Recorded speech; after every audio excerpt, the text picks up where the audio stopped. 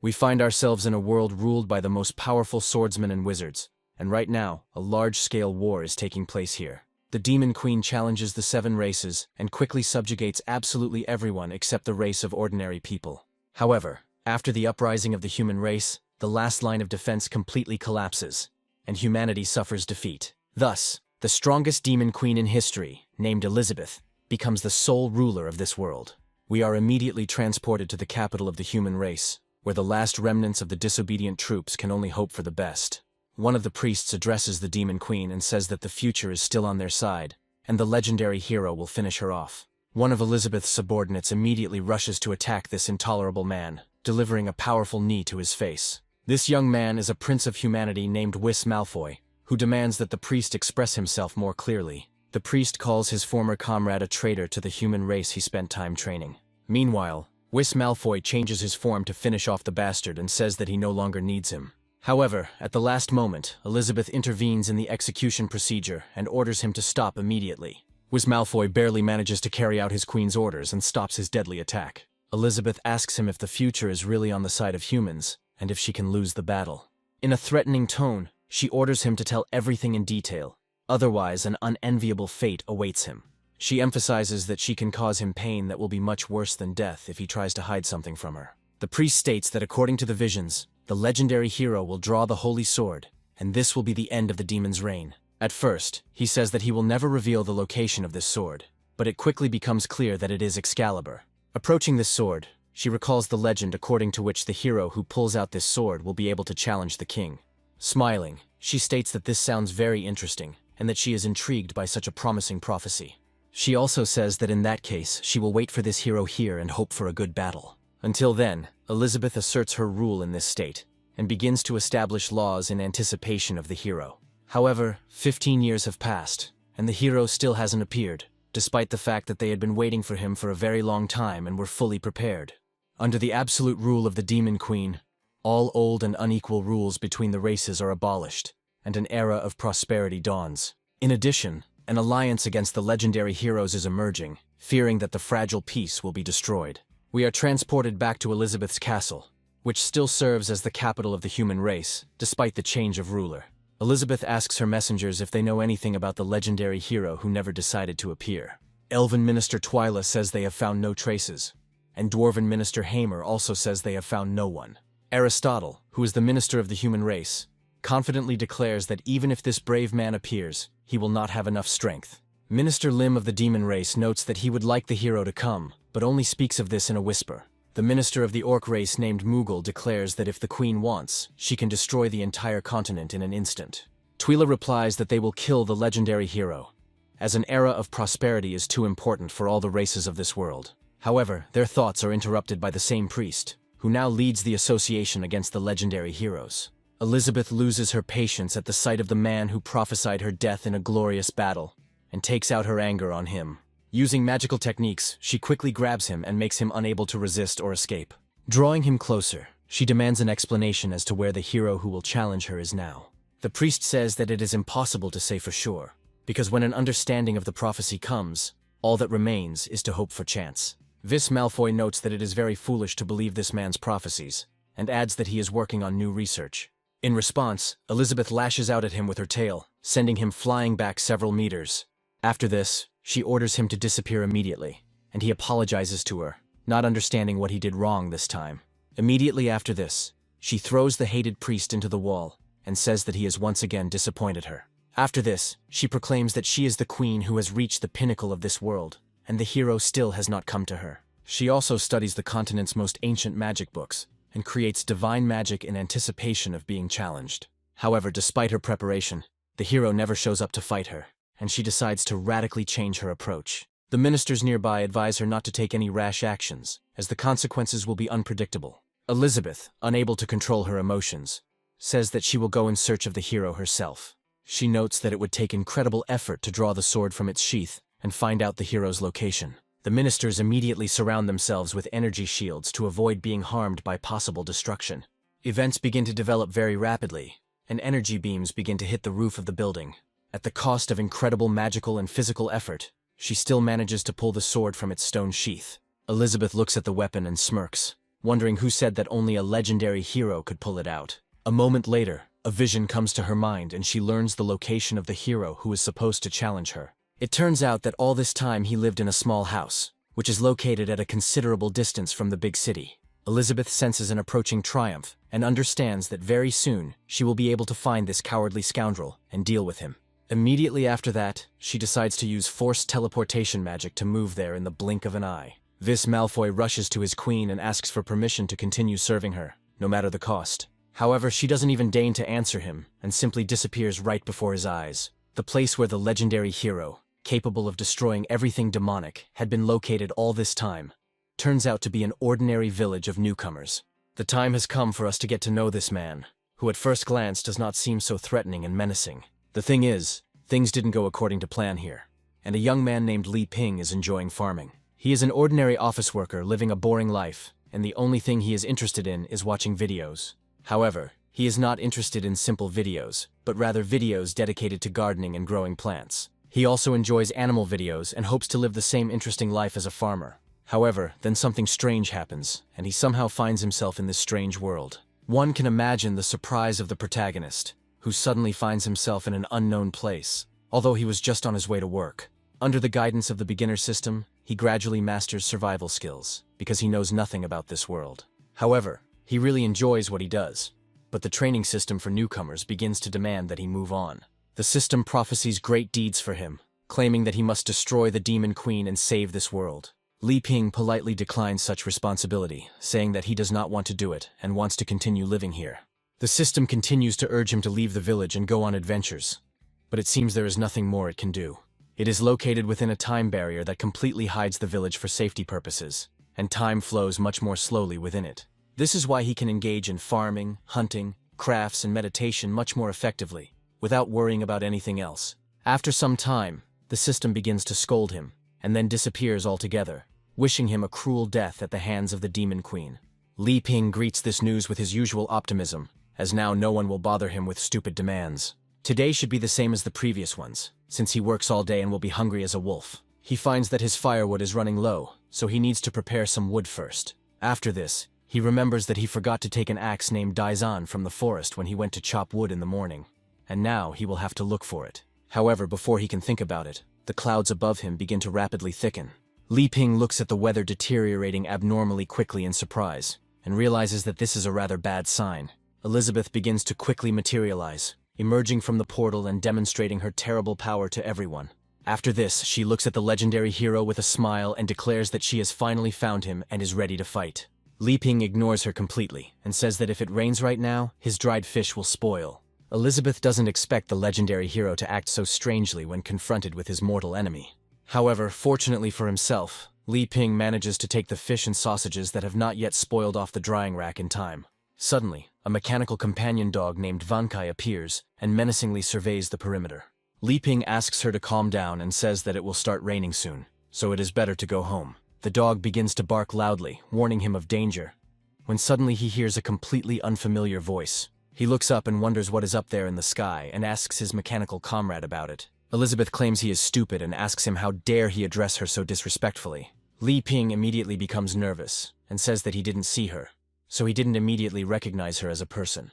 Elizabeth prepares to launch a powerful attack and declares that she will test her wildest theories first. Immediately after this, a golden projectile begins flying towards him, which will surely seriously injure him if he does not dodge. Li Ping immediately covers his face with his hands and realizes that he is too weak to dodge it. However, the sword wielded by Elizabeth suddenly bends around the protagonist and deftly twists in an arc. After this, he jumps straight into the protagonist's arms, thus confirming that Li Ping is the chosen one. From the outside, it may look like he is making a brutal cut, demonstrating his incredible power. In fact, he is shaking the sword convulsively and wondering how it flew right into his hand and what he should do now. Elizabeth assumes that Li Ping is hiding his true strength to mock her, and she realizes that she will not tolerate such an insult. Li Ping, meanwhile, wonders what the Demon Queen is doing here if he hasn't left this place. He asks his dog not to provoke her, as this will only bring more trouble, but Vankai doesn't listen to him. Elizabeth decides to use abyssal magic to open several portals from the demonic dimension at once. From these portals, huge boulders begin to emerge, bringing inevitable death to everything they touch. Li Ping understood that this was what the system meant when it said that meeting the Demon Queen was inevitable. After this, he calmly throws away the sword and declares that there is nothing more to talk about and nothing to decide. After this, he feignedly heads towards his home, pretending that absolutely nothing bothers him. Li Ping understands that until now he was a newbie, but now the final boss is rushing towards him, and he has no chance of winning. He realizes that all he can do is accept his fate and be destroyed, but he is still grateful to be here. Opening the door, he reflects on the fact that he has no regrets, as he was able to spend his time here happily. Quickly closing the door, he assumes that the best fate for him would be to disappear into oblivion along with this house. Elizabeth, of course, sees a completely different meaning in this gesture. Assuming that the legendary hero is mocking her in this way, she calls him an incredibly arrogant bastard, forgetting how she herself behaved a few moments ago. After this, she sends huge waves towards him in order to level everything to the ground and crush the main character. Vankai understands that such a result cannot be allowed under any circumstances, and switches to an enhanced combat mode. The calculation speed of this computer friend is truly impressive, as it manages to do this in a fraction of a second. He instantly displays the entire arsenal that his creator has equipped him with and prepares for an intense battle. Without thinking twice, Vankai opens fire on the brazen demon queen, trying to cool her ardor with thermobaric missiles. After such a massive salvo, it takes time to reload, but Vankai's fighting spirit does not weaken in the least. Elizabeth suffers only minor injuries and declares that the legendary hero dares to look down on her. After this, she strains all her strength and claims that no one can compare to her in terms of power. She then uses her most powerful apocalypse magic skill to wipe her opponent off the face of the earth. Before this, she declares that she is no longer interested in testing the powers of the legendary hero, and it is time to end this. Giant balls of energy that reform everything they touch are heading towards Li Ping's house. Vankai continues to stand in his place and calculate possible solutions to the problem that has just appeared. After some time, it opens its mechanical mouth and begins to form a strange clot of dark energy. Taking careful aim, he fires, but Elizabeth quickly dodges and declares that there is no point. She hopes that everything will disappear along with this earth, but a quantum black hole appears behind her. Elizabeth doesn't even have time to open her eyes before all her plans are suddenly destroyed. She can't believe that her divine magic was destroyed by just some little dog. She still doesn't understand where the main character went and how he was able to modify this dog. Meanwhile, Li Ping has already prepared himself for death and is waiting for retribution to fall right on his head, freeing him from suffering. Meanwhile, Elizabeth finds herself on the lawn, where she meets the equally disgruntled Vankai, who continues to bark at her. This makes sense, as it's unlikely that such a good guard dog would want to let a demon queen who tried to kill her owner into her home. Seeing this dog, she begins to laugh sincerely, however, without attaching any special significance to it. Clenching her fists in anger, she says that she unexpectedly underestimated this pathetic worm. Spreading her wings, she claims that she shouldn't be so overconfident, as she has only used a third of her power so far. Having assumed her supreme demonic form, she declares that she will now show everyone what true horror is. Vankai is unimpressed by the empty threats and re-enters combat mode to prevent the death of his creator. A very intense battle breaks out between them, but the main character's house still remains unharmed. About an hour later, Li Ping wakes up because he had been waiting for his death for so long that he was too tired. He yawns and wonders if he has already died and ended up somewhere else. However, he soon realizes that he is still in his house and decides to check everything. As he approaches the door, he feels his heart begin to beat loudly and hopes that he is not being waited for. After this, he carefully opens the door to look around. All he sees is a gigantic battlefield, as well as large clouds of smoke from the many explosions. After a tense battle, Elizabeth finally defeats Vankai, maintaining the upper hand in this confrontation.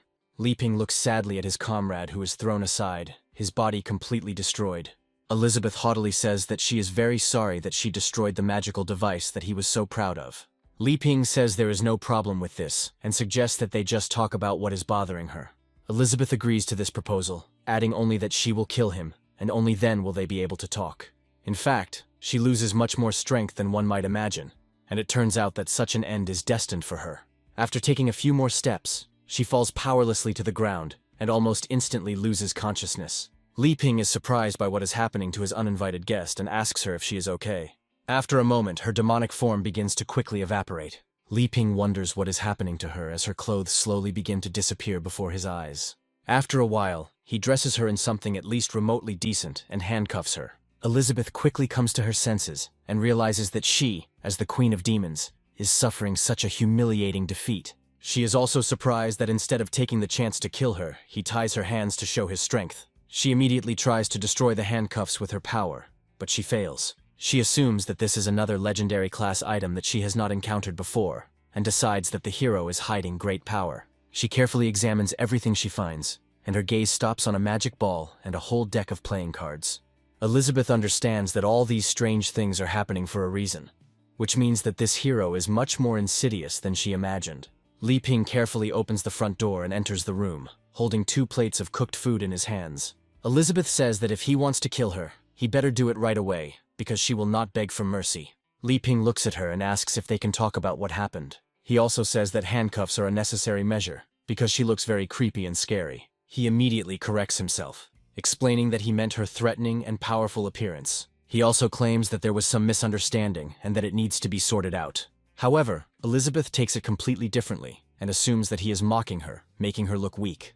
Elizabeth understands that there is no other explanation here other than an attempt to threaten her, which means she needs to escape immediately.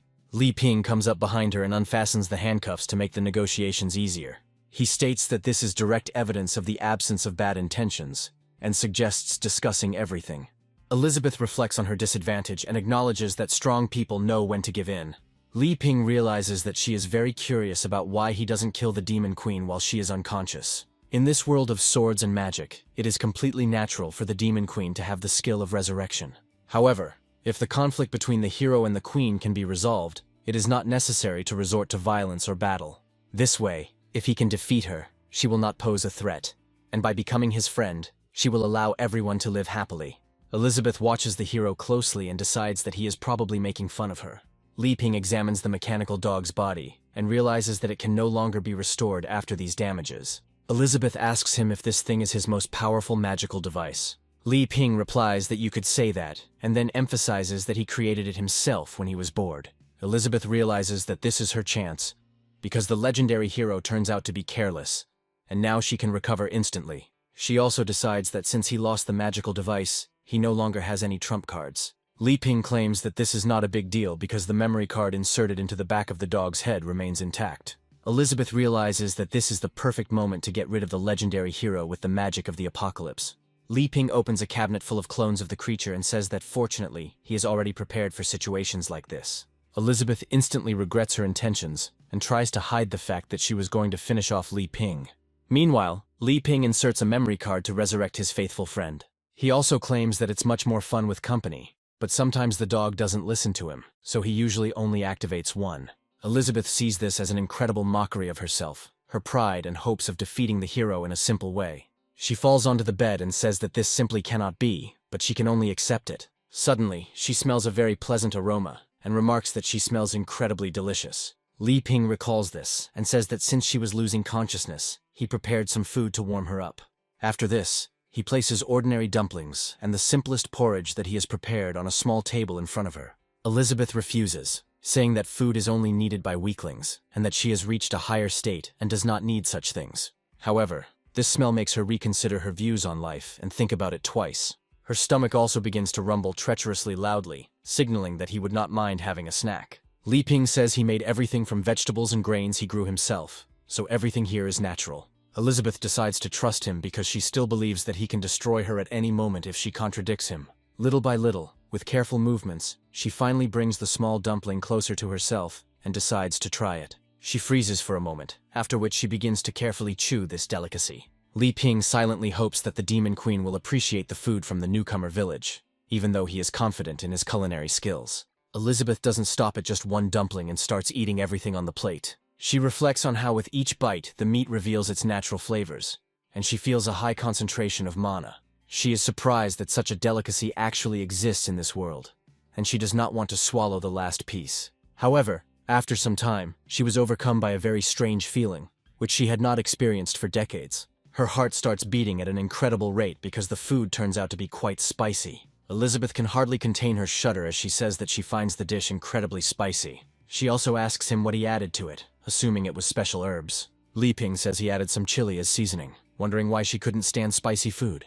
Elizabeth perceives this as a deliberate attempt to poison her or experiment on her for eternity. Li Ping quickly comes to a decision and says that she should try the next dish. He assures her that rice porridge with lean meat and century eggs reduces the burning sensation and neutralizes the spiciness. Elizabeth thinks that he first poisoned her and then decided to give her an antidote, but she has no choice but to obey. This time she tries food more boldly, which immediately begins to affect her in the most unexpected way. Suddenly she feels so good, as if she had ascended to heaven and experienced the greatest pleasure. Closing her eyes slightly, she realizes that she hasn't been in such a state of bliss for a long time. She also admits to herself that the desire for world domination and the struggle between them no longer excites her. In her thoughts, she understands that she needs to let go of everything and live carefree, accepting her insignificance. Thanks to these incredible revelations, she levels up, becoming a 3-star demon queen. She is very surprised that under the influence of 2 stimulants her strength has increased so much, and that she has been transported to another world. Elizabeth demands that the legendary hero stop pretending and tell her what he really wants. Li Ping doesn't understand her intentions, and says that he just wants to find out how the demon queen and the heroes can coexist. Elizabeth, of course, perceives this as a cunning plan, according to which she is the only one worthy of his experiments. Li Ping asks if these conditions are acceptable to her, claiming that he will continue to cook delicious food for her. Elizabeth understands his words to mean that he wants to help her become stronger, so that she will finally pose a threat to him. Elizabeth believes that a knight can be killed, but cannot be dishonored, so she immediately says that this is unacceptable. Li Ping looks at her in surprise and fearfully assumes that she still wants to destroy him. Instead, however, Elizabeth climbs onto the bed and with a very important air, orders him to listen to her carefully. After this, she agrees to his conditions, saying that she is doing this not out of fear, but in order to increase her strength. Li Ping doesn't understand how there can be any talk of fear, because the demon queen has enormous power and can do whatever she wants.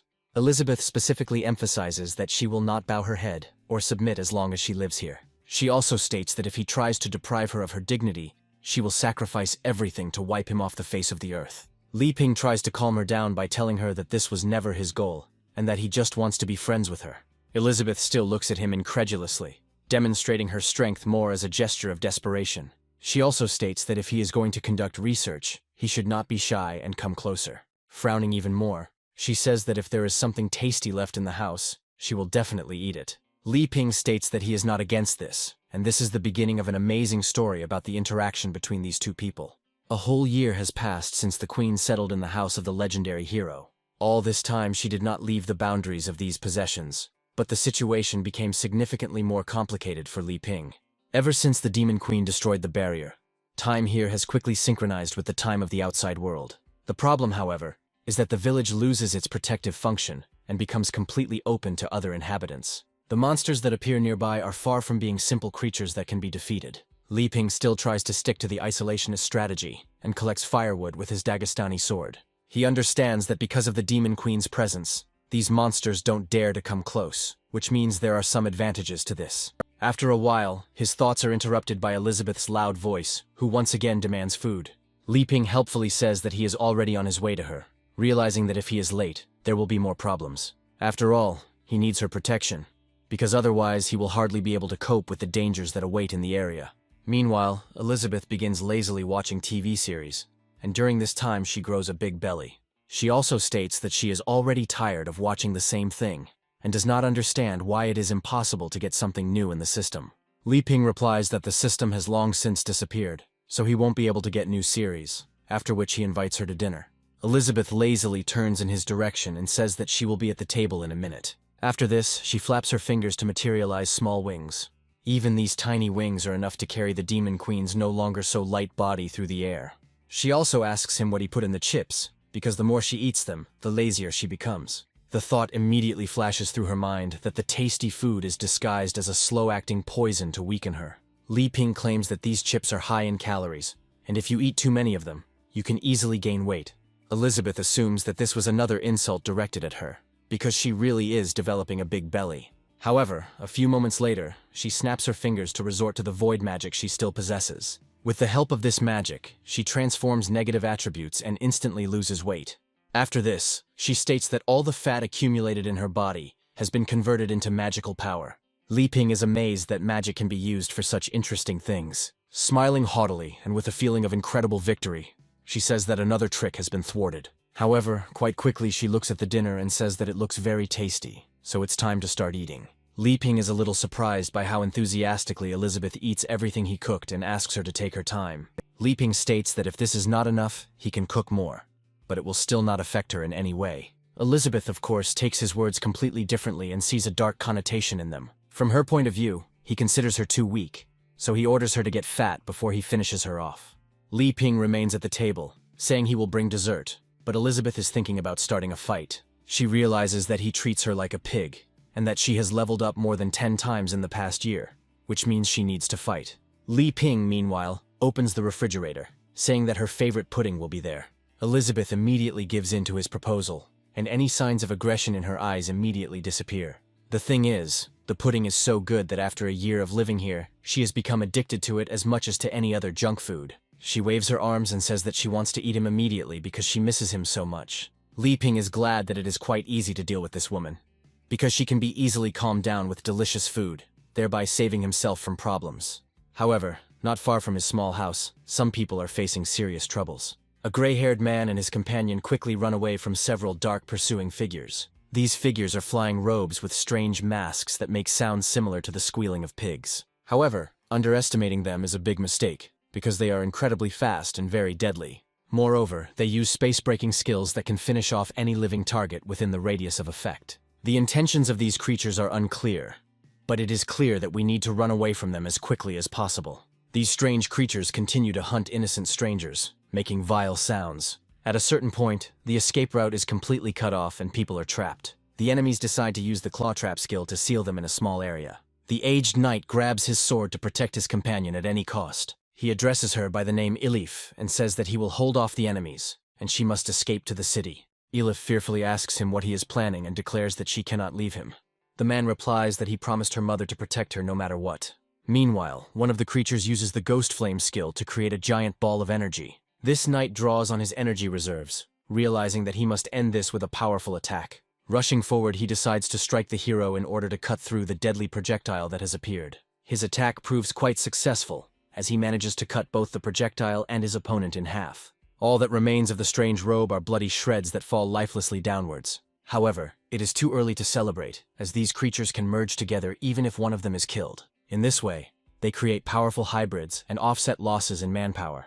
Elif summons an energy bow and says that she will never leave her father in trouble. Taking proper aim, she decides to use the Nature's Arrow skill to attack the enemy. Her father states that they can handle the Dark Guild's apostles, but he himself won't be able to hold out for long. He recommends leaving while the Dark Guild apostles plan another attack. This time, they decide to use the powers of the earth to attack their opponents from an unexpected angle. A small tectonic shift occurs, causing the ground to crack as if it were made of brittle clay. Taking advantage of the moment, the Dark Apostle who had just created a tectonic rift rushes to attack. The Knight Hero fails to block this attack and receives an incredible amount of damage, causing him to fly off to the side. He also crashes into a rock, causing his combat ability to be significantly reduced, and Elif looks towards him in fear. He is still conscious, but asks her to leave here as quickly as possible before it is too late. Meanwhile, the Dark Apostles decide to unite again to combine the powers of 3 fighters at once. The giant creature heading their way represents an opponent they will never be able to defeat. Elif is already preparing to surrender, and says that she will go with them if they only let her father go. However, a real monster, who hardly has any thoughts left, only loudly screams to attack. Elif understands that in this case the only thing left to do is accept his fate and die a heroic death in this battle. However, a moment later, an even larger enemy attacks the giant creature, instantly smearing it across the ground. Elif raises his head in fear and sees a real mammoth leader in front of him. On the head of this gigantic monster, there is a small structure that serves as a shelter for another creature. The immortal toad sits inside the building all this time, thereby directing the behavior of the giant creature. However, this toad also has a small house on his head, and the toad turns to his brother, asking what to do with these people. Vankai immediately comes out of the house and says that he will deliver these people to the owners, and then it will be possible to decide their fate. Elif loses consciousness, but when he comes to, he quickly looks around in search of the monster. Luckily, it quickly becomes apparent that she is safe, and there are no monsters around her. However, her first question is where her father went and what this place is. She recalls that her father was seriously injured, so if he does not receive treatment in time, the consequences could be irreversible. She quickly pulls the blanket off herself and jumps to the floor, making a characteristic metallic clang. She rushes to the exit to make sure her father is okay. Opening the door, she runs out into the street and asks if anyone has seen her father. Moments later, she sees that her father is in the best shape he has ever been in. Li Ping happily says that his uncle must have trained for a long time to look like that, adding that training is the foundation of everything. Li Ping says he had no idea that warrior classes existed in this world, adding that it was simply unbelievable. Meanwhile, Vankai begins to joyfully circle around his owner to express his gratitude. Elizabeth delivers a powerful blow to the poor dog, sending it flying several meters away. She immediately comes closer and asks Vankai why he is dragging all this rabble here. Vankai remembers how hard it was for him during the last battle with the queen, and this time he decides not to respond to her with force. Li Ping, meanwhile, is amazed by the incredible muscles that the gray-haired knight possesses. He responds by saying that if Mr. Li Ping likes his muscles, he won't hide them. Moments later, he uses the warrior's flaming soul, causing the clothes on his body to fly apart. All that remains is the bare essentials, along with the enormous pile of muscle that Li Ping admires. Elif looks at this peculiar performance in surprise and asks his father what he is doing. An awkward pause hangs between them, as the father remains unaware of his daughter's approach. He tries to figure out how to explain this to her, thinking that he is trying to please the savior who is helping them. Li Ping decides to talk to the girl in a friendly manner, saying that they just want to help them. Elizabeth immediately appears between them, declaring that if they have already come to their senses, then they need to get out of here. After this, she approaches Elif to demonstrate her nature and establish her superiority. Looking haughtily at the weak man, she declares that it is she who comes here first. Li Ping ignores Elizabeth's teenage behavior and says that they rarely have guests, so it's better to go inside. Once everyone is seated, Li Ping brews a wonderful tea that has powerful properties. Li Ping apologizes to them for not being able to provide anything better, stating that it is barley tea that he made himself. Elif asks her father if this is the magical potion he spoke of that can cure everything. Li Ping shakes his head with a smile and says that they are exaggerating, and he simply gave them cold well water to drink. Elizabeth is surprised that he brought these weak people here, trying to understand what his experiments are. The Grey Knight says that he is losing consciousness, but still vaguely remembers a few things. After this, he tells them that a small dog brings them here, after which Li Ping gives them something to drink from a teapot. He also tells his daughter that if it weren't for Li Ping's help, he would never have been able to see her again. Elif looks closely at this precious drink and asks if they can really drink it. Li Ping sincerely admits that he really enjoys communicating with them, so they can feel at home. Elif and her father thank him and decide to drink the very drink he kindly provides. Within a few moments, they begin to feel a surge of incredible power. Bright streams of light begin to flow from their eyes, which only speak of a new spiritual breakthrough. They themselves feel as if they are in a blissful place, lying on a huge number of soft ears of wheat. The feeling of peace is uninterrupted by anything, because Li Ping's culinary skills are so strong. They even start to cry from incredible sensations that they have never experienced before. Thanks to this, they move to a new level almost instantly, which significantly increases their performance. Elif says that even her elven blood is awakening, and now her ears are becoming pointy due to these changes. They also say that after seeing another world, absolutely nothing else matters to them. Li Ping smiles and says that he would like to pour them more tea if they liked it so much. Elif and her father refuse such an offer, realizing that they are ordinary people and cannot bear such shocks. Li Ping sadly reflects that he wishes he could give them more, but Elizabeth takes all the rest of the food for herself. Elizabeth continues to dig in her heels and says that she is taking everything else for herself, and they can't even think about it. Li Ping apologizes to them again, saying that unfortunately, he has nothing more to offer them. After this, he turns to a knight named Burrs and asks why they were attacked. Burrs claims that the attack is caused by the elven blood that flows through Elif's body and attracts monsters. Elif tells how her mother, being a holy elf, fell in love with her father. But according to the laws, they are forbidden to enter into such marriages. Li Ping is very surprised and says that he did not expect such problems to arise. Elizabeth, on the contrary, claims that this is nonsense, since the ban on interracial marriages was lifted long ago after the Demon Queen united the world. Burrs states that it is quite a long story, and after Elif's mother was forced to return, he took his daughter and went into hiding. Li Ping realizes that this is a Romeo and Juliet story from another world, and asks who the murderer is. Burrs believes that his wife's sacrifice spared them, but now they are being pursued by messengers from a dark demon guild. Li Ping turns to Elizabeth in surprise and asks her if it is possible that they are somehow related. Elizabeth immediately becomes indignant, asking him what he means by this, but Li Ping only apologizes. Elizabeth sits back down and demands details about where the Dark Guild came from in the demon realm and why they are hunting elves.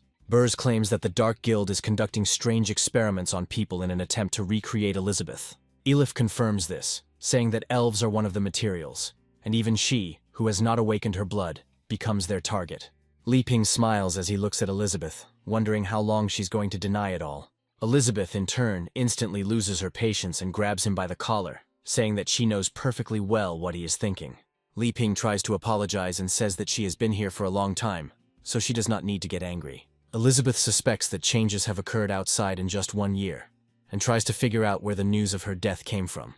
Burrs says that nothing has been heard from the Demon Queen for 500 years, and if she were alive, she would have returned earlier. Li Ping is very surprised to hear this, realizing that she has only lived for a year or even a little less.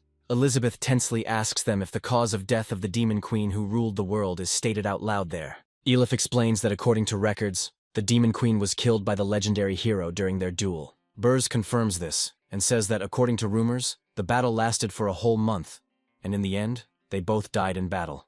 Elizabeth immediately becomes enraged, causing Burrs and Elif to feel as if they are in a field strewn with corpses. After a quick glance at each other, they realize that this man's inner world is one continuous thirst for murder. Elizabeth angrily declares that all these rumors that have been spread for 500 years are lies. Burrs and Elif immediately agree with this, realizing that it is better not to anger such a person. Li Ping chuckled and said that she was indeed right, since he was a legendary hero. Burrs and Elif look at him in surprise, unaware that all this time they have been communicating with a living legend. Li Ping reveals that this is not the only interesting news he has prepared for them today. Pointing to Elizabeth, he says that this is the same Demon Queen they have been talking about all this time. This information turns out to be too sensitive, causing tension to reach an incredible level. Burrs and Elif briefly lose consciousness, realizing that they have just encountered two of the most powerful beings. Elizabeth continues to maintain a negative attitude as she takes Li Ping's words personally. In her eyes, he had just laughed at her, saying that the Demon Queen had been imprisoned here for so long. She slams her slammer on the table and declares that she will no longer tolerate this kind of treatment. Rising to her feet, she declares that she is no longer going to entertain the pathetic people who do nothing but laugh at her. She mentally curses the protagonist, realizing that he went too far and saved these people only to humiliate her. A few moments later, she slams the door with a force that is unimaginable. Burrs exhales tensely, realizing that he has just potentially avoided participating in an event that would be far worse than death. Afterwards, he apologizes to the legendary hero for disturbing them, and asks what he plans to do. Li Ping is a little nervous and says that he needs to calm down for now in order to make the most informed decision. Nevertheless, he invites his comrades to stay here, and after a while, night falls. Bursu and Elif are offered special seats in the guest room where they can comfortably settle down. Elif feels incredible horror, saying that she did not expect the story to turn out like this. But Burrs whispers to her to calm down. Elif assumes that the master wants to kill them, but it is still unclear why he decided to save them. Burrs suggests that they accidentally helped them to reach the next level with sacred tea, since to them, they are just insects. Suddenly, they hear Li Ping's quiet voice asking them why they are still awake when it is so late. Elif understands that now their fate is absolutely decided, and he has come to take their souls. Li Ping actually says that it's okay to play cards if they're still awake. Burrs is no longer surprised by this development of events, since all this time he thought that the hero came to destroy them. After a while they get together and he explains to them the rules of the card game. He asks them if everything is clear, and they immediately answer that they listened with the utmost attention. Li Ping smiles and says that in that case he will just give them the cards so they can play. Elif assumes that this is just a test to decide whether to kill them or not, so she feels serious tension. Finally, she asks him what the name of this game is that they decided to play, sensing an ominous aura from the cards. Li Ping paused for a moment, realizing that this was indeed a serious question. He smiles and says that she caught him off guard, and tries to figure out how to explain the name of this game to them. After some thought, he states that the game will be called Dragon Fight, to make a simple comparison. Burrs and Elif, being completely unaware of the protagonist's true nature, assume that this is a threat. Elizabeth continues to watch them using a high-level invisibility spell. All this is done in order to find out what he is trying to do, and what his plan is. Li Ping explains that in this game, two heroes must team up and defeat a giant dragon. He states that they must decide who will be the hero and who will be the dragon using random cards. Burrs quietly addresses his daughter, stating that he is definitely trying to test them. For some reason, everyone in this world sees the main character completely differently, as if he is much more threatening than he actually is. Li Ping hands out cards to everyone, telling them to look at them to see what role they have been dealt. Burrs turns to his daughter, saying that there is no time to hesitate and that they must take these cards. The girl carefully reaches for the cards, feeling a powerful magical aura emanating from them. Within moments they find themselves in another world that seems strange and surreal. Burrs looks around in surprise, trying to understand what kind of strange dimension they have ended up in. Meanwhile, Elif feels a serious surge of power as soon as he touches these cards. She turns her intense gaze to her father, trying to apologize to him for being too weak.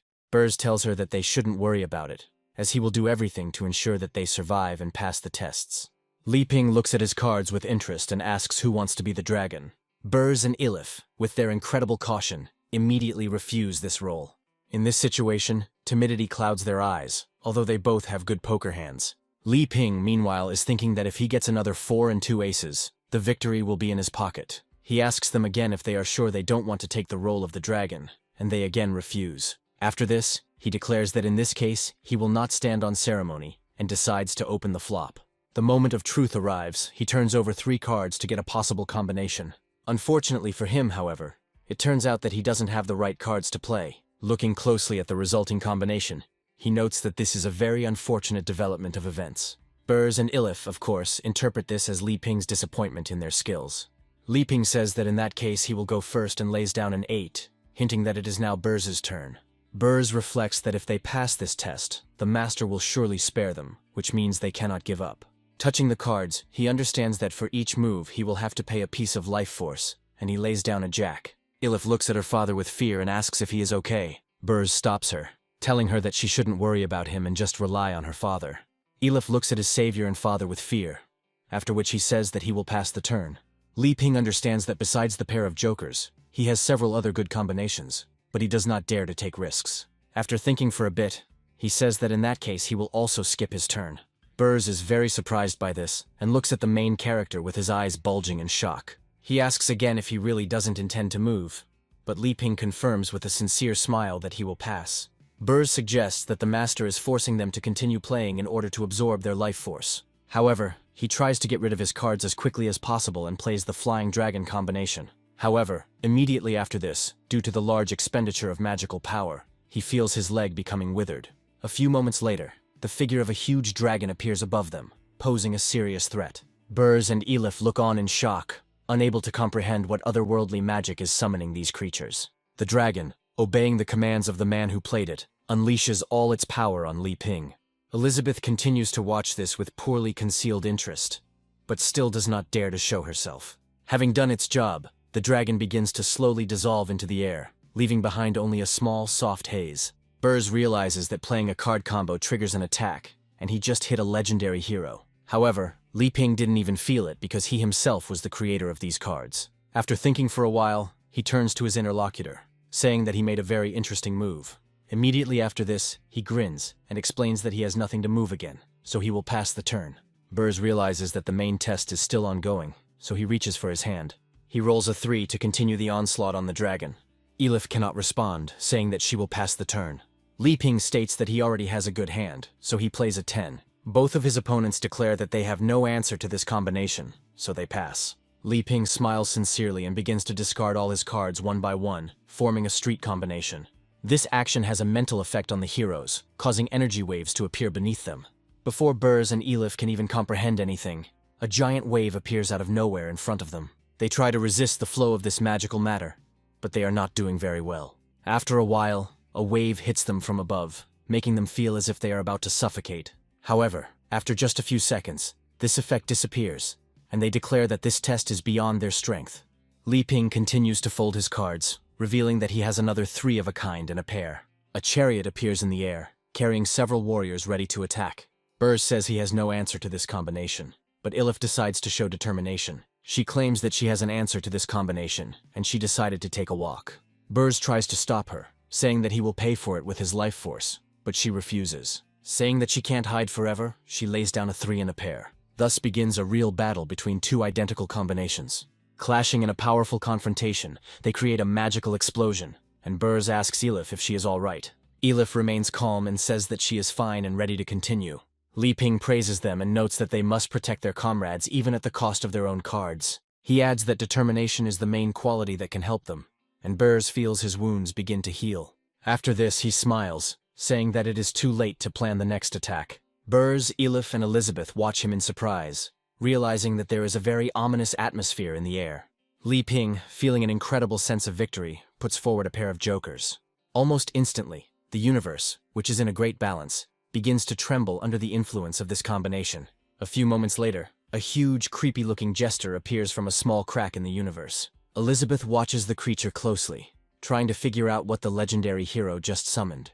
The Supreme Joker enters the arena, who is a very powerful demon, not inferior to Elizabeth. However, instead of attacking his victims, he shows them a special sign that symbolizes a heart and sympathy. After this, he turns to Elizabeth and rudely asks her why she closed her eyes. The summoned spirit sword licks him, showing that he might just finish her off if she doesn't leave here. Elizabeth angrily resists, thinking that she has swallowed her own pride, but the legendary hero is still stronger than her. Burs apologizes to Ilif, saying that he has no strength left, but Ilif believes that it is her fault for what happened. Meanwhile, Burs's life force begins to drain at an alarming rate, and he urgently needs medical attention. Li Ping doesn't understand anything and asks him if everything is okay, trying to understand why he feels so bad. However, after a few moments, he discovers the cards that Burs had in his hand all this time. He understands that these people could have beaten him a long time ago and simply allowed him to play with them, and he was naive. Immediately after this, he begins collecting cards to finish the game, and the legendary jokers disappear prematurely. After this, he says goodbye to them, noting that it was a lot of fun, and wishes them a good rest. He feels deeply sad about playing cards so poorly and apologizes for bothering them. Burs and Ilif note that the legendary hero is very difficult to understand, and that they remained alive only thanks to some miracle. Elizabeth, watching this, remains angry, as she perceived what was happening differently. She suggests that the card games with these people were a trap to strike at the Demon Queens. Morning comes, and it's time to say goodbye to our newly acquired companions. Li Ping understands that they don't want to stay for a few more days, because he has grown fruits that will be very useful for them. Burs says that they can no longer bother them, but are grateful for the great favor Li Ping has shown them, and which they will never forget. Ilif also thanks him for the valuable gifts he decided to give them for their journey. Li Ping smiles and says that there is no need for that, since it is just the regular barley tea he has already given them. After this, he comes closer and hands them another gift, saying that he wants to give it as a keepsake. Burs looks closely at his hand and discovers there is a deck of cards that was used in a recent game. Burs can't believe his eyes and tries to understand why they were given such a powerful artifact. Li Ping explains that they can take him, since he is a lousy card player anyway, and the cards will be of no use to him. Elizabeth approaches them to say goodbye in her signature manner. Burs immediately tenses up, realizing that the conversation they had yesterday should not be repeated. She quietly orders them to leave here as quickly as possible. Li Ping grabs his daughter's hand and immediately runs away, without having time to properly say goodbye to his savior. Li Ping is very surprised that his kind guest suddenly started acting strange and ran away at the speed of sound. Elizabeth turns around proudly and demands that he cook something for his great queen. Burs continues to run at great speed, hoping that the queen will not get angry and go after them. Ilif asks him to stop and tells him that he can no longer run, and they still decide to transfer them. Burs says they were missing the challenge of a legendary hero when suddenly threats from the Demon Queens began to arrive. The thing is that last night she decided to visit them to get rid of the competitors. She immediately used a special spell to protect herself from further spreading of rumors. It aims precisely at their necks to make special marks directly on their bodies. Burs and Ilif understand that, without wanting to, they have fallen into a serious trap, and it is no longer possible to get out. Elizabeth orders them to leave this place tomorrow and not to spread the information that the Demon Queen's heroes are here. Burs says there will be no problem with this, as he has no desire to damage their reputation. Elizabeth warns them that if they even think for a second about disobeying the order, the marks will instantly decapitate them. Burs notes that he didn't expect the truth about the Demon Queen to be that she decided to retire from worldly affairs. Ilif says that the place they are in looks familiar, and they discover giant footprints. Van Kai returns them back, as they should no longer bother the owner, as well as the fierce women. In fact, it wasn't Burs who ran away so quickly, but the faithful dog picked them up with a jet engine and urgently evacuated them.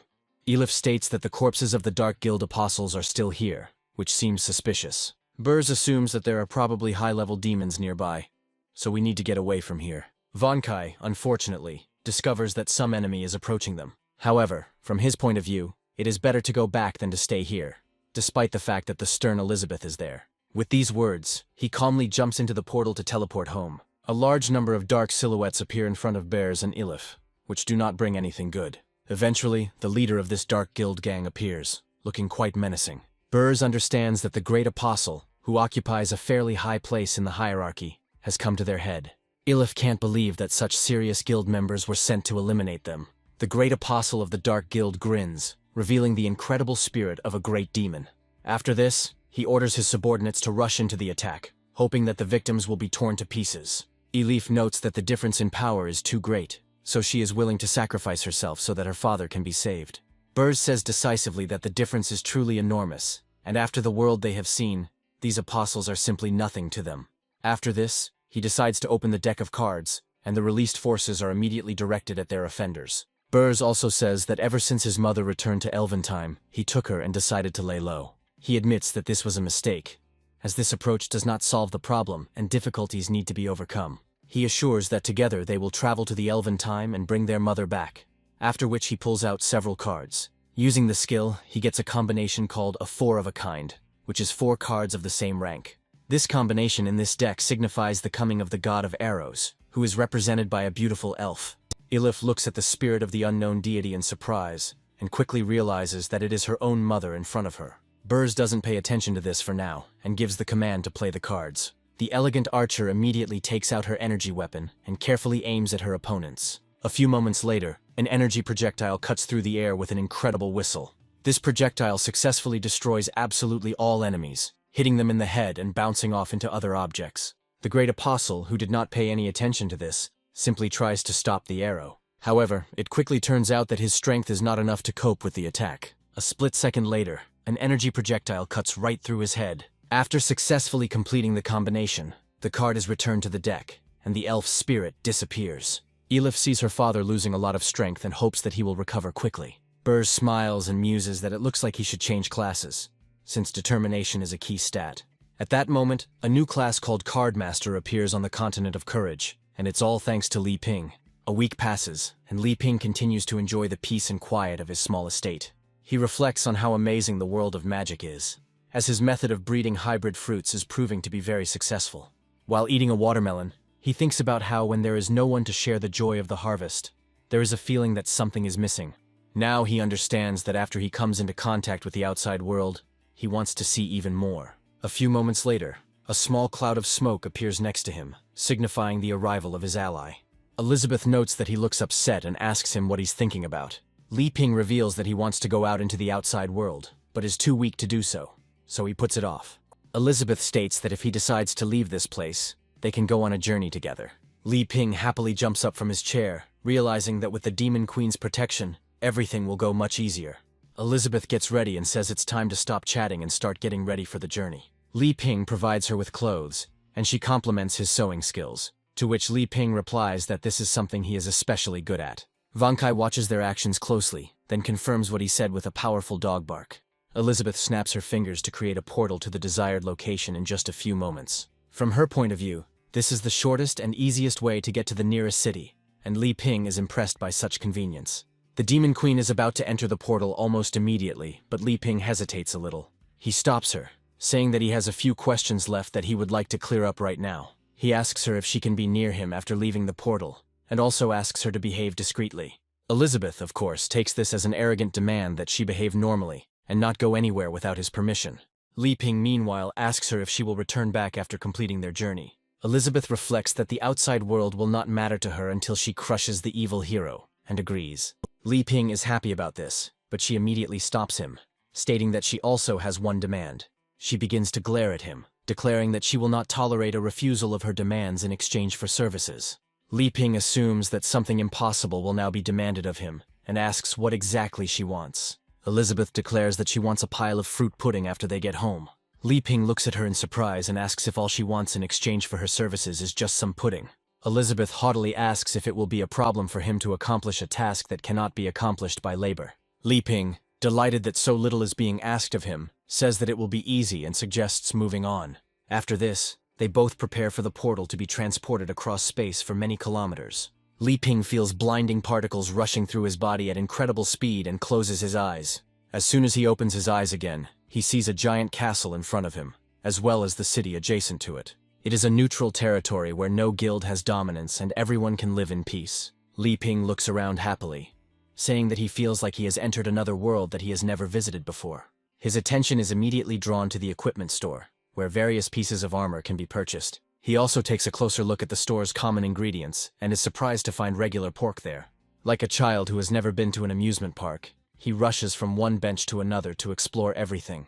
Elizabeth notes that over 500 years the changes do not seem significant to her. Li Ping happily says that everything doesn't look as bad as Uncle Burrs said. Elizabeth begins to boast, saying that all this is thanks to the fact that she laid a solid foundation during her reign. She says that there were constant conflicts back then, so she suppressed all those in conflict and made everyone equal. She proudly declares that it was she, and not the so-called legendary hero, who saved the world. However, when she opened her eyes, she realized that she had not been listened to all this time, and Li Ping had found something much more interesting to do. Elizabeth loudly declares that she cannot believe that he does not care about her past achievements. Meanwhile, Li Ping approaches a small store and carefully looks at the plush toys that are there. He praises the craftsmanship, saying that they are incredibly neat, and asks the girl if she is the master. The girl replies that if he likes these toys so much, she can lower the price a little. With this deal, one of the passers-by angrily asks her who gave her the right to open a store in this place. Coming closer, he immediately places his dirty foot on a small makeshift table and pushes the toys onto the floor. He addresses the girl, saying that his gang should respect him for protecting them. But she has the audacity to come onto his territory. People nearby turn to a girl named Anna and hope that everything will be okay with her. Anna, meanwhile, is indignant, declaring that Pig's gang never protected them, so they shouldn't pay. Pig claims that since last month this street belongs to his gang, so they have to pay rent. Anna responds by saying that the church belongs to the nuns, and that when they return, they will have problems. The evil Pig says that in that case he will drive them away and demolish their dilapidated church. Li Ping tries to save the unfortunate girl and orders the rude Pig to stop his actions. Terrible Pig immediately turns his gaze to him and asks what he is thinking. Elizabeth thinks that he is meddling in other people's business again, and assumes that he just wants to play with this man.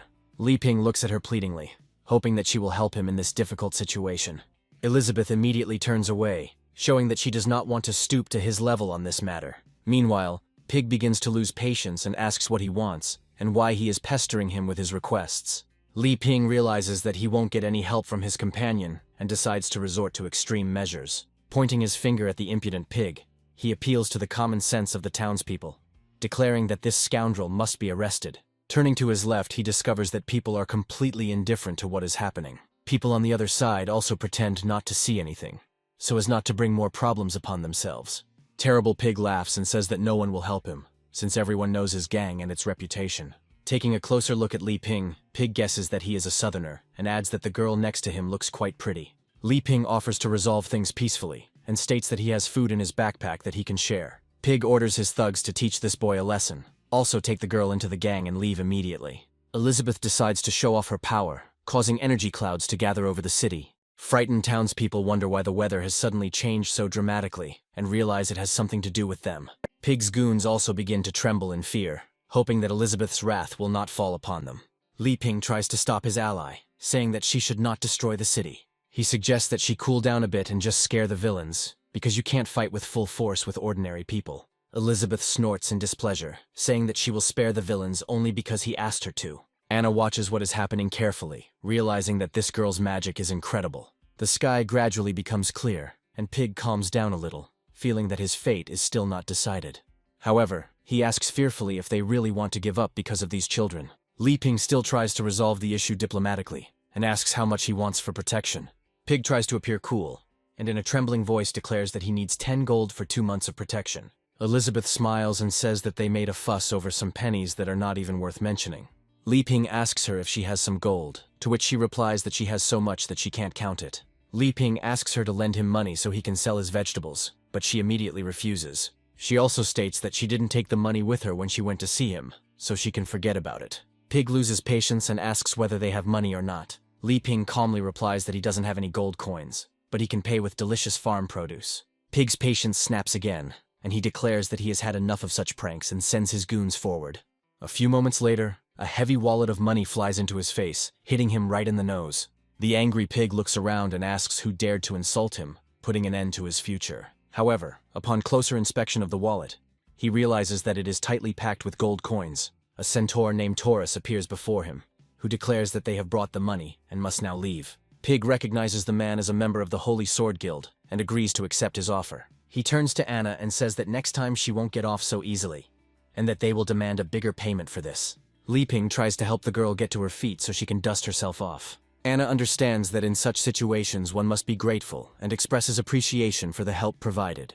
Li Ping takes out some fruit from his backpack and says that he is ready to thank those who came to their aid. Taurus states that there is nothing to worry about, as this is business as usual for him. Smiling, he says that nevertheless, if they want to thank him, he needs help in one delicate matter. Anna asks him how a simple priest who works in a church can help him. Taurus states that it is better to discuss this elsewhere, since if everything works out, it will also solve their money problems. Elizabeth confidently says that she is not interested, after which she orders Li Ping to go somewhere else. Li Ping understands that he can't throw such a chance to fate, and offers to at least listen to him. The unfortunate orphans, who are constantly watching what is happening, ask Anna if she will really go there too. Anna sends them to church and says that she will return there very soon, and that there is no need to worry. Our heroes meanwhile approach a small bar, and Taurus advises them to stay close. This place really gives the creeps, it seems, to any unprepared person who does not have the skills. They turn to Elizabeth, saying that there is some trash near her and she could have joined them. Li Ping and Anna feel very uncomfortable here, as they are two rather peace-loving people. Elizabeth turns to those who just called out to her and asks who gave them the right to speak. They understand that it is better not to get involved with this person, and immediately begin to tensely back away. Elizabeth immediately turns to her companion, saying that it is his fault for wasting her time. Li Ping states that they have already arrived, so there is no need to worry about it. Taurus says that they need to go through this room so that none of the visitors will disturb them. Opening the door, he turns to his companions, saying that he has returned. He is surrounded by 4 women at once, who hope that he will not offend them with his affection, and will shower them with attention. Smiling, he says that he forgot to say that his many wives are in this room. Li Ping watches what is happening in amazement, not believing that polygamy is legal here. Taurus gathers everyone at a round table, pours them tea, and says that he will now introduce his wives. The first thing he introduces is a girl named Gasha, who is a warrior with a shield and looks like a good tank. Next on the list are the agile assassin Loloke and the elegant mage Geli, who can be very useful in combat. Taurus also sets his sights on a girl named Gloria, who is an elven archer and a very good shot. Elizabeth continues to act like a real bore, noting that they are wasting their time on idle chatter, and it is time for them to leave. Gasha rightly notes that this stranger's behavior seriously irritates her. Elizabeth proudly declares that this is the queen's character, and others cannot have any questions about it. Loloke and Gloria immediately wonder who this queen is, who looks like an ordinary girl. Elizabeth cannot tolerate such an insult to her dignity, and declares that all responsibility will fall on them. Li Ping understands how to deal with this capricious child and is immediately at her side, handing her a treat. Elizabeth looks at the pudding and realizes that absolutely nothing in this world matters anymore except food. Li Ping exhaled tensely, saying that he was prepared for his companion to break her promise. Li Ping decides to take advantage of the moment by saying that they actually came from a remote, nameless tribe. He imagines Elizabeth as a princess and himself as her servant, which somewhat changes the attitude of the other members of the group. Li Ping asks for understanding as everything is new to her here, and she is getting used to the cultural differences. Taurus says it's time to get to the point, and invites the 3 of them to go with him to the treasure dungeon. Li Ping is very surprised that there is a dungeon with real treasures here, and decides to make inquiries. He immediately turns to Anna and asks her if she knows anything about this dungeon. Anna replies that such dungeons are magical places created by ancient people to store valuable things. Taurus says he put a lot of effort into getting the information, but it takes 8 people to get through. Li Ping understands that this is how they want to find the required number of people, and Anna suddenly starts listing people. Finding that she too must go with them, she tries to avoid the subject by asking why her. Li Ping says that this dungeon is quite valuable and she should be happy to go there. Anna says that he is probably not a local, and does not understand how difficult it is to find the dungeon. She also says that she is at the level of a 4-star Mei, and Li Ping admits that he does not really understand these levels of strength. Taurus is worried, assuring that they only need the necessary number of people, and that they will participate in the battle themselves. He also says that he will not receive a reward, several tens of thousands of gold coins, and Anna is very happy about this. Li Ping asks her ally what she thinks, and notes that many people don't care at all since she is already enjoying her food. Taurus exchanges glances with Geli, signaling that further preparations should begin. The girl immediately takes out a strange crystal ball, inside which some kind of magical power can be felt. Li Ping comes closer and asks what it is and how to use it. Taurus explains that it is a crystal ball for measuring magic, and they just need to place their hand on it to determine their strength. After this, he demonstrates the operating principle of this device, which shows the level 8769. Anna happily notes that such an indicator probably indicates the level of the demon's spirit power. Taurus says that he is a 4-star demon spirit, and his wives are 5-star archmages.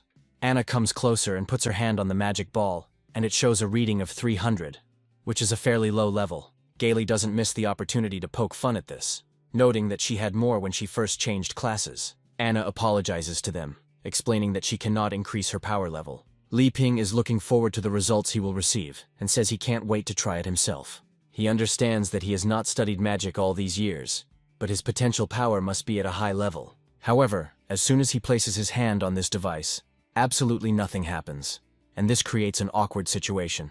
The ball shows exactly 0, and Taurus notes with surprise that even masters of art do not have this. Li Ping understands that a man who has been a farmer all his life could not have any other indicator of magical power. After this, he sits down on the table, realizing that he is doomed to be an ordinary muggle in this life. Loloki really can't do anything, and will be completely useless in battle. Li Ping responds with equality that he is a very good farmer, and immediately offers them to take the fruits that he recently grew. Everyone politely declines, realizing that they are dealing with ordinary villagers who will be of no help in battle. Taurus approaches Princess Elizabeth and tells her that she should also try to find out her magical power level. Li Ping comes closer to her, and recommends that she simply cooperate with them, without asking unnecessary questions. Elizabeth becomes angry, assuming that he is trying to mock these mortals at her expense, and places her hand on the ball. After this, the ball begins to glow so brightly that everyone's breath is taken away and they close their eyes. Li Ping warns her that if others find out that the Demon Queen is in front of them, it will cause a stir.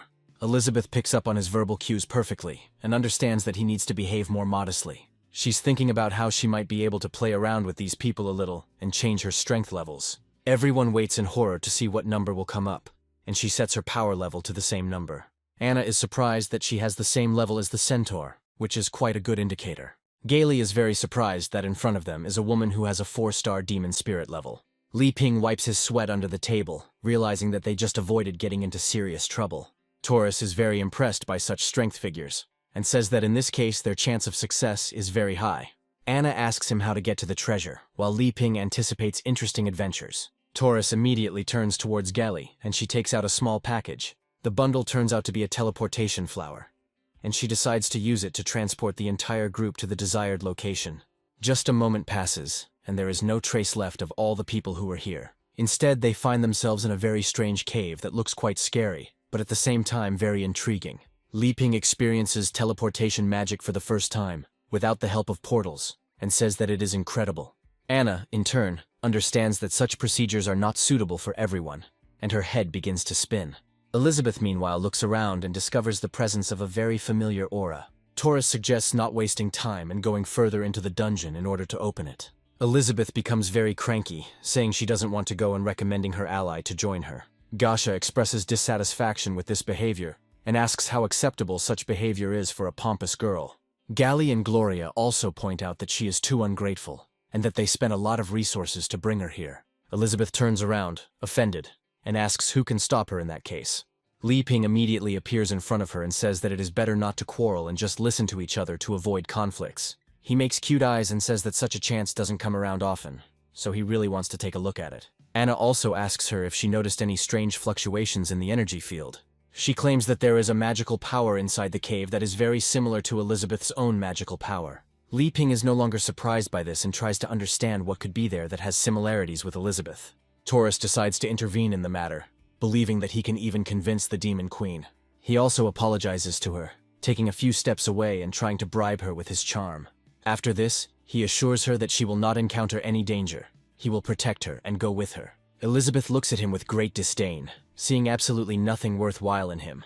And this is not surprising. The difference in their strength was actually too great for her to take someone like Taurus seriously.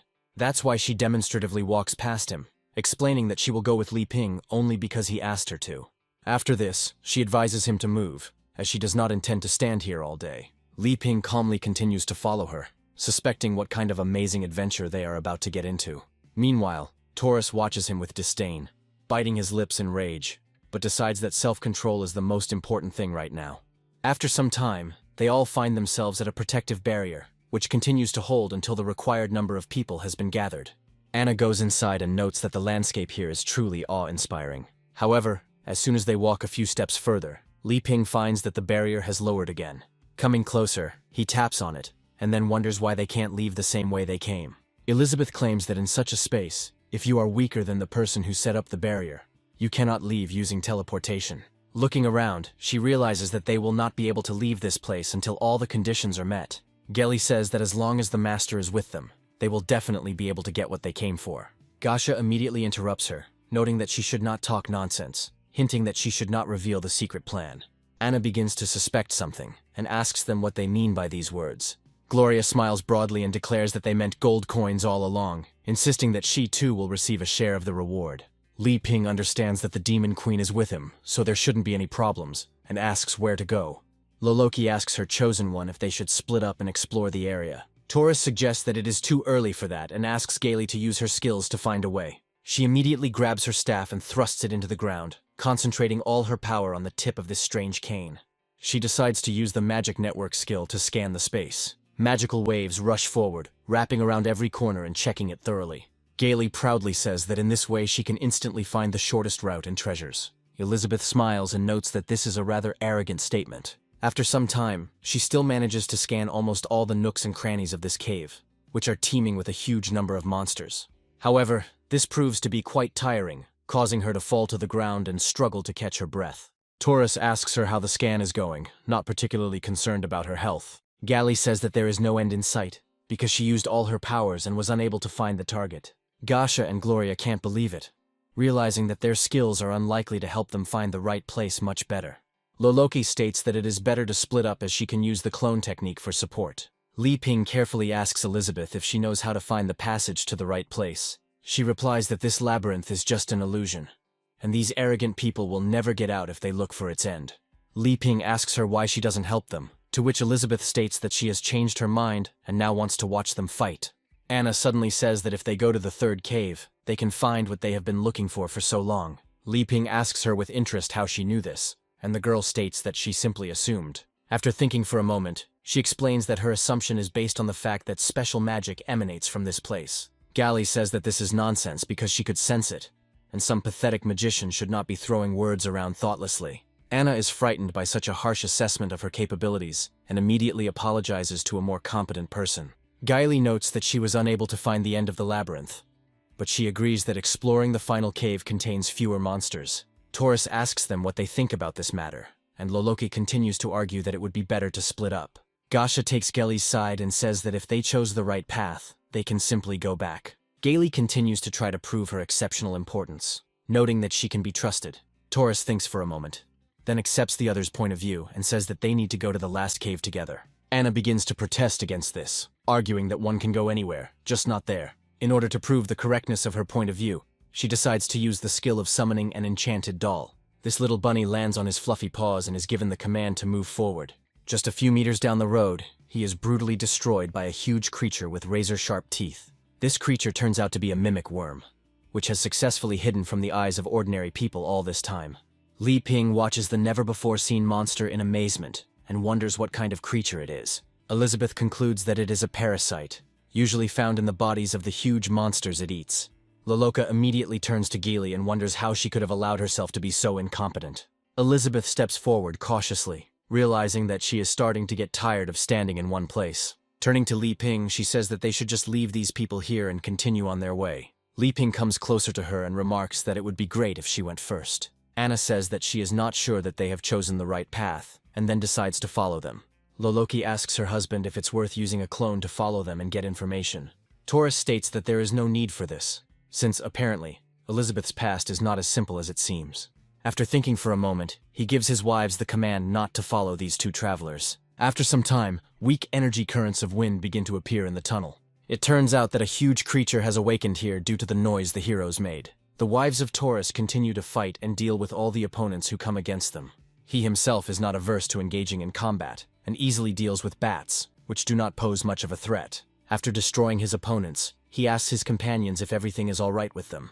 Gasha claims that she feels great, but the monster continues to act, and there is no end or edge to it. Meanwhile, Li Ping and Anna hide behind Elizabeth, asking her if it is really safe here. Elizabeth notes that her companion is pretending extremely terribly, trying to portray himself as weak. Gaily accuses Elizabeth of choosing a cave that is simply teeming with monsters. Elizabeth states that the greater the concentration of magic, the more monsters will gather there, and she should have known that. Gaily states that she understands this perfectly well, but Elizabeth is too weak. She tries, but the Demon Queen does not agree. Elizabeth notes that Gale claimed that she could handle everything on her own, and this is where Taurus intervenes. He turns to Elizabeth and says that everything is fine, and that he is honored to accompany her on this expedition. Gaily becomes even more angry, assuming that this arrogant upstart not only put her in a bad light, but also seduced the master. Gloria says that it would be a good idea to rest here, as they are very tired after such a long battle. Elizabeth states that he doesn't have any extra time to just hang around here doing nothing. Loloke asks her why she doesn't go to the front if she considers herself such a strong fighter. Taurus says that they should all take a rest, as the elven potion will help them recover.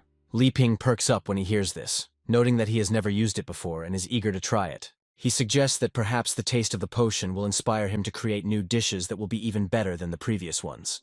Elizabeth is surprised by this, assuming that he has eaten too much good food and now wants something ordinary. Nevertheless, she agrees, and the group, although not very good supporters, still sets up camp. Gali and Gasha praise Gloria, and note that without these potions, it would have taken them much longer to recover. Gloria turns to her ring, which serves as an inventory, again, and takes out a few more jars. She tosses them into the air, noting that it is a special elven potion, but Elizabeth is already strong, so it is unlikely to be needed. Taurus immediately corrects her and says that she shouldn't be rude, and that she needs to share such important things. Gloria does not dare to contradict her husband, and confirms that she understands everything perfectly. She then throws the potion towards Elizabeth, clearly not showing much friendliness despite the scolding. Elizabeth easily intercepts the potion flying towards her in midair. Li Ping also succeeds, and is surprised that Elizabeth continues to refuse. After this, he decides to try this potion, but is surprised at how tasteless and terrible it turns out to be. He offers his portion to Anna, but she refuses, saying that she has spent too much magical power. Gloria haughtily says that giving such a valuable potion to mere idiots was a waste of ingredients. Elizabeth doesn't tone down the intensity of her emotions and simply pours out her portion, saying that she won't need it anyway. Gloria asks her how she dares to behave so ungratefully towards the service that was rendered to her. Elizabeth understands that they are unlikely to be able to do anything to her, so she continues to be cheeky and asks about what problems she has with this. Li Ping recalls that he also has something he would like to share. After this, he takes out from his bag some ordinary bananas which are actually an amazing fruit. He hands them to Taurus, who accepts them politely, understanding that in this situation it is necessary to behave politely. Gasha and Loloke also decide to behave respectfully and accept a banana each as a gift. Unfortunately, the bananas are running out, so Anna only gets an apple, which, however, has no less power. Anna looks at the main character in surprise and asks him if he really wants to give her this apple. Li Ping doesn't understand why a simple apple causes so much emotion, and they say that she can take this apple for herself without any problems. Anna says that in this case she would like to give it to her brothers and sisters. The orphans at the shelter are given it because they haven't eaten fruit for a long time. Li Ping demands from her heir that as soon as he returns home, he will collect more fruit for her so that there will be enough for everyone. Gloria and Gailey throw away the bananas and say that such rotten fruit is of no value anyway. Taurus carefully peels the bananas and says that for now you can have a snack and then buy something tasty. He, along with Gasha and Loloke, decides to try this banana without having any prejudice against Li Ping's kindness. Of course, it pays off in a big way because these bananas allow them to feel incredible sensations. They begin to feel like they are residents of a real jungle in which these bananas grow, which have an incredible taste. They wonder where they are when suddenly they begin to hear strange creatures approaching. Large grasshoppers appear in front of them and immediately offer them to dance, shaking their golden microphones. One of them declares that it is time to dance the rumba to find out who is the best dancer. Gasha decides not to resist this amazing sense of rhythm and is the first to start moving her body, swirling in a dance. Loloka also echoes her movements, getting ready to light up the dance floor and show everyone who is the best dancer here. The grasshoppers continue to sing and watch as their unexpected guests surprise them with their amazing movements. Taurus also decides not to get up and asks his loyal allies to repeat every move. The grasshoppers continue to set the pace with their amazing music and signature, whimsical dances. In this way, they have a wonderful time in the company of outstanding insects and enjoy the taste of bananas. It's still worth noting, however, that in real time it looks pretty awkward considering what they're doing. Taurus looks especially ridiculous when, despite his impressive size, he begins to dance with enviable skill. Gali and Gloria look at their master in shock and ask him what he is doing. This makes him instantly come to his senses and say that he fell out of reality for a second. Li Ping tries to figure out what kind of performance this is, but Elizabeth assumes that this was his intention. Taurus and other wives who have tried bananas experience amazing sensations of multiple increases in levels. Li Ping, meanwhile, claps his hands, saying that it was an amazing campfire performance that he really enjoyed. From his point of view, the cultures and customs of another world are truly interesting, and the trip was worth seeing them. Elizabeth continues to make a masterful deduction, suggesting that Li Ping knew in advance that without pumping, these people would not be able to hold out. Gloria wonders what's going on and how the magic level could have increased so much. Anna adjusts her glasses, stating that all of this happened because they ate Li Ping's bananas, which he politely offered them. Gale can't believe it and assumes that bananas are just regular fruits and weren't bathed in holy water. Gasha claims that it was the bananas that allowed her to increase her magical power, and that she achieved the level of a 2-star demon spirit. Loloki remembers that they found themselves in another world, which means they were enchanted by an unknown force. Taurus says that even he was able to jump 3 levels by becoming the spirit of a great demon of 3 stars. He immediately turns your gaze to Li Ping, who doesn't understand what all the fuss is about. However, the centaur firmly asks him where those bananas he just gave them came from. Li Ping says it's a difficult question, because these are just ordinary bananas that he grew himself. Taurus says that it is simply impossible, but Li Ping suddenly remembers that this is a hybrid culture that he created. He also reassures them that the growing process is entirely organic, despite the hybrid nature of the method. Gailey says that if the master said that these bananas worked, they need to be eaten to level up. However, once they taste them, they find that these bananas are quite unpleasant. Anna notes that it is synchronicity, and Elizabeth remarks that she knows quite a lot about the properties of this magical world. Taurus wonders what it all means, trying to figure out the nature of the phenomenon. Anna tells him that magical treasures usually need to be used under special conditions. She suggests that at least 3 people would have to eat the bananas for it to be effective, but Gailey points out how Elizabeth eats a banana. Anna understands that this is a failure of her theory, and says that she does not claim this 100%. After carefully studying the situation, Elizabeth suggests that a person's strength may exceed the treasure's strength, and then this will become a common occurrence. Elizabeth immediately looks away to avoid looking at her, causing Anna to lower her eyes in shame. Gloria says that it is probably because of her potion, which has acquired a cumulative effect and caused a breakthrough. Taurus approaches the protagonist and asks if he can share some fruit from his backpack. Li Ping, being a kind soul, says that he will gladly share with them and opens his backpack. Meanwhile, Elizabeth finishes eating bananas and tries to think of how else to ruin Li Ping's life. She snatches the backpack from him and says that she is going to eat the bananas later and will not share with anyone. After this, she rises to her feet and notes that if everyone else has rested, they need to move on. Li Ping apologizes to the centaur and says that he will treat them when he has the opportunity. Taurus says that everything is fine and they can go forward, and he and his wives will catch up with them later. Elizabeth continues to try to command Li Ping, and he, thanks to his gentleness, submits to her will. Together with Anna, the 3 go deeper into the tunnel, and Loloki whispers that they should steal the backpack. Gasha states that she doesn't know yet, and that the backpack could contain something much more valuable. Taurus says that there is no point in worrying about this issue, since the time for their true plan has not yet come. He watches Elizabeth go, noting that ordinary people wouldn't carry something so valuable so carelessly. He recalls that several major powers recently offered rewards for information on missing persons. He also understands that if he wins Elizabeth and makes her his wife, it will elevate him several more levels. His current wives suddenly sense the pheromones of charm emanating from Taurus, and understand that they urgently need to satisfy their master. Meanwhile, Elizabeth and her allies continue to move further through the labyrinth. A terrifying monster called the Shadow Wolf Chieftain appears before them, posing a serious threat. Li Ping meanwhile notes that it is getting darker and darker, as if they are no closer to the exit of the labyrinth. Elizabeth reminds him that the maze is just an illusion, and they are actually almost there. Meanwhile, something on the ceiling begins to move intensively, as if creatures were hatching from eggs. Anna turns to Li Ping, noting that something is approaching them, and clearly does not have good intentions. After a while, something fast flies past them, causing huge clouds of smoke. Li Ping shakes himself off in surprise, trying to free up at least some space to breathe. Taurus brought his wives on a small sleigh and apologizes to them for keeping them waiting. He also says that he would like to serve Elizabeth for the rest of her journey of faith and truth. He even offers her to sit on his back, but she claims that he is not good enough to carry her. Gloria climbs out of the sleigh and calls her an arrogant girl, trying to understand how she can be so shameless. However, a few moments later, something very elusive and deadly cuts off her head with one blow. The lifeless body falls to the ground, drenching the nearby stone slabs with blood. To say that everyone is in shock and horror is an understatement, as no one expected such a sudden attack. They immediately look up and discover that strange, gigantic insects have appeared above. They had just been attacked by the so-called dragon flea, which is a parasite that is very dangerous to humans. Since they parasitize only dragons, they have a corresponding size, not inferior to large horses. One such creature makes a big mistake by attacking Elizabeth, but the stupid monster cannot judge the enemy. Of course, his fate is unenviable, and after a few moments he flies into large pieces. Anna instantly loses heart and says that they will all die if they do not evacuate from here.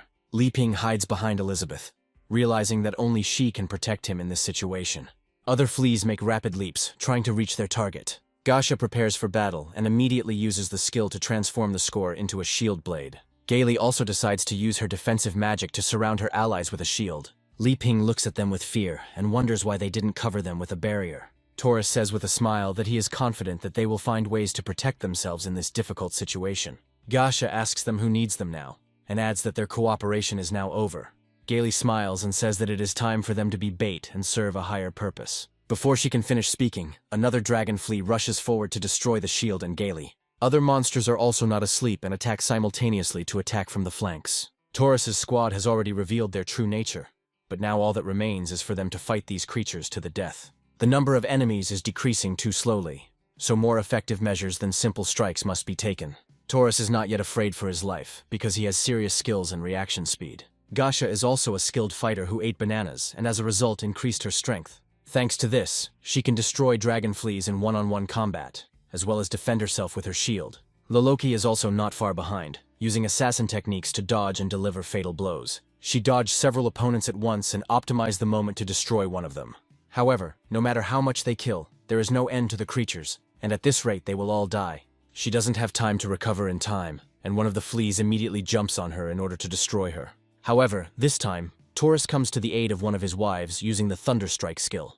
The blow is so powerful that the opponent is smeared against the wall like a fly that has crashed into a car. The fleas' numbers increase, and they gradually surround the Taurus squad, reducing their chances of survival. Elizabeth notes that they have shown their true selves, and asks if they want to continue interacting with them.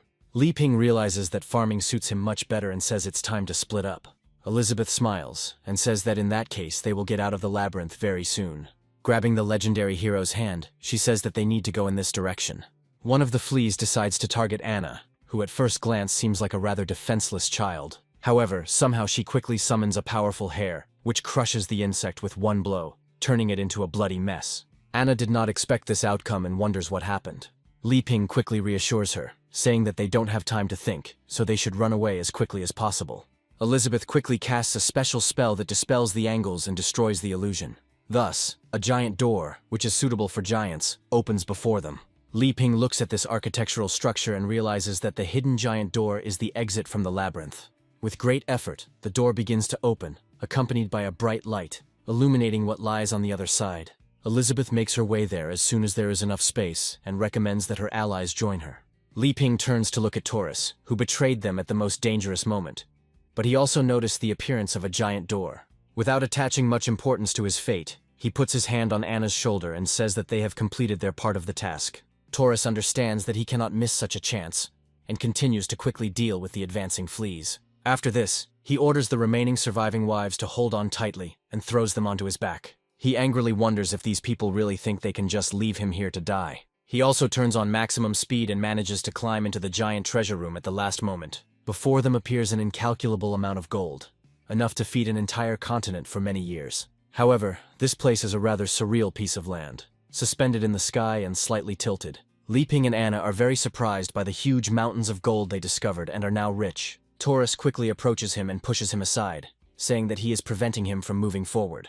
Gasha does the same to Anna, showing her displeasure at being abandoned in the middle of the battle. Taurus smiles, realizing that the treasure really does exist, and all the information was true. Naturally, what interests him most in the world is the cup with the devil's nectar, which is located in the middle of the treasury.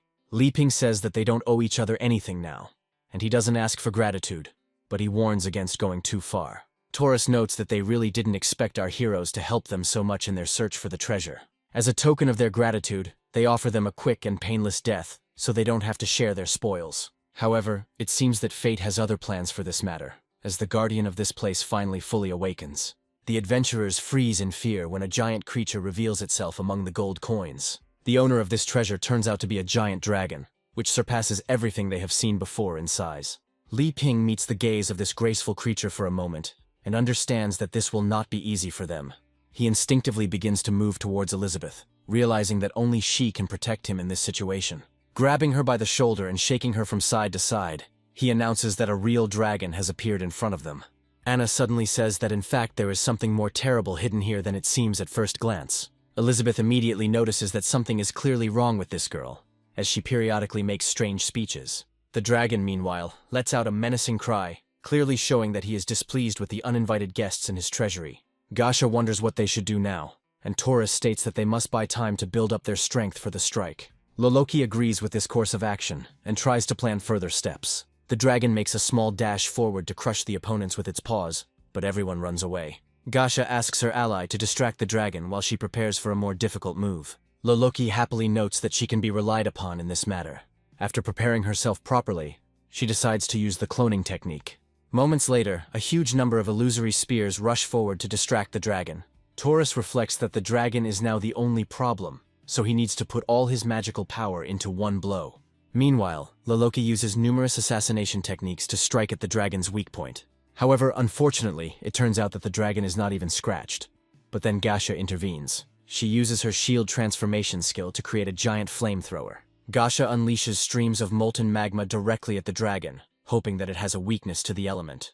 The attack is relatively successful, as the dragon is too clumsy to dodge it. Gasha smiles and says that she learned this new technique after becoming a 2-star demon spirit. However, once the smoke clears, it turns out that the dragon was not seriously damaged. In order to punish a miserable person, he only needs to raise his paw to crush him. Gasha doesn't have time to dodge and ends up buried under the dragon's massive paw. Of course, no one can survive such pressure, and Gasha is no exception. Loloki realizes that they have no choice but to use their strongest skills to fight the dragon. She decides to use the 1,000 clones technique to multiply the number of her copies many times over. Loloki understands that she won't be able to do much damage, but she can at least distract the dragon for the necessary time. However, the dragon is not a simple creature, and is able to withstand such an attack. After some preparation, he decides to use the Golden Hurricane skill to destroy the illusions. The hurricane creates gold coins, which then fly apart at great speed. Each coin, upon hitting its target, instantly damages enemies, significantly reducing their numbers. Being near such a creature at this moment is extremely dangerous, as you could accidentally get hit on the head. Li Ping, Elizabeth, and Anna are still trying to figure out what lies ahead to avoid a terrible fate. Li Ping doesn't even move, and Elizabeth says that's to be expected for a legendary hero who looks danger in the eye. Li Ping doesn't really have time to follow the movement of the coins, so he froze in fear, like a deer facing a predator. Anna understands that this cannot continue for long, and resorts to the skill of summoning enchanted dolls. A giant bear appears and covers them with his back to protect them from the flying coins. The bear's skin turns out to be strong enough to hold gold coins flying at high speed. Taurus continues to build up the power of his attack, but there is little time left. Loloki desperately rushes forward to protect the master and knocks back a few more coins. After this, she rejoices, saying that she was finally able to serve her master well. The dragon looks at her angrily, realizing that he needs to deal with her personally as quickly as possible. He fires another coin which pierces Loloke's head. Thus, Taurus loses all his wives and remains alone against the strongest enemy. However, fortunately for him, the accumulation of power is complete, and he rushes forward, delivering a powerful attack. However, this does not leave even a serious scratch on the dragon. Moreover, his sword is completely destroyed when it collides with such strong scales. The dragon doesn't pay much attention to this, and delivers a light blow with its tail, immediately knocking the enemy off his feet. Even a light blow from the dragon is enough to send an enemy flying several tens of meters. Taurus does not survive such a blow, and most likely broke all his bones in this inglorious battle. Elizabeth, Li Ping, and Anna are the last ones left alive in the massacre. But the dragon is still full of enthusiasm to finish them off. Li Ping, with a straight face, thinks that the centaur just died from a tail strike, so he will have to use his trump card. Elizabeth asks him what he plans to do next. Li Ping declares that now it is her turn to act and save them from this trap. Elizabeth assumes that he understands everything perfectly well, and asks what exactly he means. Li Ping explains that if she doesn't take action, they will all likely die here. Elizabeth turns up her nose haughtily and says that he has no right to give orders in the presence of strangers. Anna suddenly says that the real nightmare is yet to come, and they may never get out of here. Elizabeth suddenly calls her a member of the Jimji clan and places her hand on her soft hair. After this, she orders to find out what Anna's true magical power is, and penetrates her mind. She discovers that Anna was raised in an orphanage, and was very close to her brothers and sisters. However, one day, a nun who loved them very much sold all the children into slavery to a dark guild. It was then that Anna's true power awakened, allowing her to imbue her walking toys with incredible might. She destroys all the members of the guild, but the same fate befalls her brothers and sisters.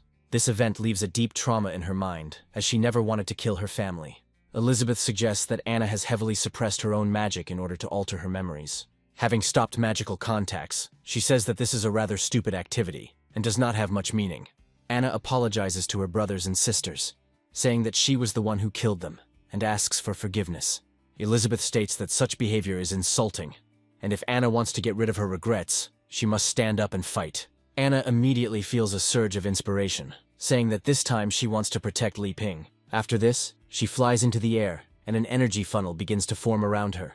After some preparation, she decides to use the enchanted doll summon, but this time to summon more allies. A plush eagle, a snake, a rabbit, and a new bear immediately come to her side, and the bear is also updated.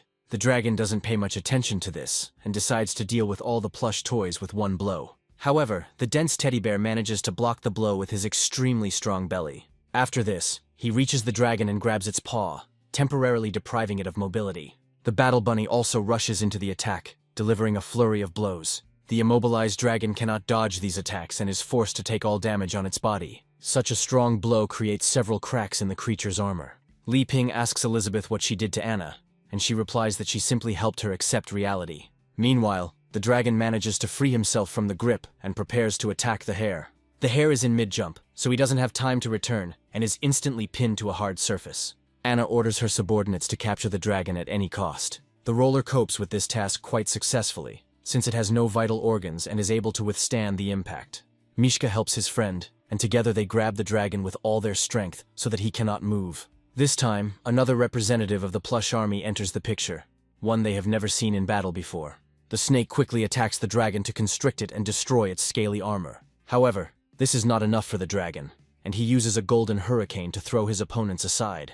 Now the plush eagle comes into play, performing a magical flap of its wings, creating streams of energy. These streams instantly rush towards the spinning dragon to pacify it. Li Ping watches in amazement and notices that Anna's skills are simply incredible. He also asks her what kind of clan she spoke of when she tried to awaken Anna's memories. However, he doesn't have time to get an answer to his question, because something very quickly and decisively grabs him by the backpack. Someone unknown uses the lightning flash skill to make an incredibly fast movement. It turns out that Taurus survived the damage he received and was even able to use his skills. Elizabeth is surprised that this idiot is still alive, and Li Ping demands his backpack back.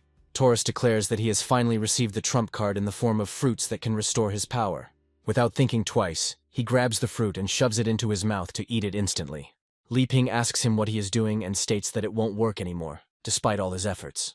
However, he was wrong, as Taurus feels as good as possible after eating a lot of food. His muscles begin to grow rapidly, and he says that he has finally gotten what he has wanted for so long. However, the excessive amount of energy obtained from this food causes his body to deform further than usual. Taurus looks happily at his new form, and notes that he has received power that is overflowing. Looking at his hands, he confidently declares that with such skills, he is no longer afraid of the members of the Holy Sword Guild. The golden dragon begins to grow increasingly angry, preparing to defeat the annoying enemy. Taking proper aim, the creature uses the golden dragon's breath to burn it to ashes. Taurus dodges the attack without much trouble, and orders the dragon to stop interfering with his path to greatness. After this, he performs a powerful attack, rearing up and preparing to finish off the enemy with another skill. Using all her concentration, she unleashes a thunderclap skill on the dragon, causing it to be instantly knocked back. The blow is powerful enough to end the life of the gigantic creature, which was badly battered. Taurus finally finds himself next to the very cup he has been wanting to receive all this time. Taurus states that if he wins the cup, he can't even imagine how strong he will become. As soon as he gets what he wants, he feels the power overflowing into him at an incredible speed. This sudden infusion of power causes an uncontrollable mutation throughout his entire body, making him even stronger. In less than a few seconds, he transforms into a demonic form that looks even more terrifying. Taurus looks at his opponents and declares that he now finally understands the full value of this nectar. Li Ping says that this guy is getting weirder and stronger, and something needs to be done about Elizabeth. Anna steps forward and says that they don't have to worry as she won't let him get close. After this, she decides to use the skill of summoning magical dolls, but it is too late. Taurus moves too fast for her to react and ends up fatally wounded. Taurus looks at the small child and declares that first they need to get rid of this annoying creature. He then turns to Elizabeth and says that it is her turn to make a choice. Li Ping clearly doesn't pose a threat to him, so she allows him to approach Anna. Li Ping tries to calm the conscious girl and says that Elizabeth will definitely help her. Taurus states that he understands perfectly well that Elizabeth is hiding her power, but she only has two options. He offers her to become his woman and take him to her kingdom, and also help him inherit it. The alternative is that he will play with her until she becomes useless, and then turn her into bargaining chip. Li Ping is furious at what this scoundrel did to the child and orders Taurus to be destroyed. Taurus does not yet know the true strength of the legendary hero, and asks if such a person dares to speak to him. Rushing forward, he uses the thunderclap skill to unleash his full might on the common man. A gigantic explosion occurs, releasing a huge amount of energy and sending dust into the air. However, as a result of the blows, it turns out that it is Taurus that receives serious damage and flies off to the side. The smoke gradually clears, and it becomes clear that Li Ping remains standing in his place. He tells his opponent that he is no longer going to pretend to be a weakling. After this, a giant figure of a golden being smoothly appears from the star space. It turns out that the giant golden dragon has not been destroyed, and moreover, it is much larger than initially thought. Taurus looks in surprise at the dragon's true form, and tries to understand who he really killed. The dragon's friend, who had just been lying on the ground, began to slowly melt away, as if he were some kind of light metal. The transformation finally ends, and it becomes clear that all this time they have been fighting only with the tail against them. Elizabeth smirks, thinking that she has played this little trick on this individual before. Thus, our heroes find themselves in the Void Realm, and the Queen of the Golden Dragons appears before them. Taurus can't believe he's losing, frantically repeating the words about him being on the level of a demon king. However, a few moments later, a giant dragon lands right on his sinful body. No one can survive such damage, because all that remains of the Taurus is a wet spot. Li Ping looks around and asks his companion if he finds all this strange. Elizabeth expresses confidence that he has long since figured out this place, and is just pretending. Smiling, she declares that in fact this place does not exist, and all of this is also an illusion. Li Ping happily says that he loves to fly, but Elizabeth still can't believe that he hasn't felt that power. The dragon, meanwhile, raises its head to Elizabeth and addresses her in a long-forgotten language. Elizabeth, oddly enough, knows this language and answers the giant dragoness, but it is unclear what exactly they are talking about. Suddenly, the giant dragon begins to shed tears, as if he recognizes someone very dear to him. Moments later, the dragon transforms into a little girl named Amelia, who turns out to be Elizabeth's pet. Elizabeth immediately explains that she didn't want to come here because she's too clingy, but Amelia states that she was very bored. This creature is born between the Nile and the earth, and the lady finds it in a hidden kingdom and helps it hatch with the help of magic. The golden dragon is a very powerful creature, which, however, requires great difficulty to tame. Elizabeth makes a contract with this dragon, despite the fact that they choose their owners very carefully. Elizabeth not only names her, but also personally trains her and plays with her while she remains quite small. Amelia, in turn, swore to protect her and serve her mistress until the end of her days. Once Amelia grows up, she begins to transport her everywhere to fight vile creatures across the continent. Later, Elizabeth decides to put an end to the endless wars and become the ruler of this world. Amelia is happy to see how she is gradually achieving world domination, although something is changing in her. Since then, she smiles less and less, despite the fact that Elizabeth becomes stronger and stronger. Unexpectedly, when Amelia goes out to patrol the area, Elizabeth decides to draw the holy sword to find the legendary hero. 10 years after her disappearance, Aristotle says that Elizabeth's reputation is not enough to ensure stability. Mugol also states that several great orc chieftains have already declared their secession, and they cannot be easily suppressed. The minister of the dwarven race suggests that everyone return to their territories and take control of the situation while awaiting Elizabeth's return. Twyla asks Jimji if there is any problem with the legendary hero. Jimji states that this is impossible, as he has witnessed Elizabeth's terrifying power, which no one can compare to. Vis Malfoy agrees with this, and says that they need to return to their possessions, and he himself is looking for the Demon Queen. Eventually, the ministers return to their permanent positions, but Amelia doesn't care. She takes an extra glass of wine and returns to where the lady found her, believing that one day Elizabeth will come here. She lives for a very long time, and the seasons begin to change one another, but hope never appears. She eventually decides to go into hibernation so that she can emerge when they come to her. The sleep she falls into lasts for several centuries, as Elizabeth is clearly in no hurry. Thus, this place ends up buried under a huge layer of earth and greenery. Amelia is nevertheless glad that her mistress has finally returned to her after so many years of separation. Elizabeth has no regrets about this, and says that it has been good for her. Naive Amelia assumes that all this was really done for her sake, and asks her mistress not to leave her anymore. Li Ping rightly reminds them that they can remember their very touching past later. He also states that it is necessary to save Anna, who is still conscious despite her severe wounds, as quickly as possible. She looks around and wonders where they are, not understanding what kind of place this is. Li Ping is glad that Anna is still conscious and can even breathe. Anna, who miraculously recovered from serious injuries, says she is fine. However, with genuine sadness, she reports that the apple her brother gave her was crushed. Li Ping pats her head and explains that it is nothing to worry about, and that she doesn't have to worry. Elizabeth watches him, and incorrectly concludes that he has everything under control and foresees it all. Meanwhile, Emilia continues to rub against her mistress, who does not show the slightest attention to her. After a while, she realizes that all this time Elizabeth has been looking not at her at all, but at some other person. This causes her to experience strong and negative emotions, and she tries to understand who he is, since he is attracting so much attention from the lady. She decides to ask Elizabeth directly about this, and she honestly answers that he is a legendary hero, and she's been living with him all this time. Emilia becomes even more angry, realizing that he stole her mistress for 500 years, and now he is trying to win her heart. Li Ping calmly approaches her and says that he is very pleased to meet her, after which he gives his name. Emilia reflects on the fact that she has reached the level of the Demon King, and if she teams up with Elizabeth, they will definitely be able to kill him. After this, he decides to use the Dragon Queen's claws to instantly crush him into dust. She rushes into the attack, saying that she is also very glad to meet him. A powerful blow occurs, but it has no effect on the legendary hero. Emilia jumps back from the incredible momentum and tries to understand why her attack had no effect. Li Ping smiles without even feeling the damage, and says that he didn't have time to react in time. Emilia realizes that her attack could have destroyed the entire city, but he simply took it and reflected it.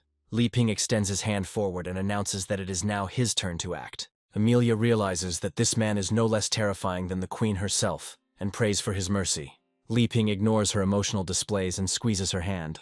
He says that he really regrets that he didn't have time to say hello, because he didn't know that Emilia was Elizabeth's friend. Emilia did not expect such sincerity and spontaneity from Li Ping, and tries to understand what he means. Elizabeth explains that strictly speaking, Emilia is her mount and nothing more. Li Ping looks at the two of them in surprise, and tries to figure out what this should look like in reality. Elizabeth snaps her finger, creating a portal to transport them somewhere far away. A moment later they find themselves at Li Ping's house, and the Demon Queen declares that that's enough adventure for today. Emilia begins to sing a victory serenade for her queen, telling her that she is simply incredible. Li Ping looks around and asks excitedly if it was really that easy to return. Anna, meanwhile, feels that her body is under serious strain and says that it was too fast to move. Li Ping manages to support her, but the girl reports that she is starting to lose consciousness from teleportation. Elizabeth asks to be taken into the house so that she can rest, as she needs to talk to her. Li Ping calmly fulfills her request and takes the little girl in his arms, after which he enters the house. Emilia approaches her mistress and asks if she wants to order her anything. With eyes full of radiance, she announces that she is looking forward to the moment when she can serve her. Elizabeth asks her if she has heard anything about the Demon Realm's Dark Guild, which has recently gained influence. Emilia notes that she hasn't been in the outside world for 500 years, but news of the demonic realm has reached her. Emilia remembers that all of this was founded by a man named Whis Malfoy, who was a human prince. Elizabeth spends a long time immersed in memories, reflecting on the fact that such a person was really next to her.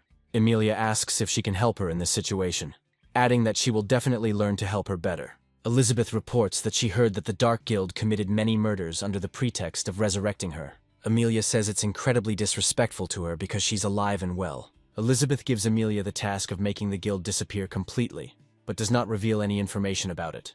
Emilia happily accepts the order and declares that she will carry it out as quickly as possible. Elizabeth praises her for her obedience, adding that once she completes the task, she will free her, and she will be able to do whatever she wants. Emilia flaps her wings, causing the air to move at high speed, and claims that she can handle it on her own. Turning around, she gives the Demon Queen one last reminder that she can be relied upon.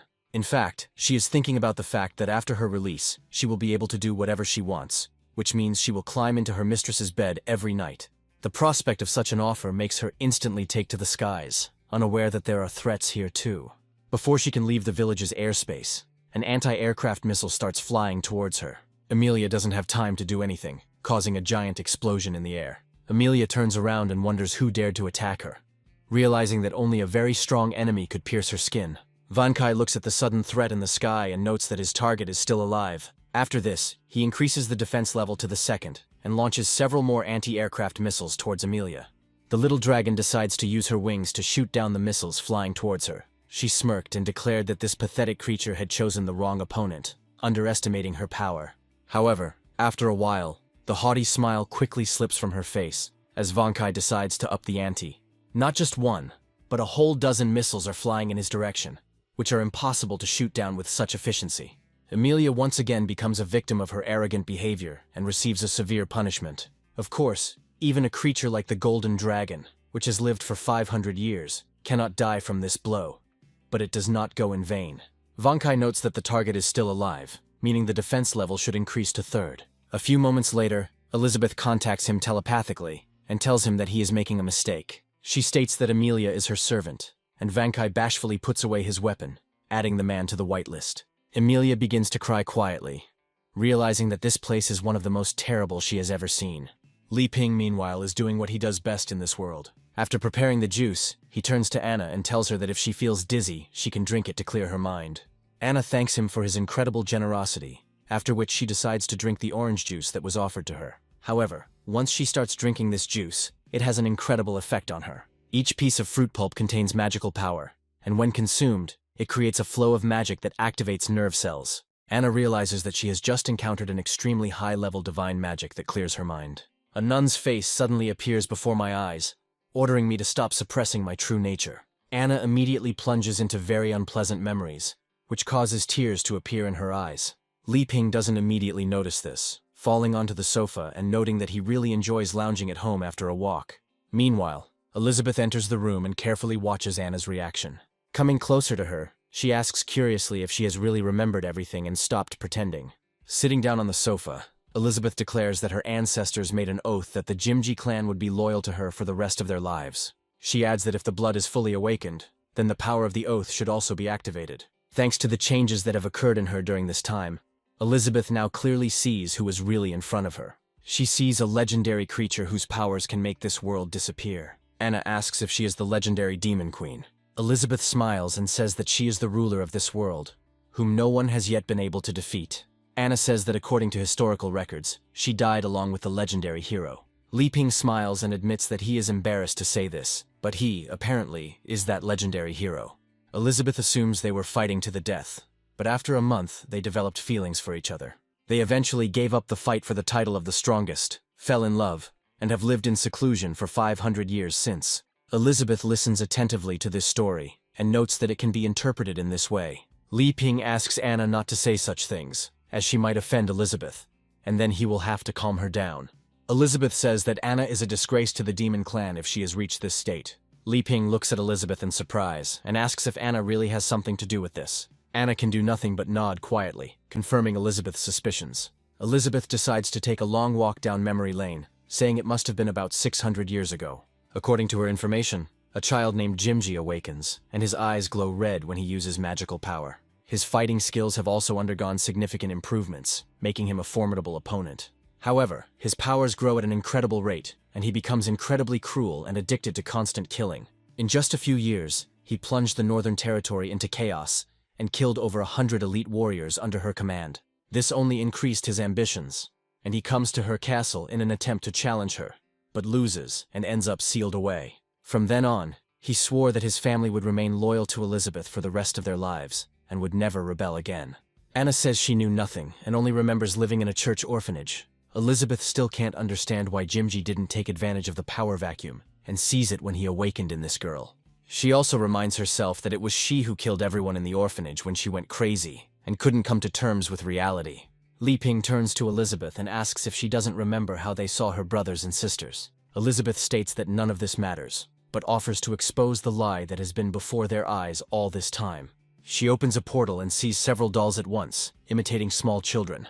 Anna looks in their direction and immediately calls them her brothers and sisters, as if they were alive. From her point of view, they really are little children, since the psyche cannot withstand such a blow. Little children turn to their little sister and try to call her so that she will come back to them quickly. Elizabeth slams the portal shut to end the spell. From her point of view, Anna uses her magical power to support the dolls, and therefore cannot rise higher. Li Ping reacts to this information with incredible surprise, noting that he could not have imagined that things would turn out this way. Elizabeth explains that Anna awakened her power to protect her loved ones from the apostles, then went mad and killed all her relatives. Anna still cannot accept this information, because it is very painful for her, and she says that this cannot be. Rising with rare caution, she declares that her head hurts so much as if it would burst. Elizabeth decides to take temporary measures and quickly gives her a flick on the wrist, which instantly brings her out of this state. However, in addition to the dangerous condition, she also loses consciousness, so this measure cannot be considered entirely humane. Li Ping manages to catch her so that she doesn't fall and hit her head even worse. Elizabeth explains that she understands Li Ping's desire to help her, but if it happens again, the entire city will be destroyed. Li Ping doesn't seem to be too desperate after hearing this information, and says that he will still try to help her. After some time, he takes her back to the church to arrange her room and do something important. Anna carefully opens her eyes and looks around to see where she is. She immediately apologizes to Li Ping for causing him trouble, but he says that is not true. Anna begins to cry, explaining that now she remembers everything, and declares that there was no nun, and that it was she who killed everyone.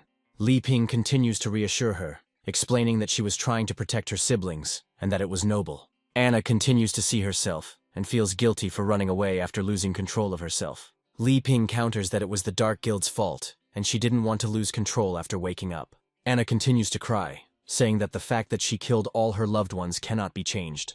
Li Ping explains that details are important, just like in making dolls, and notes that she tied too many knots.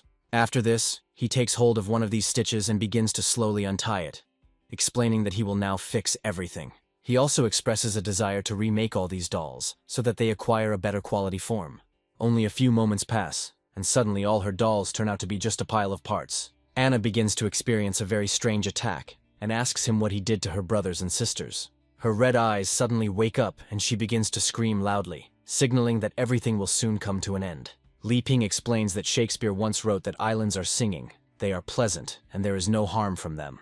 Anna suddenly feels as if she is in some strange place where it is raining endlessly, creating a flood.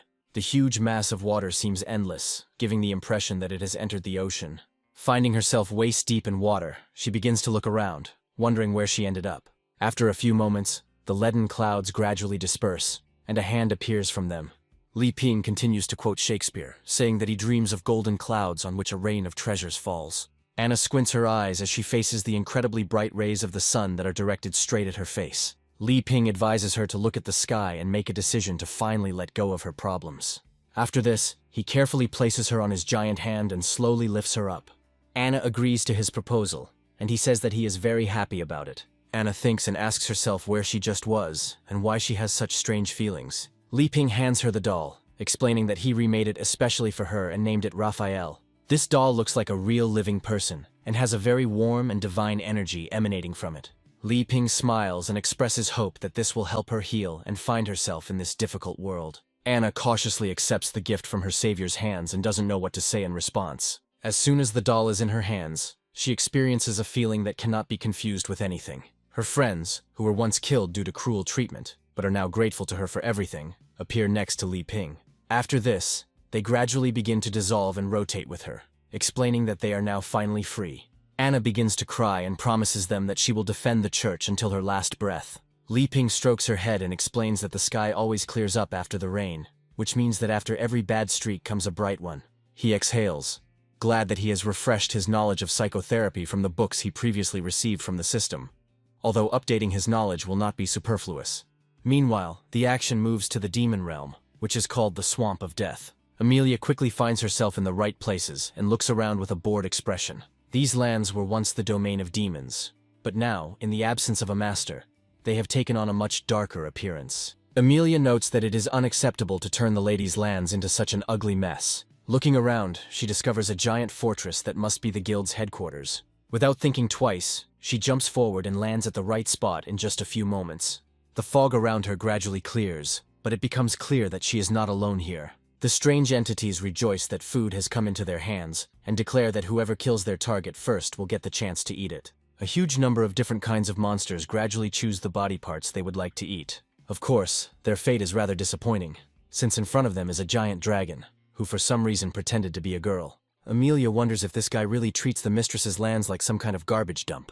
The monsters immediately realize that they have attacked the wrong people, as their strongest representatives have been destroyed. Immediately after this, they move apart so as not to provoke the wrath of this strange little creature.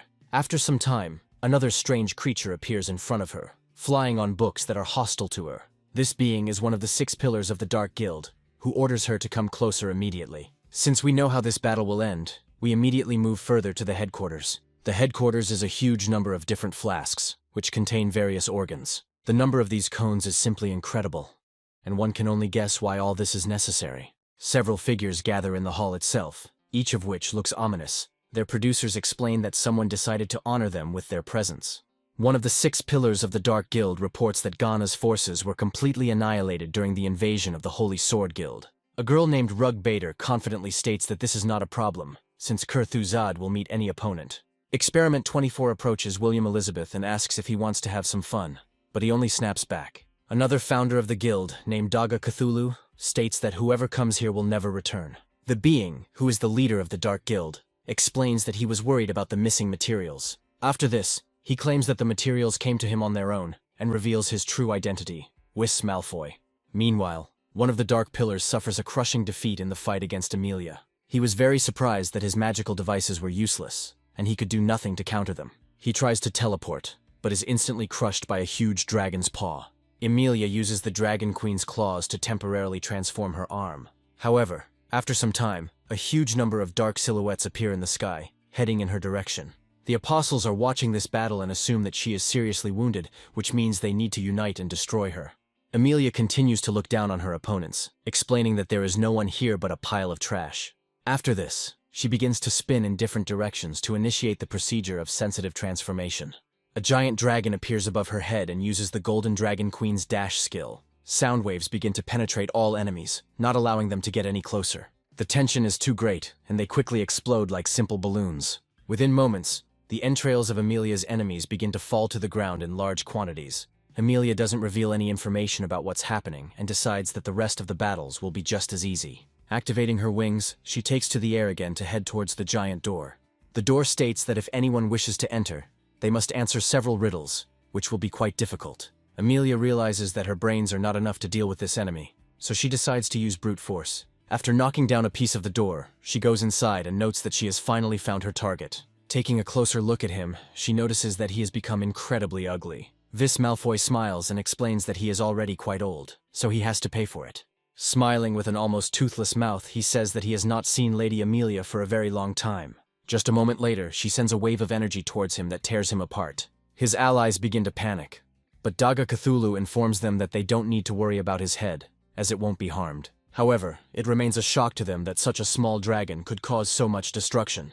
Emilia yawns and explains that it won't take long, as she is already tired from these battles. Wis Malfoy regenerates and asks her why she suddenly woke up from a deep sleep. He assumes that she has found Lady Elizabeth, and Emilia realizes that the battle is not over yet. A few moments later, the ground around her feet is torn apart by huge fingers. Daga Cthulhu immediately begins to boast, explaining that as soon as he deals with her, his position will rise. He also states that she will not be able to escape from his prison, but Emilia suddenly tries to bite the tentacles. Daga Cthulhu does not immediately understand her cunning plan and says that resistance will be futile. Instead of responding to his threats, Emilia tries to pull in a giant octopus. Daga Cthulhu continues to resist, as his body is incredibly large for a normal human. He also claims that she overestimates herself, and has no idea how much power she is facing.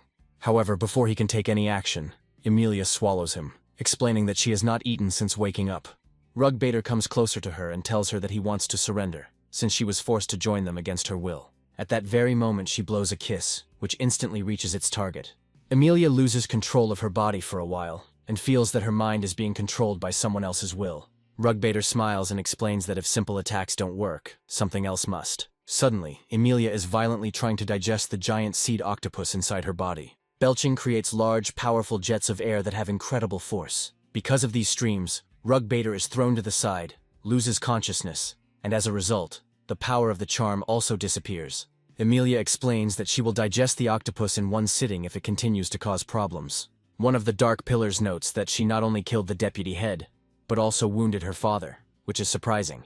After this, he rushes into attack, declaring that the power of the Demon King is true liberation. However, his fate is also unenviable, since he does not have enough strength to fight such an opponent. The two more founders of the Dark Guild rush forward, using their full release of energy and muscle power. Their success is on the same level as that of other guild members, as they have nothing to counter. Emilia asks the founders of the Dark Guild if they really think they can take the place of the mistress. She also states that they are not strong enough to even be her opponents right now. Wis Malfoy smiles and explains that he is envious, as he has not lived long enough to reach her level. Emilia advises him to hurry with his own destruction, and doubts that he will be able to defeat her. Vis Malfoy starts laughing and asks how he would dare to become her opponent, being a simple man. A few moments later, a familiar figure appears behind him, telling him that if she joins them, everything will change. Emilia has a rough idea of this man's plans and calls him a pathetic bastard who needs to be destroyed. As it turned out, during this time, Vis Malfoy had achieved unprecedented success in his attempts to resurrect the Demon King. He smiles nastily and says that there is very little time left before he achieves his true goals. A whole month has passed since these events, and we find ourselves on the farm of the main character, who is engaged in more than just farming. He plants seeds to test how well new crops will grow. He also prepared special solutions and fertilizers that greatly increase the rate of plant growth. This time he manages to achieve amazing results, and several fruits grow on one tree at once. However, the situation is not so rosy, despite the fact that he lives in an atmosphere of peace and prosperity. From time to time, he gets lost in thought and gets stuck in place, which is why he starts to have his head in the clouds. These thoughts do not leave him, no matter where he goes or what he tries to do. Even during dinners with the Demon Queen, he doesn't pay much attention to her, as he has more important things to do.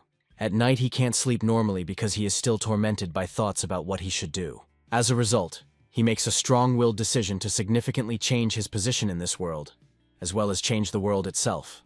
That same morning, he takes the giant sword that he got after the battle with Elizabeth and decides to talk to her. He apologizes for disturbing her so early in the morning, then hands her the breakfast he prepared himself. Elizabeth explains that she can't stand it when someone beats around the bush and suggests that he be straightforward.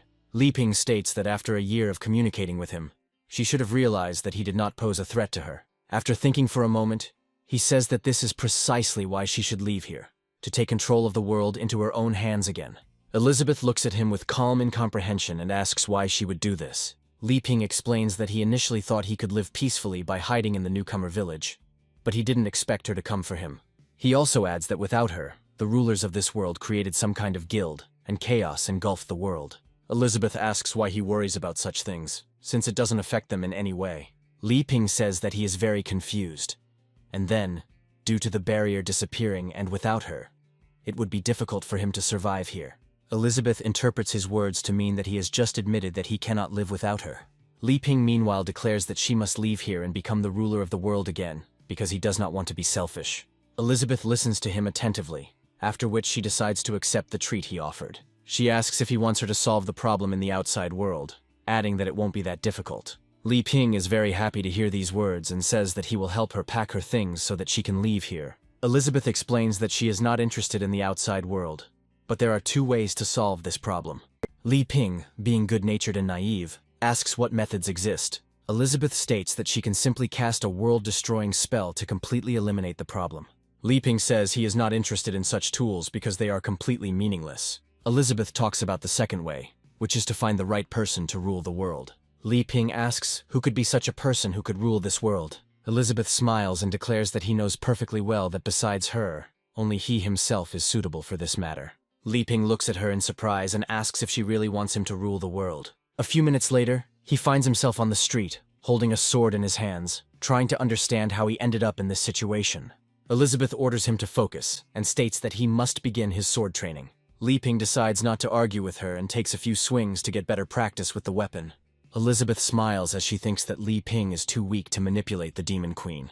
Reflecting on the chaise lounge, she notes that in terms of strength he is indeed only slightly superior to her. However, when comparing their psychology and strategy, Elizabeth admits that she is an incredibly advanced being. At least, Elizabeth thinks so, since she considers herself an expert in psychology. In the future, as an expert in psychology, she concludes that Li Ping is trying to attract attention to himself. The Demon Queen's genius mind suggests that Li Ping is trying to achieve world domination. She also understands that Emilia has taken care of the Dark Guild, so there is no need to worry about it anymore. Elizabeth replays the last words Li Ping said in an attempt to set her on the right path. However, the Demon Queen, being a master of induction and adventure, assumes that Li Ping has fallen in love with her. Li Ping, meanwhile, wonders if swinging a sword 1,000 times a day can improve his skills. Elizabeth continues to compliment herself, suggesting that she is the only one in this world who can control Li Ping. She wonders what kind of child they could create, assuming that this is Li Ping's true goal. She starts laughing, thinking that she won't agree with him so easily, so she'll play with him first. Li Ping doesn't understand such sincere joy on the part of the Demon Queen, but decides not to interfere with her. However, he is curious as to why she is acting so strangely and assumes that she wants him to defeat the Dark Guild.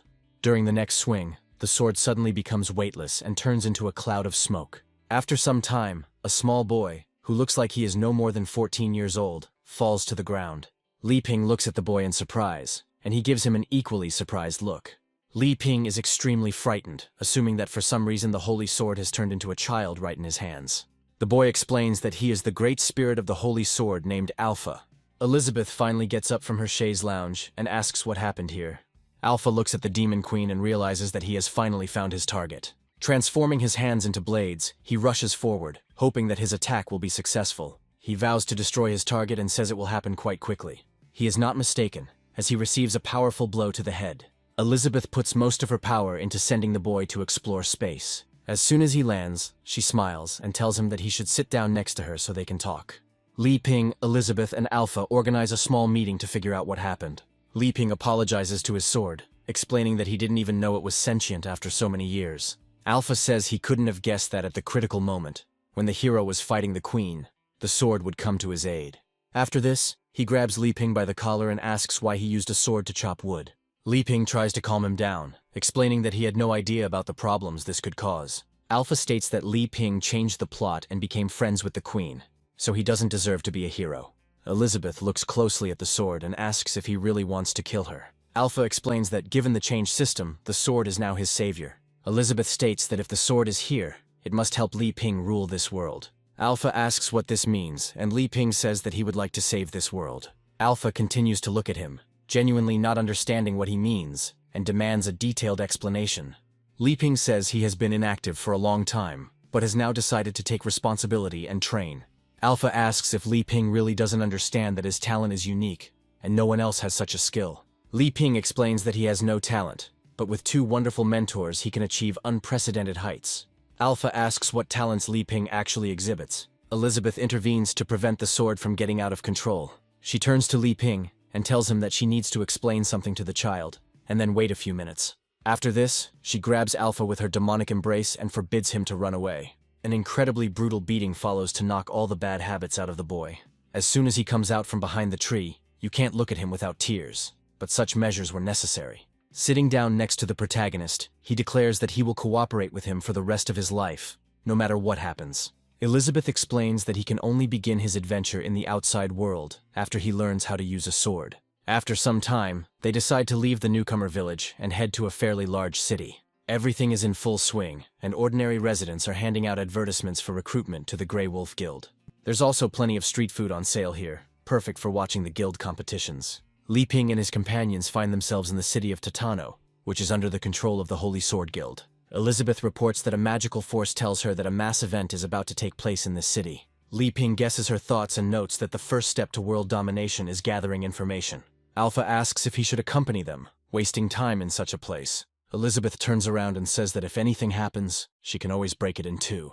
Alpha understands the fragility of his position and hides behind his master, saying that he will always help him. After this, he turns into a sword, and Li Ping finds a small leaflet that is being distributed everywhere. Taking a closer look, he realizes that the flyer is about a guild competition. Li Ping asks Elizabeth what this event is, and she explains that the guilds send their representatives to fight. They decide to attend the event after hearing the thunderous sound of a giant gong being struck. Someone announces in a loud voice that the participants are entering the arena, meaning it is time to place bets. A huge number of people are trying to convince their comrades to bet on their favorite. Li Ping takes Elizabeth's hand and pulls her along, saying that it will be interesting to watch the carnage. Moving further, he discovers that the arena is huge and looks impressive. They are stopped by a bouncer who informs them that their magical ticket inspector did not find any tickets in their pockets. Li Ping steps forward and declares that he will deal with this man himself without resorting to brute force. He adds that the leaflet said that tickets cost 10 gold pieces, so he could easily buy them right now. The Minotaur explains that the remaining tickets have been monopolized, so they are being sold for 200 gold pieces. Li Ping looks at him in surprise, and wonders if there are small-time scammers in this world too. Elizabeth decides to intervene discreetly and sends a small pulse towards the Minotaur. The pulse hits the forehead directly, causing it to glow a strange purple color. He immediately hands over 2 tickets for especially important guests, explaining that this is a great honor for him. After this, he bows in a respectful pose and points out the place where one needs to go to get to the VIP lounge. Li Ping and Elizabeth move on, not paying much attention to what happened. Finally reaching the VIP area, Li Ping notes that everything looks incredibly luxurious and interesting. However, amidst all this, some individuals are visible trying to hide. One of the silhouettes makes it clear that it is an old man who is terribly reminiscent of Wis Malfoy. There is also a literary mage named Tagore Severus, who does not belong to any guild. There also sits a representative of the Dwarf Kingdom, a simple drunken blacksmith. Sitting next to him are two sisters named Luna Sogus and Ellie Sogus, who belong to the Holy Sword Guild. Ellie Sogus notices the heroes and asks her sister how long they have been on the guest list. Li Ping explains that this is his first time on such a large stage, and is therefore a little nervous. But Elizabeth immediately demands his confidence. Ellie and Luna Sogus decide to follow them, realizing that they may be from a guild that has been of little help previously. The loud voice of the presenter is heard in the arena, addressing everyone present. Giant goblins and cute birds announce that it's time for the guild competition finals. The host announces that today's chief judge will be a goblin named Gob. He states that without further ado, he will introduce the 4 participants who have reached the finals. The first participant in the competition is a genius swordsman from the Holy Sword Guild named Ching. One of his rivals is a ferocious general, a giant bear named Gaula, an outstanding berserker. Also making it to the finals is a handsome man from the Elf Guild named Travi, who possesses impressive archery skills. A mysterious man, a representative of the Card Guild, also appears here. Gob gets the crowd going and asks who will win this competition. After this, he begins the countdown to the start of the fight and prepares for evacuation. Leaping 15 meters into the air, he announces that it is time for the battle between the guild members to begin. Travi immediately begins to analyze his opponents, trying to figure out who will pose the main threat to him. From his point of view, the mountain of muscles looks too dumb and will most likely become cannon fodder. Looking at the unknown Card Guild member, he realizes that it is just an appendage of the Holy Sword Guild.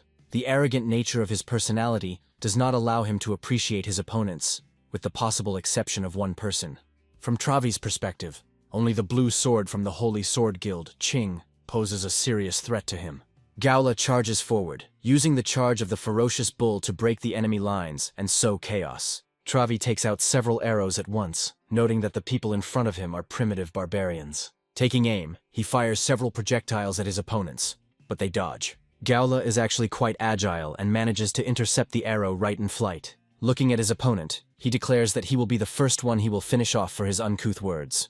After this, the arrows break in half. The tips fall to the ground and immediately begin to move. Gaula doesn't have time to take a single step before huge animated shoots of a strange plant begin to sprout up next to him.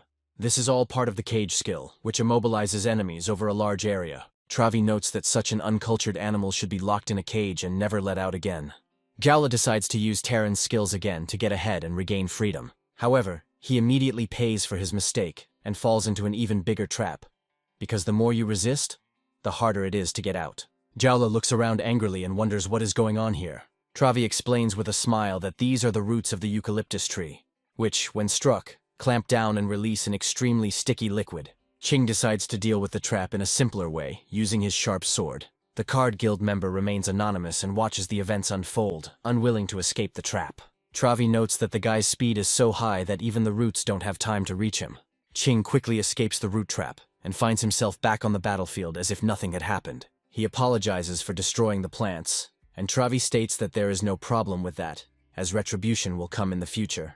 After this, he takes a special stance to take shots, aiming carefully. At the right moments, he activates the furious dance skill to hit the enemy with a swarm of projectiles. King conducts a meditation, affirming that before him there is no fear, doubt, surprise, or confusion. From his point of view, he becomes incorporeal, which means he must act lightly, like water. After this, he uses the bluebird skill to break through the enemy's projectiles. He manages to reflect all the projectiles flying towards him, and the skill rushes towards Travi. The hit is a clean cut, causing Travi to lose his arm in just a few moments. He barely has time to comprehend what has happened, realizing that it seems impossible. Ching comes closer and declares that Travi has lost, hoping that he will give up wisely. Travi says that Ching is indeed the genius of the Sword Saint, but he himself is the best representative of the Elf Guild. Ching realizes that he was being lured into a trap, and Travi initiates an explosion of a large number of butterflies. Ching remains unharmed and retains all his limbs intact. However, his sharp sword is thrown aside, leaving him temporarily unarmed. Travi decides to use a small pill he kept next to him. He spits it on the ground, and a moment later a flower with healing properties grows. Travi comes closer, and the flower attaches itself to the open hand, instantly imitating it. Travi smirks, claiming that the Holy Sword Guild is strong, but their attacks are too simple. He explains that thanks to the blessing of the sacred tree, the elves have become the strongest on the continent. However, carried away by the praise of his race and power, he misses an obvious attack from behind. Gala happily declares that he promised that Travi would be the first to die by his hand. Travi receives serious damage that will hardly allow him to continue the fight. Gala vehemently states that the tailed ones irritate him the most because they are insignificant. Entering a state of uncontrollable rage, he turns to Qing and declares that it is his turn. Qing realizes that the barbarian's aura is very threatening and decides to act cautiously. The crowd shouts loudly, claiming that Gaola is a true champion who destroys enemies. Gob notes that the crowd is incredibly excited, and the first one to leave the competition will be Travi. He also notes that what now matters is whether the wounded Qing can withstand Gaola's attacks. Qing understands that to fight this enemy, it is not enough to use only bare hands. That is why he turns to his sword, and using telekinesis, returns it to the hands of its owner. Qing quickly analyzes his opponent, realizing that he used his experience to slip out of the trap. Gaola at this time declares that strength is the decisive factor, so he will crush Qing.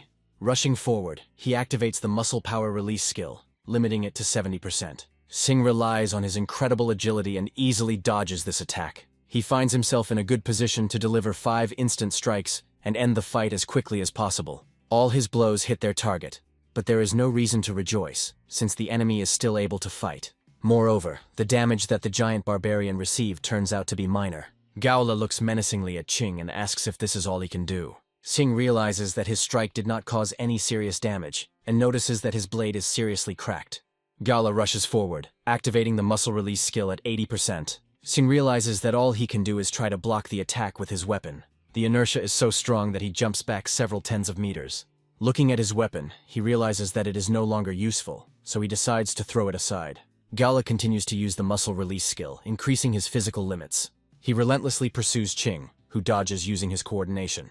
Li Ping watches this intense fight and asks her ally who she thinks will win. Elizabeth doesn't give a clear answer and continues to watch the fight, realizing that something is clearly wrong here. Ellie Sogus is surprised that Qin's sword was broken with a simple blow, and Luna Sogus can't believe her eyes. Ellie Sogus suspects that the Dark Guild is involved and says that there is no need to stop the fight yet. Meanwhile, we are once again transported to the VIP box, where the elite guests invited to the tournament are located. A young man named Hui approaches the chief, informing him that they are dealing with a dark apostle and that they must intervene. The Elder Sword, named Barry, claims that the two must deal with the enemy on their own. He also addresses Burz, who is watching the fight, and says that he agrees with the assessment. Hui observes Burz's behavior and understands that he has gone through many trials, which is why he hates this guild. In fact, the reason Burz is worried is that he discovered Li Ping and Elizabeth are here. He mentally imagines that Li Ping and Elizabeth are watching the fighters with an arrogant look and can kill them at any moment. Burz suggests that Li Ping came here to test whether he is using maps and tactics correctly. Gaola and Qing continue their fight to the death, but the outcome remains uncertain. Gaola gradually loses control of himself, declaring that he will squash this small opponent. Qing remembers that he still has one more trump card, but is still looking for the right moment to use it. After some time, he decides not to doubt and remember the teachings of the Swordmaster. Gaola decides to use the classic technique of all giants who can manipulate the landscape. He calls upon the magic of the earth and causes the stone canvases of the arena to move violently. Concentrating his powers, he uses a high-level earth magic called tablecloth. Qing realizes that he did not expect such an effect and finds himself trapped. He is engulfed by rocky waves, preventing him from getting out in time. Gaola menacingly declares that she specializes not only in strength, but also studies earth magic. After knocking on the stone ball in which Qing is imprisoned, he claims that he is not inferior to high-level guilds. A moment later, Qing decides to use the micro-cut skill to escape from the dungeon. He successfully hits Galu, forcing him to jump aside and try to recover. The giant barbarian looks at his hand and discovers that the wrist has been completely destroyed. Qing repeats the skill to destroy the barrier that was preventing him from escaping the dungeon. With utmost concentration, he repeats the mantra that he has no fear, doubt, surprise, or confusion. Gaola, dispersing his forces, looks at the enemy and declares that he will finish him off for what he has done. Qing allows him to get closer, then makes another micro-incision, causing the barbarian's leg to disappear. Gaola falls to the ground and begins to toss and turn, screaming in intense pain. Qing comes even closer to him and tells him that he has one last chance to surrender. Gaola recalls being given banned drugs that should only be used as a last resort. Qing points the energy sword straight at the barbarian's head, emphasizing that he has few options left. He states that if Yahello gives up the power given to him by the Dark Guild while still in his right mind, his life will be spared. Yahello manages to take the pill, believing that then he will reach the level of the Demon King and destroy all enemies. A second later, his head flies off his shoulder from a precise and accurate blow from Ching. However, the blow is powerful enough for the head's momentum to reach the last cell. The secret member of the Card Guild continues to watch what is happening, not hiding his surprise and horror. That Card Guild member is Elif, who wonders if she can fight such a person. To understand how she ended up here, we go back in time a little. Elif spent a lot of time cultivating new powers to achieve unprecedented success. She devoted a huge amount of energy to meditation in order to justify Li Ping's trust. Thus, she reaches the level of a 1-star Great Demon Spirit, which is a very good result. Elif notes that meditation and moving to the next level takes a lot of mental energy, but tea helps her stay afloat. After a while, the door opens and her father enters the room, announcing that he has finally returned. Elif happily asks if everything is okay, stating that she is very glad to see him home. Burrs explains that the sword's internal problems are more serious than he expected, adding that he has not met the Swordmaster in person. He also notes that despite this, he helped them repel the Dark Guild's attack and received something unexpected. With these words, he shows the contents of the bag, overflowing with dark mechanisms. Elif notes that her Great Demon Spirit level allows her to purify them in a single day, but the number of mechanisms surprises her. Burrs reports that as a thank you, the Holy Sword Guild has allowed him to participate in the guild competition finals. Elif carefully examines the piece of paper given to her by her father and asks what it is. Burrs explains that if she participates and wins, the Card Guild will be recognized. Elif understands that it will not be easy, as the previous participants were geniuses and their powers are incredible. Burrs adds that it doesn't matter, as the main thing is to be confident and decisive, because they are no longer what they used to be. He is asked to take Li Ping's deck of cards with him so that the level gap does not matter.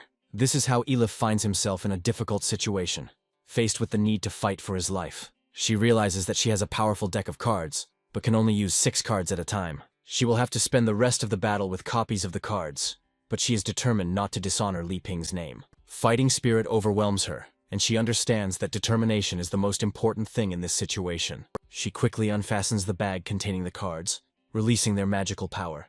Drawing on the power of the spears, she uses the card slice skill to destroy the plants. The spectacular appearance delights the audience, who did not expect that the fighter would be a girl. Yahello's head seems to show signs of life when Elif passes by. Ching notes that hiding his strength and only acting at the end is a good strategy, but it does not pose a serious threat to him. He also states that he recognizes the guild's merits and recommends surrendering before it is too late. A member of the dwarven race suddenly wakes up from his sleep and wonders what kind of weapon they are using. Elif uses her card cut skill again, shuffling the copies of the cards one by one. A little later, she unleashes a multitude of card attacks on the enemy, each of which poses no threat. Ching carefully studies his opponent's actions, realizing that she is only trying to distract him so she can hit him with another skill. He rushes forward, informing her that she will not get such a chance. Elif is surprised that her plan was immediately discovered, and realizes that she is facing a true martial arts genius. She has to rely on Plan B, so she orders the card to fly under her boot. Thanks to this maneuver, she manages to rise into the air and dodge the blow. Taking aim, she uses card discharge again, sending forward only copies of the original deck. Ching, in turn, remains unharmed and rises into the air to catch up with her opponent. Elif relies on mobility thanks to flying cards and again dodges attacks. Immediately after this, she decides to prepare another combination to use the card discharge skill. Ching keeps a close eye on each card disc that poses a threat and shoots them down as they approach. At certain points, she attempts to seal it with card shackles that are supposed to block the sword's movement. At the same moment, she sends even more cards towards the opponent, and Gob wonders how this duel will end. Ching begins to feel depleted of energy due to it being sucked out by the cards. However, this is not enough, and he overcomes the spell, realizing that he needs to fight seriously. Elif knows she can't hold him for long, but it will buy her valuable time.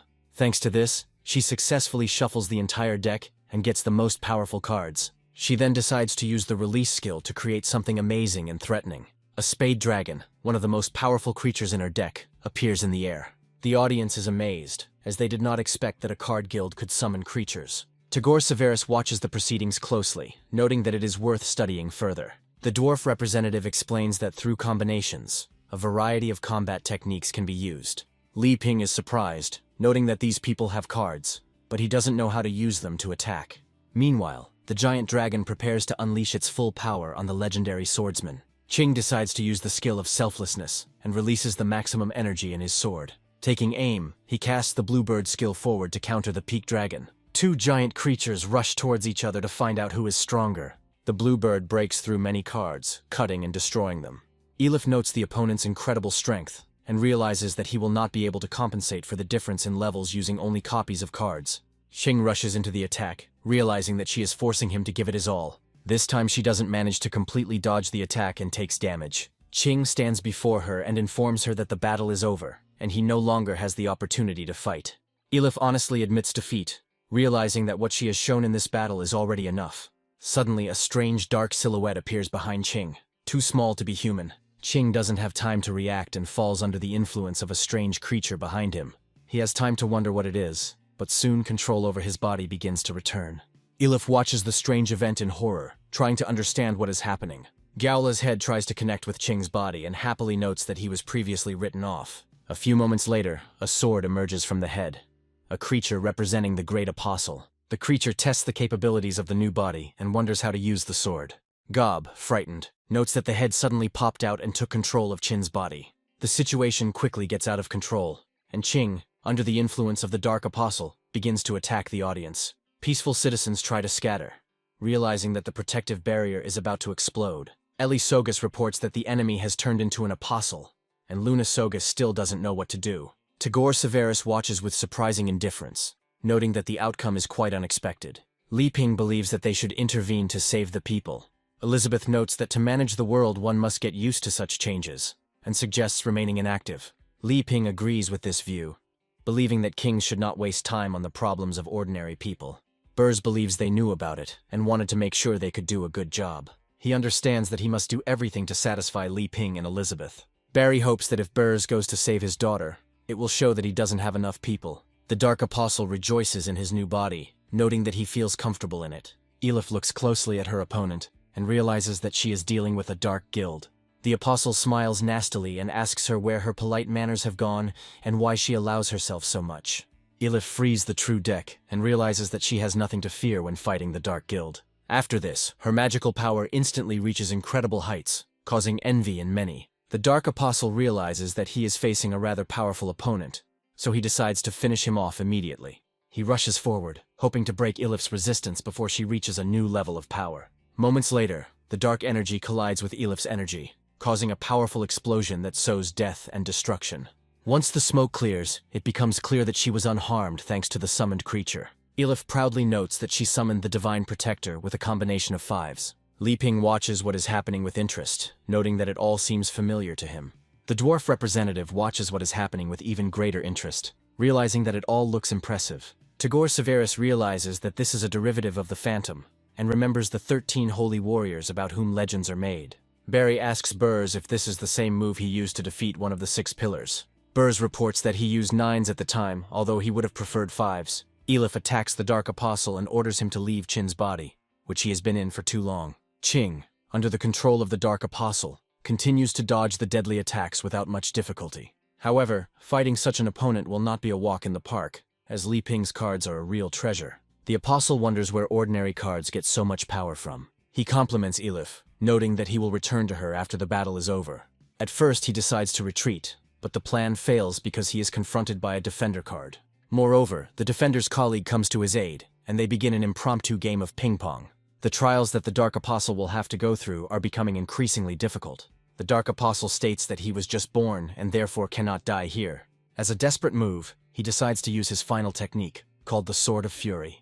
This gives the impression that he has prevented the subsequent attack and was able to rise into the air. However, it is too early to rejoice, since he is enclosed in a special energy cube. The Dark Apostle realizes that he has been trapped all this time and has just made the wrong choice. His body is encased in a special form called the Sacred Club Skill. Elif concentrates all her powers to make the creatures she controls attack the Apostle. The creatures rush forward and begin to push against the walls of the club, deforming it. In this way, they gradually isolate the Apostle's dark presence and cleanse Qing's body of its harmful influence. The Dark Apostle desperately tries to grasp the mind of his victim, but is gradually thrown aside. He understands that the end is near and tries to beg for salvation, but it becomes obvious that he will achieve nothing. His body quickly disintegrates, leaving behind only a small fragment of the dark mechanism and freeing Qing. Elif, watching her enemy fall, realizes that she accidentally struck too powerful a blow. Qing does indeed get seriously injured, but Burrs is proud of his daughter and notes that everyone should be happy. Li Ping turns to her companion, noticing that it was Elif in front of them, and tries to remember how they met. Elizabeth turns around angrily and wonders who disguised Elif so poorly. Burrs catches the Demon Queen's displeased look and realizes that he rejoiced too soon. He quickly bows to them, explaining that he didn't mean to spoil the viewing experience, and asks for forgiveness. Li Ping watches him closely and quickly recognizes who he is. He rises joyfully, waves his hand, and notes that he has many questions. Burrs takes this cheerful greeting differently, and assumes that the master is dissatisfied with his skills. Barry tries to figure out who this man is that Burrs shows so much respect for. After some time, a meeting is formed among the most important people in the arena. Li Ping looks around and remarks that he is surprised to be here, as he has done nothing. Elizabeth believes that in the current situation in the world, it would be a good idea to be present if he is going to govern it in the future. Barry congratulates Burrs on his victory, and says that discussing the details can wait. Burrs states that he would like to first introduce the distinguished guests who have come, pointing to Li Ping. Elizabeth's gaze reminds him of the spell she cast on them. Burrs and Elif say they cannot disclose who is with Li Ping for personal reasons. Barry is surprised and wonders what these reasons are. Burrs feels the spell on his neck starting to activate and tries to figure out how to deal with this issue. Li Ping suggests that Burrs is afraid of revealing that Elizabeth is the Demon Queen since it is known to everyone. After this, Li Ping declares that from now on, she should be called a princess to better hide her true identity. Elizabeth turns up her nose again, noting that she doesn't care at all what he does. Li Ping explains that they are actually from a small country in the south. He is a minister there, and Elizabeth is an ordinary princess. Hui says his hometown is nearby, but he has never heard of Elizabeth. Burrs quickly nods, agreeing that Li Ping is not lying, since he personally taught him how to handle cards. Li Ping notes that his powers are exaggerated as he has no particular talent, and would like to learn swordsmanship from Burrs. Luna Sogus doesn't understand how anyone could want to learn swordsmanship after creating such powerful cards. Meanwhile, Elif approaches Li Ping and asks what he thinks of her skills during the fight. Li Ping turns around in surprise and tries to understand why they approached him now. Burrs asks him to be completely honest and wonders if she is missing something. Li Ping says he has nothing to say because he didn't expect them to use the cards in this way. Burrs notes that he couldn't compare to him and admits that he was selfish for creating copies of the cards and making a guild without Li Ping's permission. Elif also apologizes, noting that she is now at her limit. Li Ping praises them, noting that they have nothing to apologize for, and that if they continue like this, they will be able to attract more people. Elif and Burrs, being somewhat confused, interpret his words in their own way. Li Ping mentally admits that he envies them, because he understands nothing about magic and does not realize its power. Tagore Severus, meanwhile, notices that this is all becoming more and more amusing. Using the Demon Eye skill, he realizes that Elizabeth is emitting enormous magical power, while Li Ping is almost empty. Elizabeth mentally feels a magical gaze on herself and tries to figure out who is looking at her. Tagore Severus turns away in fear, wondering if he has been exposed by the magic. Elizabeth examines her interlocutor and confesses to her companion that she is going to neutralize one of them. Li Ping decides to resort to emergency measures to distract the Demon Queen from thoughts of battle. He uses pudding, and it works just as effectively as the first time. Barry decides to stop the chaos for a moment and coughs audibly several times. He notes that it is time to stop chatting and get back to discussing the meeting, which is actually quite important. He expresses a desire to discuss forming an alliance, as they urgently need to surround and suppress the Dark Guild. Hui places a tray with a small bag on the table and says that they should take a look at it. Once it opens, Barry notes that it is a dark mechanism assembled using the Sword of Purification during the competition. Li Ping looks at these strange artifacts with interest and wonders what they are. Burrs says that as long as a person accepts the power of the Dark Guild, such mechanisms will develop in his body. A representative of the dwarven race notes that the Dark people have indeed learned to operate many of these mechanisms. Luna Sogus says that Gaola passed the test of the Sword of Purification, which means that he somehow gained power after the procedure. Tagore Severus states that only those with the lowest degree of fusion can be detected by the Sword of Sensation. In the first case, the degree of fusion is the lowest, and the owner cannot tolerate it, suffering from a response. In the second case, the host can withstand the power, but is unable to control it, turning into what they saw in the arena. In the third case, the subject has complete control over the force, and his power grows at a breakneck speed. He adds that regardless of the type of fusion, they must obey the person who gave them these powers. King wonders if he almost became a great apostle under the influence of the creature. Tagore Severus notes that it is not known for certain, but with his skills he would have become a pillar demon, which is higher than the level of an apostle. Barry thanks Burrs for his help, as he wouldn't have been able to control his powers otherwise. Ching notes that his defeat in today's battle is natural, and Elif deserved to win. Elif explains that the main reason for her victory is due to Master Li Ping's incredible cards. The dwarf representative continues drinking beer and asks Li Ping where he learned to create such artifacts. Taking a closer look, he realizes that the sword on Li Ping's back is also not ordinary. Li Ping explains that he simply enjoys making things to kill some time. Luna Sogus notes that if the Swordmaster were here, the guild would not dare to invade. Li Ping turns to Bursu and asks where the Swordmaster is now. Burrs says that it is not very wise of him to express his opinion, since he is no longer a member of the guild. Barry notes that there is nothing wrong with this, since it will no longer be possible to hide some news. The main one looks at the leader in surprise and asks if the rumors about the events were true. Tagore Severus explains that after a rebellion in the Lightsaber Guild, their fighting strength was depleted, and their master went missing. Barry confirms the veracity of this information, adding that after the Swordmaster sent them information 6 months ago, there was no more news about him. Li Ping is very surprised by the news of the rebellion, and tries to understand how it is possible for the Swordmaster to go missing. Hui clarifies that the Elder of the Elder Axe who betrayed the guild was supposed to be captured, but he did not return. Ching explains that his previous mission was to assist the Swordmaster, but when he arrived, no one was there. Ching also notes that no one doubts the Swordmaster's strength, but he himself has seen something terrible. After this, he says that he went into the mountains to search and discovered a brutal battlefield. He tried to examine it, using his dexterity, which still serves him well. However, once he reached the right elevation to survey the battlefield, he saw horrific destruction. It turned out that half of the region had been razed to the ground, leaving very deep cuts. Ching notes that he is still terrified to imagine the brutal battle that took place between these warriors. Barry clarifies that the battle was caused by the Elder Axe receiving the ultimate magical weapon.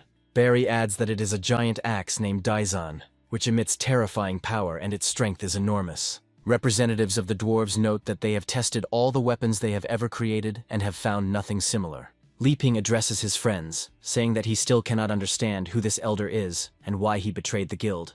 Burrs explains that the head of the guild is the Swordmaster, under whom there are 5 elders who help resolve various matters. After that, he points to Elder Barry, who is in charge of swordsmanship.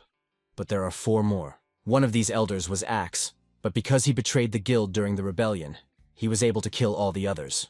Barry explains that unfortunately, he was the only elder left in the guild, and everyone else had betrayed it. He also notes that he was betrayed by his own son, Taurus, and Li Ping asks if he is talking about the sword-wielding centaur. Barry looks at the main character in surprise and asks how his son is doing now, if they somehow miraculously saw each other. Li Ping, realizing that the world is incredibly strange, admits that unfortunately, his dear son died in battle. Barry states that it doesn't matter anymore, as that is the fate of a traitor, and he deserves no mercy. Barry adds that he wants to unite to fight the Dark Guild, and the dwarf representatives note that it will be difficult to establish supplies. Tagore Severus says that these are not the best of times and wonders how the Dark Guild can be destroyed. Barry notes that everything depends on Burrs, who must return to his position as deputy head of the guild. Barry emphasizes that he considers him the most suitable candidate, adding that if Elif has the cards, it could make her a good elder. Elif says she is not fit to be a lightsaber elder because she lacks experience. Barry says that as long as Burrs agrees, he can guarantee that everything will go smoothly and promises to share resources. Hui confirms the elder's sincerity of intentions, noting that being the deputy head means having an army under his command. Burrs asks Li Ping what he thinks about this, noting that under the Sword Guild's leadership, card skills are spreading faster. Li Ping says there is a saying in his hometown that it is easier to become a top manager in a large company than to start your own business. He also adds that those who are more ambitious can open their own business, and the choice depends on personal desires. Burrs, living in another reality, perceives Li Ping's words in a completely opposite way. He assumes that they are trying to guide him towards independence, but he cannot refuse Barry. Barry says that if he is still unhappy with the terms, he can offer other options. Burrs rises abruptly from the table and declares that the elder no longer needs to offer anything. After this, he explains that he founded his own guild not for fame, but to improve his skills. Barry looks at him and asks if he really thought it through, not understanding why he made such a decision. Li Ping notes that the conditions are quite good, although he is secretly disappointed that he chose them. Burrs says that he refuses to return to the guild, but will still take responsibility for the destruction of the Dark Servants. Barry notes that in this case, the guild will recognize the legitimacy of the Card Guild, and will assist them as much as possible. Li Ping says he can only praise Burrs for his incredible courage and determination. Burrs explains that he did it to make Li Ping happy, and Elif vows to work hard. Barry approaches the dwarf representative and asks when the king will return from seclusion. His interlocutor explains that he cannot share such details with him, but notes that they have a serious shortage of whetstones. Tagore Severus says he is neutral, but can cast a spell to enchant a weapon. Barry sums things up by explaining that they need to discuss plans, and that in 2 months they will be able to pull themselves together. Li Ping raises his hand and says that he would like to join them in this crusade against the Dark Guild. Barry considers him as a candidate and asks why he decided to join. Li Ping explains that he would like to join the guild to learn swordsmanship, as it is not too late to start. Burrs and Ilif are very surprised, assuming that the master has such talents that he simply does not need to wield a sword. Li Ping says that the princess herself set this condition for him, so all questions are addressed to her. Elizabeth continues to eat her pudding, completely oblivious to everything around her. Burrs and Elif point out that there is no point in this, since they already trust his plan, which will definitely be brilliant. Barry also says that he has no objections to this decision, and will gladly accept the new recruit. He also asks what his magical level is so he can figure out where to best direct it. Li Ping explains that he has taken similar tests before, and his magic level is 0, because he doesn't understand anything about it. Hui notes that in that case, he will not be able to use the magic sword that the elder is learning. Li Ping asks if there is a swordsmanship skill that does not require magical power. Barry says that such art exists, but only one person has mastered it. With sadness in his voice, he explains that this person is the sword master, and if he finds her, she will definitely teach him. Burrs confirms that this is indeed true, and no one but the sword master can teach him. Li Ping assumes that they are trying to turn him down gently, and says that he understands perfectly well what they mean. Tagore Severus, meanwhile, takes out a small book and explains that he would like to record something. He turns to the book to write down some symbols, and soon these symbols begin to move. He notes that he has written down several fencing spells that can help the protagonist. Li Ping receives them as a gift, and wonders how to use them, while Elizabeth finally finishes the pudding. After this, she haughtily remarks that since she has dealt with the pudding, it is time to get down to business. With these words, she sharply squeezes the package, simultaneously using a special spell. Within seconds, Tagore Severus bursts like a balloon, drenching half the office with his entrails. Meanwhile, we are transported to an unknown place far from here and witness a giant explosion in the sand dunes. A swordmaster named Cherry Saugus commands his targets to come to light and stop hiding from justice. She is confronted by Elder Axe, who wonders what her problem is and why she is following him. Cherry Saugus explains that she must uncover his crimes of joining a dark guild and destroy him. Immediately after this, she uses the slash skill to finish off the target as quickly as possible. The matter obeys her movements and creates another explosion in the area where the dark axe was just located. However, it turns out that these forces are not enough to overcome the enemy's resistance. The Elder Axe still holds its place, digging its strength into its weapon. Having received an incredible amount of energy, he decides to make a counterattack, and sends a dark wave towards Cherry Saugus. Cherry, in turn, easily dodges, since the wave does not fly fast enough. The enemy explains that as the bond between him and the axe grows stronger, they will pose less and less of a threat. Cherry states that if he continues like this, he will soon be completely controlled by the axe and lose himself. However, Elder Axe does not accept her words, explaining that he sees nothing wrong with this. He gives himself entirely to the power of the weapon, adding that after experiencing the higher power, they will understand that this is in fact a great benefit. He hopes that everything will be fine soon, and asks the machine to take his body forever. Within moments, his body begins to change with incredible speed. His movements also change significantly, and he develops female breasts. A woman's voice from his lips declares that he will not leave alone anyone who dares to leave her. With each passing second, the body changes more and more, acquiring more feminine features. In the end, only one head remains of the elder, but even it no longer speaks with a voice that is not his own. Cherry calls the elder an idiot who has fallen completely under the control of the dark mechanism. Wrathful Axe explains that she is being greatly underestimated because this mechanism does not control her. Grabbing him, she declares that compared to his indignation, the dark force is absolutely insignificant. With these words, he begins to tear off his skin along with the elder's face, which is firmly stuck to it. After a few moments, the mysterious face of the girl, which is the embodiment of an axe, is revealed. Grabbing her own weapon, she says she finally feels much better now. Cherry explains that this cannot be allowed to happen, so she must destroy it right now.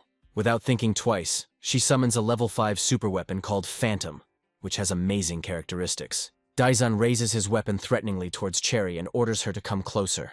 Her opponent immediately makes a quick forward attack and decides to use her matter-splitting skill. A gigantic explosion occurs, creating an incredibly large sand crater.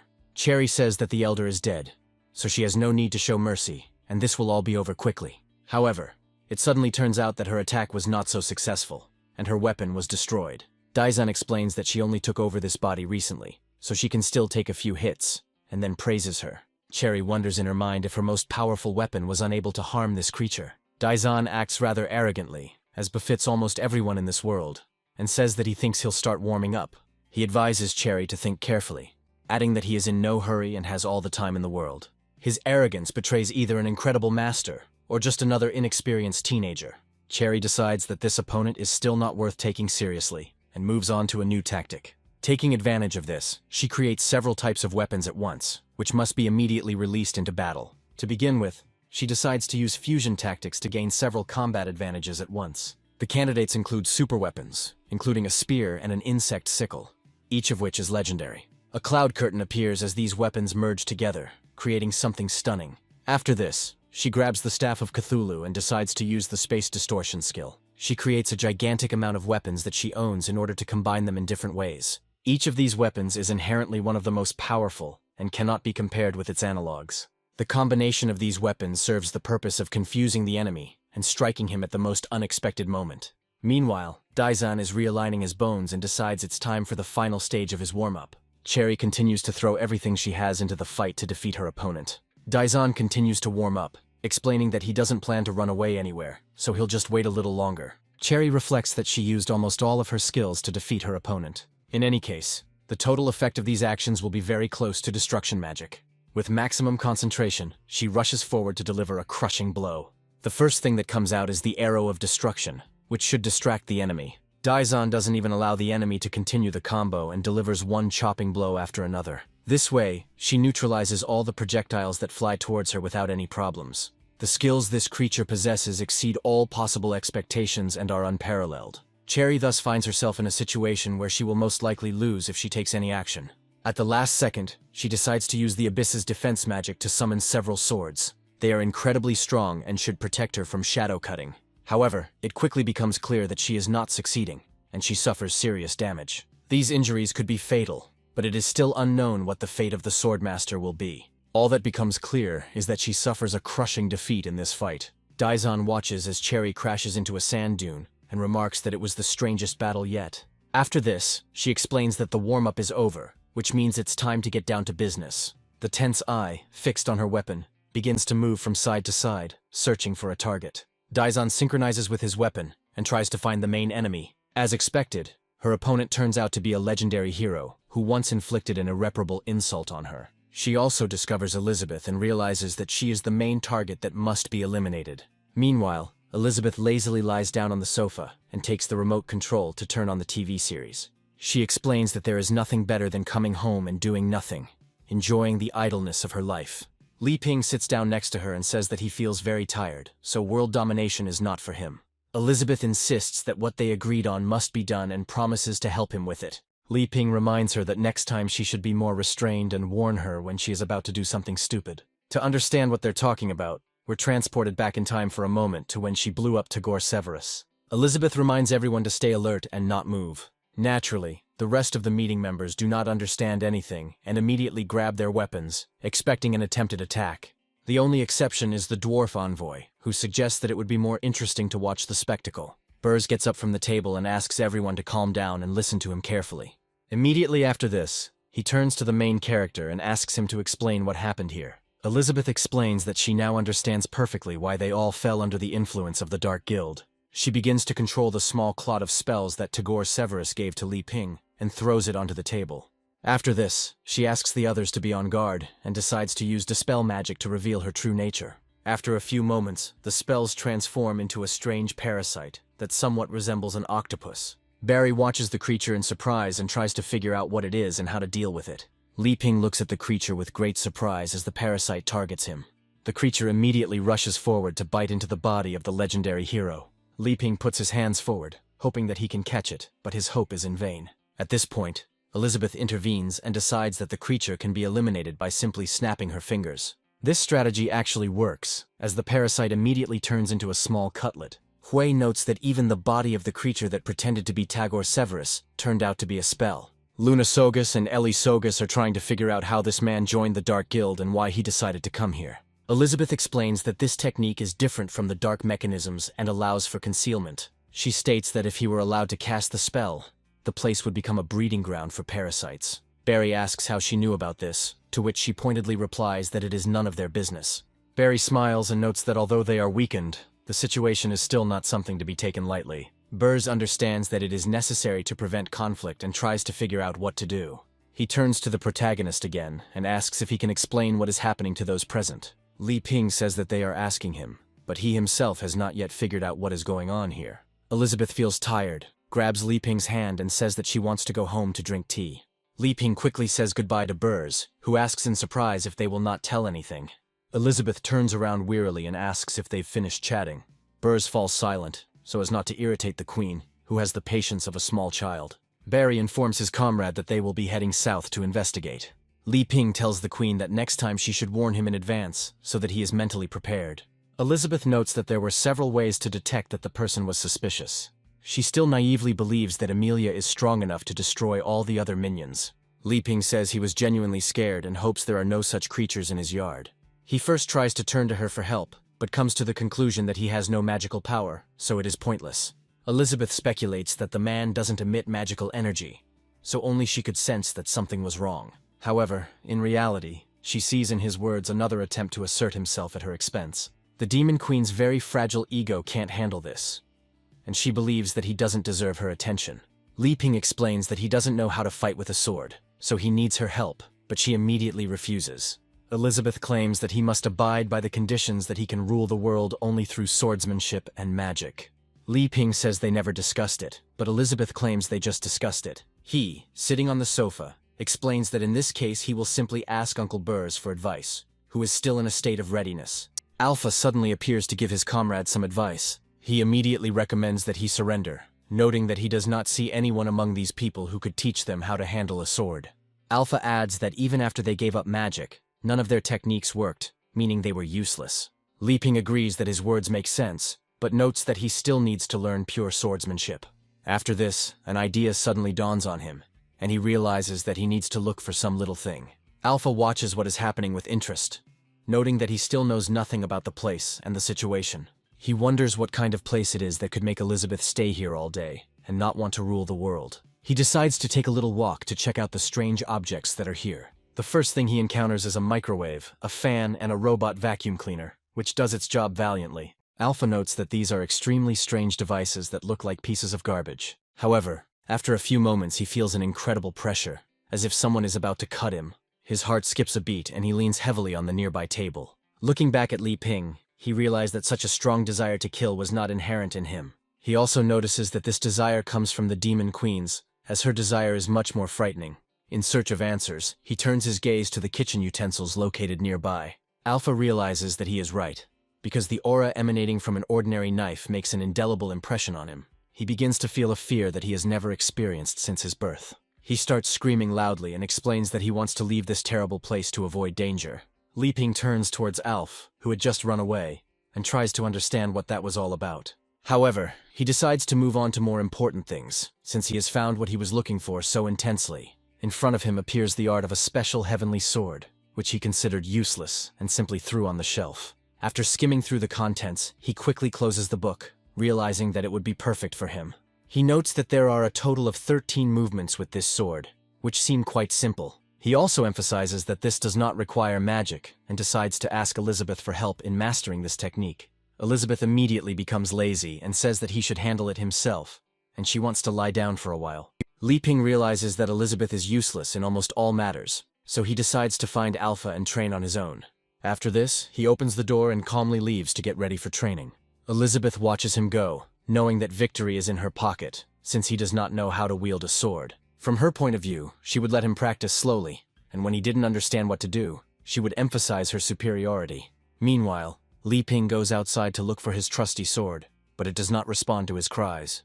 Suddenly he finds him near the woodpile and asks why the sword has returned to its original form. He also notes that if he ignores it, the sword itself will force him to start training. Alpha doesn't object, so Li Ping decides to learn the first move by carefully opening the textbook and looking at it. This move is called the Dragonfly. and Li Ping decides to put in maximum effort to master it. Somewhere 300 meters from here, a brutal battle begins again, in which a giant toad takes part. Despite the toad's incredible skills, she has a very difficult time in this fight against Daizan. However, Li Ping decides to use a technique that is supposed to help him in stressful situations. This technique is called acidic blood mist, and is designed to slow down detection as well as deal heavy damage. Daizan ignores all these advanced techniques and rushes into battle with utmost directness. She explains that once she finishes off the giant toad, the rest of the monsters will also submit and surrender. Taking aim, she uses a simple kick skill backed by her incredible hatred. The impact is so powerful that the toad flies several kilometers before hitting the ground.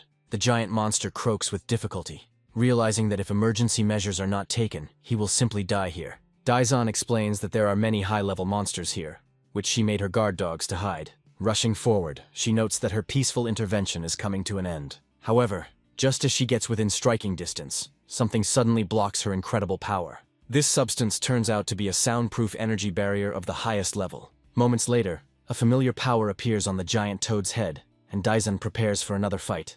Vankai watches the supposed enemy carefully and barks cautiously, trying to figure out who it is. The giant toad, echoing his voice, explains that since his dear older brother has joined, he gives in. After this, she immediately retreats, leaving the small dog alone against Daizan.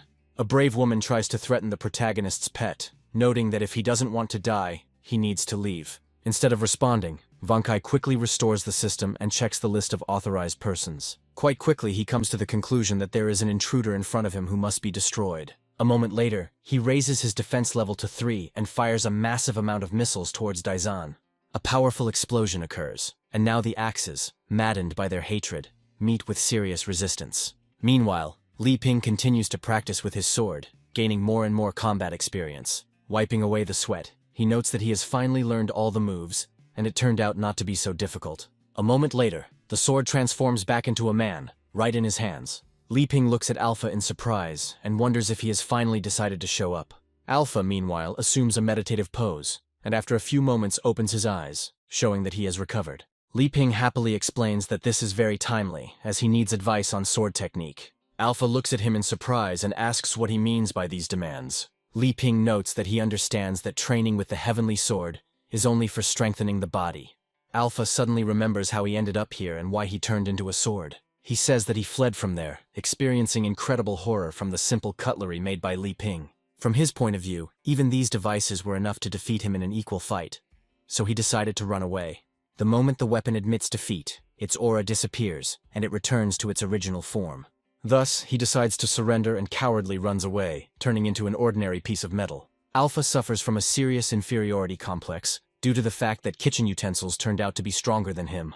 He suggests that the legendary hero saved him with his swordsmanship, giving him another chance. He relives the protagonist's last words to himself and gives them a different meaning.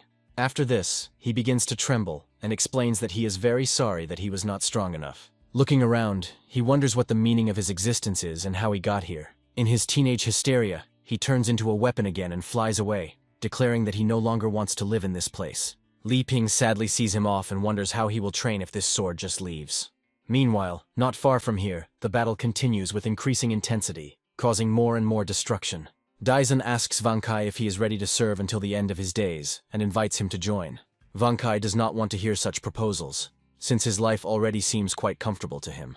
Daizan notes that he does not know how to appreciate what is offered and asks him to cooperate in order to save time. As she prepares for the next stage of the fight, she emphasizes that this does not mean she is afraid or will give up. As she falls, she uses her slashing skill to test her strength. Vankai calmly jumps aside, since such attacks no longer pose a threat to him. However, this impact proves to be very destructive and destroys a huge amount of soil. Vankai quickly analyzes the damage to determine how serious the enemy is. He understands that if nothing is done, the impact will reach the entire mantle, which will lead to an explosion of magma. This will also cause abnormal earthquakes, meaning the projectile needs to be intercepted. Using his robotic arm, he quickly intercepts energy waves and stops them.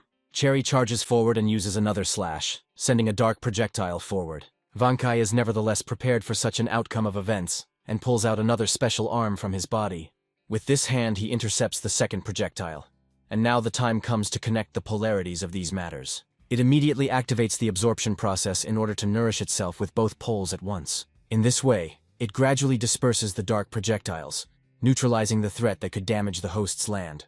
It also recharges his combat batteries, taking him to the next level and healing previous damage. Daizan can't believe that someone was able to absorb all of her attacks, despite being confident of her victory. Vankai explains that this is a very tasty energy, and as a token of gratitude, he can let it go right now. Daizan realizes that she will now have to use the technique that was originally intended for that heartless brute. She concentrates all her rage, torment, and sadness that have been accumulating inside her for 500 years, and is ready to break out. She also begins to laugh loudly and notes that she will soon understand how lucky she would be if she died now. By aiming her powers, she fires a powerful beam filled with fierce resentment, which is intended to destroy all living things. Meanwhile, Vankai calmly rummages through his inventory and discovers a special perfect mirror that Li Ping made. With the help of this mirror, he blocks the beam of pure energy and redirects it in another direction. Daizan only manages to twitch and discovers that her destructive magic, which she is so proud of, has had no effect. However, she was able to fly somewhere into the sky and destroy a couple of planets located at a great distance. Daizan can't believe that 500 years of her grudge have dissipated so easily and disappeared in an instant. Suddenly Vankai decides it's time to end the pointless fight and calls in his drone helpers. Daizan watches these annoying flying drones and notes that she will destroy them right now so that they do not interfere with her sowing death. However, at that very second she finds herself under the influence of a force field with an overload of 10G. Vankai lies nearby and explains that after that fierce woman, she is the most difficult opponent he has ever fought. Luckily, it is constantly being updated, so it has special countermeasures and increases the severity of the force field. Daizan angrily reflects on how her 500 years of grudges cannot end like this, without a glorious outcome. She emphasizes that she will not give up under any circumstances, but now a 100G force field begins to affect her. The axe simply breaks under such pressure, releasing the evil spirit in an unknown direction. Vankai notes that high-level invaders have been appearing lately, meaning he needs to level up. Before he can get anywhere, a woman's hand suddenly appears from the ground. Vankai jumps back in fear, assuming that his opponent is still not dead despite his efforts. As he gets closer, he suddenly sees Cherry on the ground, who still has a pendant that grants maximum luck. Meanwhile, Elizabeth continues watching TV and comes across an advertisement that begins to irritate her. She also discovers that the chips she's been eating all this time are gone. Smiling, she finds the most delicious thing in the box, small potato crumbs with seasoning. After pouring it onto her finger and tasting it, she notes that the taste is truly magnificent. After that, she throws the crumpled packaging into the trash and decides to take a walk around the house. As she opens the door, she assumes that Li Ping is probably suffering from his training and is waiting for her help. From her point of view, she could help him if she wanted to, since she herself had gone through hellish training before she could master the art. When she goes out, she believes that at the moment when he doesn't understand what to do and is ready to give up, she will help him. However, Li Ping meets her request calmly and asks her not to make too much noise, after which he returns to his meditation. Elizabeth looks at him in surprise, then takes a few steps towards him. She wonders why he trains while sitting cross-legged with a yin-yang sign behind him. Li Ping doesn't answer her questions and continues to ignore her attempts to tease him. Elizabeth begins to get angry and notes that she is talking to him with a wounded pride. She also suggests that he has failed and feels awkward, not knowing how to turn to her for help.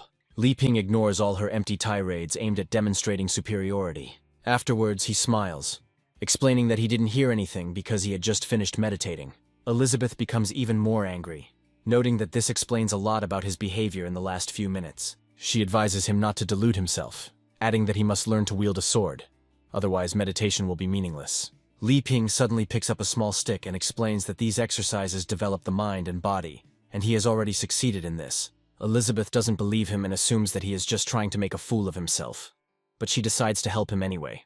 Leaving notes that the most important thing in this practice is to remain calm, focus your gaze, and then adopt the correct posture. Immediately after this, as a demonstration, he shows her the movements of a dragonfly touching water.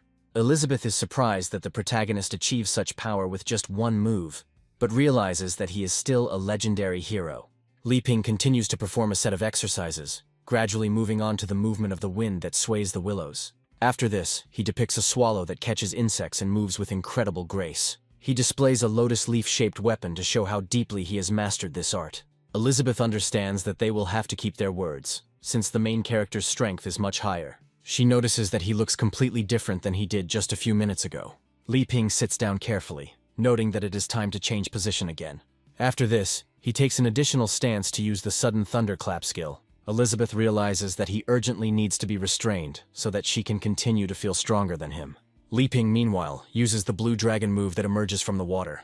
A giant body of water appears around them, and an incredible creature bursts forward. Elizabeth decides to call upon her world-destroying technique to at least do something to counter it. The sky becomes covered with red clouds, and another strange creature appears there. Elizabeth summons a demonic dragon to battle the legendary hero once again. Dragons rush towards each other to find out whose reserves of spiritual energy will be higher. On one hand, the demonic dragon burns with the true fury of the demon queen.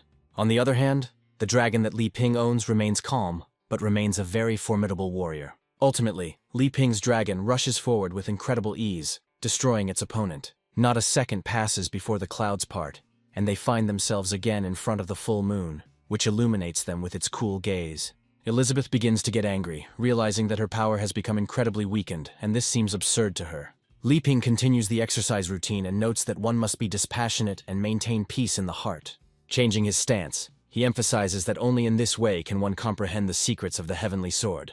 After this, he touches the moon in the lake with his wand, and it rises up, as if on his command. The massive celestial body begins to affect everything around it, and Elizabeth notes that it is showing power again.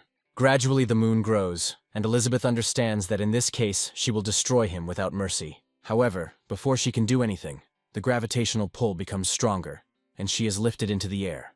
Elizabeth takes her power to the next level, declaring that she will not allow anyone to control her. All her efforts are in vain, and she rises higher and higher into space. Moments later, she finds herself in an unknown place, realizing that the legendary hero has changed the world again.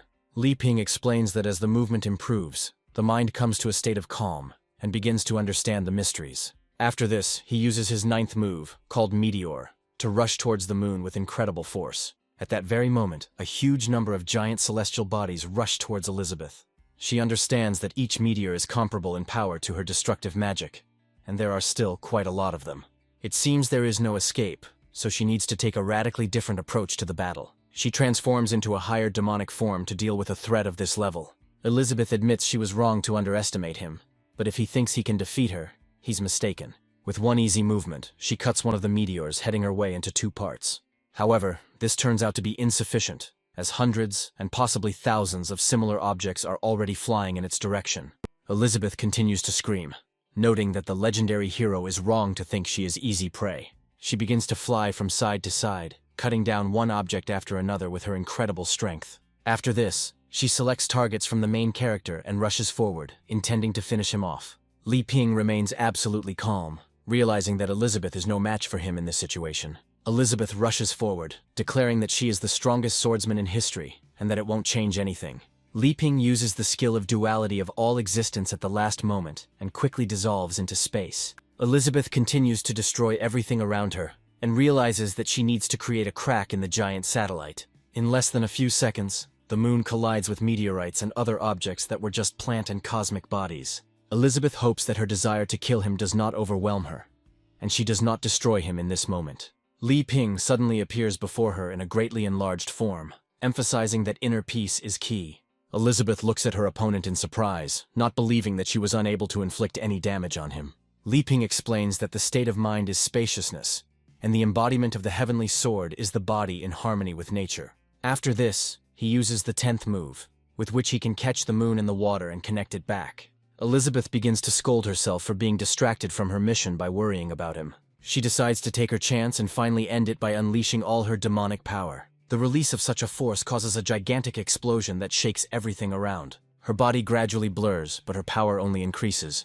Elizabeth points out that Li Ping shouldn't take this as a threat, as she is capable of the same thing as him. Li Ping moves on to the final stage, focusing on developing the mind and meditation, using a swordless movement. After this, he uses the enlightenment skill, and his copies begin to fill the space. Elizabeth still looks at him with disdain, noting that her skills are far stronger than what she sees. A moment later, she creates even more copies of herself, realizing that each of them is almost as powerful as her. Li Ping continues to repeat the mantra, performing elegant and smooth movements, oblivious to it. Elizabeth assumes he is retreating, and considers it pointless, since her sword moves faster than light. However, when she tries to hit him, the distance between them increases incredibly quickly. Elizabeth initially thinks he dodged her attack due to his strange speed. Over time, she realizes that he has suddenly become too far away.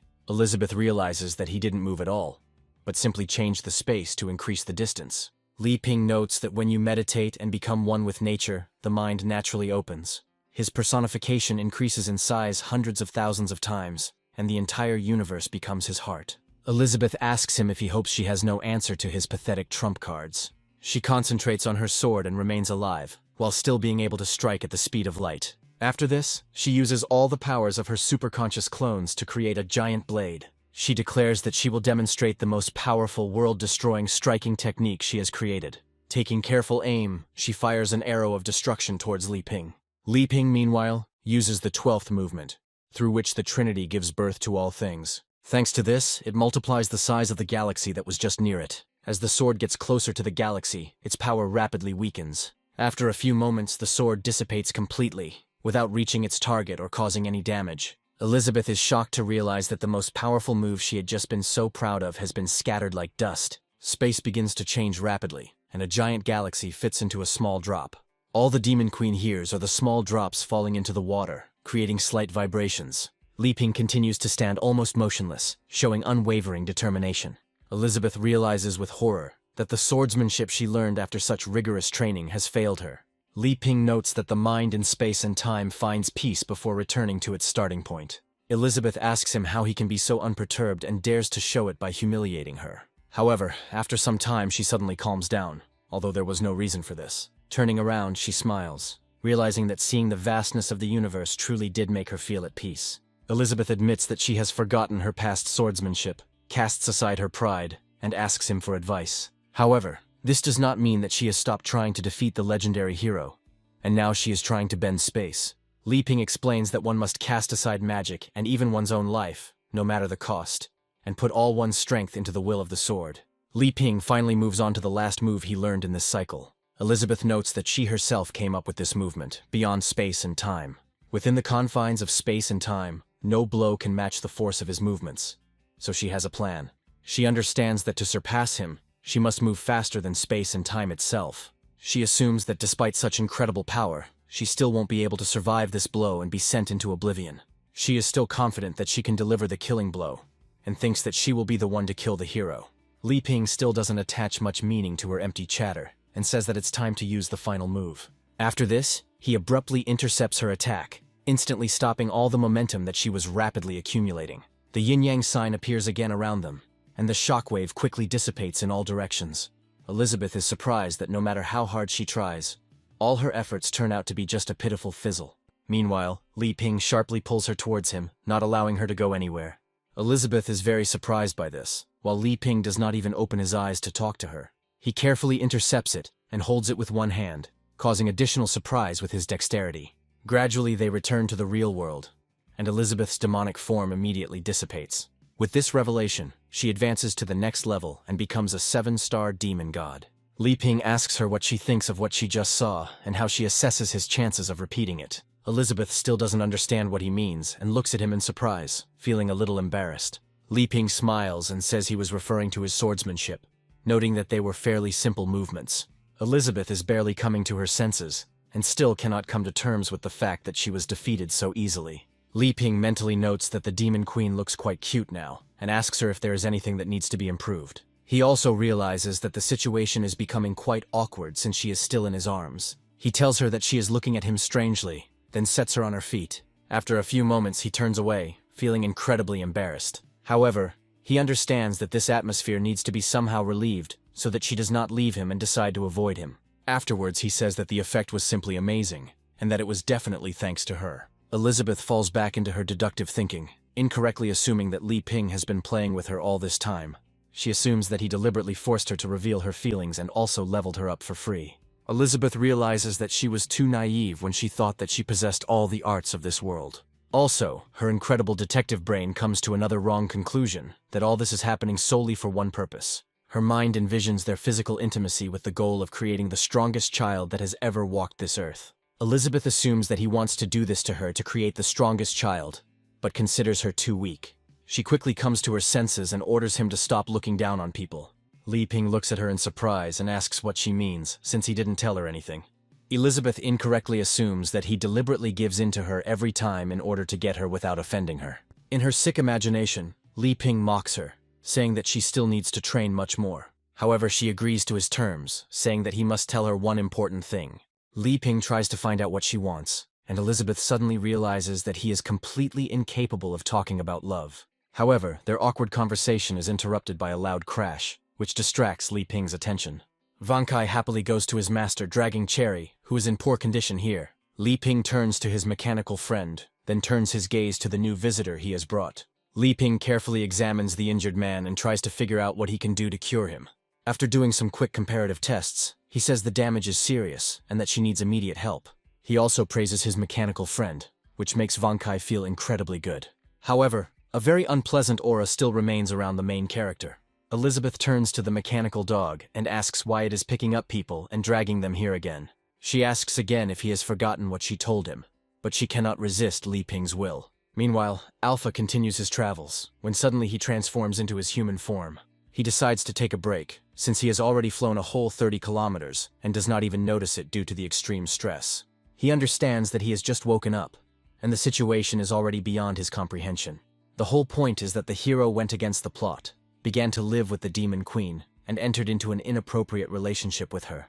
Also, despite the fact that Alpha is the king of all types of weapons, he creates things that are beyond his comprehension. He also doesn't understand what to do if he's not supposed to kill the Demon Queen, which goes against his destiny. He is trying to find the meaning of his existence when he suddenly hears a strange voice nearby. He notices the spirit of the weapon lying on the grass and realizes that it is trying to call for help with a mournful voice.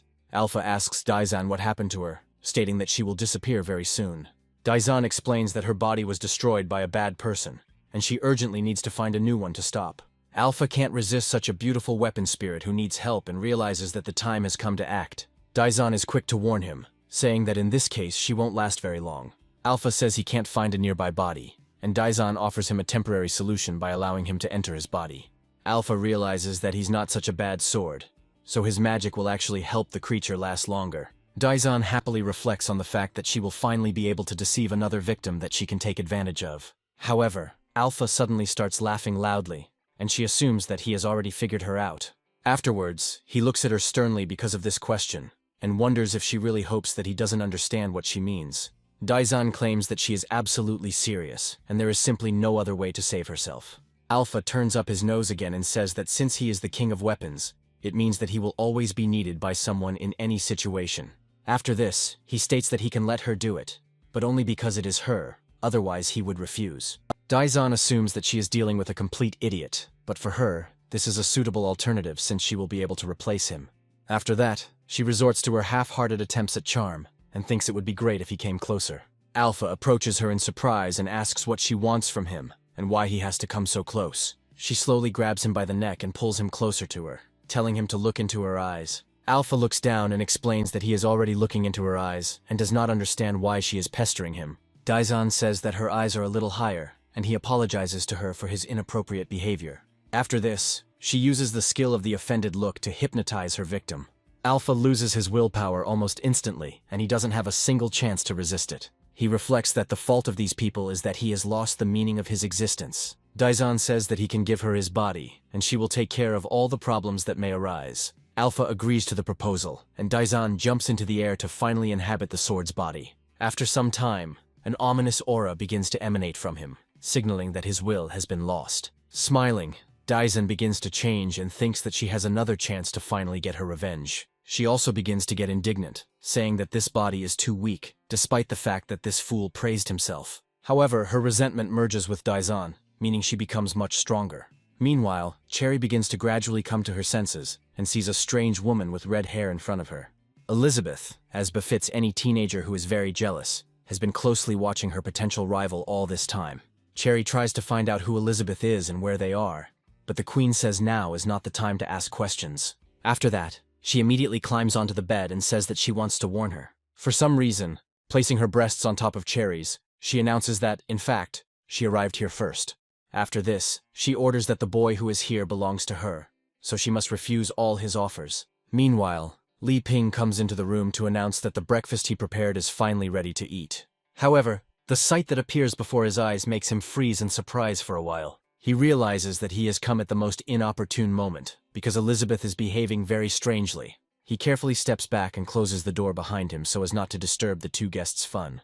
After a while, they decide to talk, and Li Ping states that, given her injuries, it is better to stay here. He also asks where she got these wounds from, suggesting that she was attacked by monsters. Cherry explains that she was pursuing a traitor associated with a dark guild, but underestimated him and paid dearly for it. Li Ping realizes that this is another case involving the dark guild that has been appearing too often lately. Elizabeth asks if Cherry is sure that the man belonged to a dark guild, and is told that they were all destroyed. Cherry adds that she has been tracking the traitors for 3 months, but knows little about recent events. Afterwards, she asks them what their names are, and Li Ping reveals that he is trying to become a hero and destroy the dark guild. He also notes that the girl next to him does not want to give her name, but they will be together. Cherry is a little embarrassed, and asks if they really plan to spend their whole lives together. For some reason, Elizabeth takes this as a personal attack and asks why it matters to her. Li Ping calms down and thinks that his cohabitant is very straightforward, but she has a kind heart.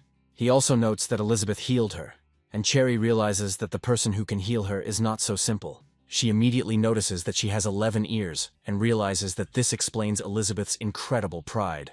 Li Ping says that magic is really incredible and he is very envious of people who can use it. Cherry notes that the place they live in is quite unusual.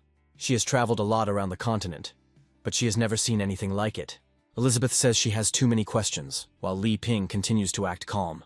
Cherry notes to herself that these two are radically different from each other. One is kind, and the other is acting like God knows what. Cherry keeps trying to remember who might be in front of her, even though she knows many strong people, but she sees these for the first time. Elizabeth continues to be hostile and says that if he has no business here, she should leave. Elizabeth claims that her presence is polluting her house, even though the house never belonged to her. Li Ping reminds her that the humans were injured while trying to destroy the Dark Guild, and that they are their guests, meaning they cannot be driven out. Elizabeth, with the face of an offended child, turns away and says that he can do whatever he wants. Cherry quickly stands up and apologizes for disturbing them, hinting that she needs to leave as soon as possible. But then she remembers her brutal fight with Daizan, and understands that if she doesn't go looking for her now, it will be a disaster. To remember her fighting skills, she decides to urgently summon the sword into her hands. However, to everyone's surprise, absolutely nothing happens, despite all persistent attempts. Li Ping looks closely at her interlocutor and asks what she just said.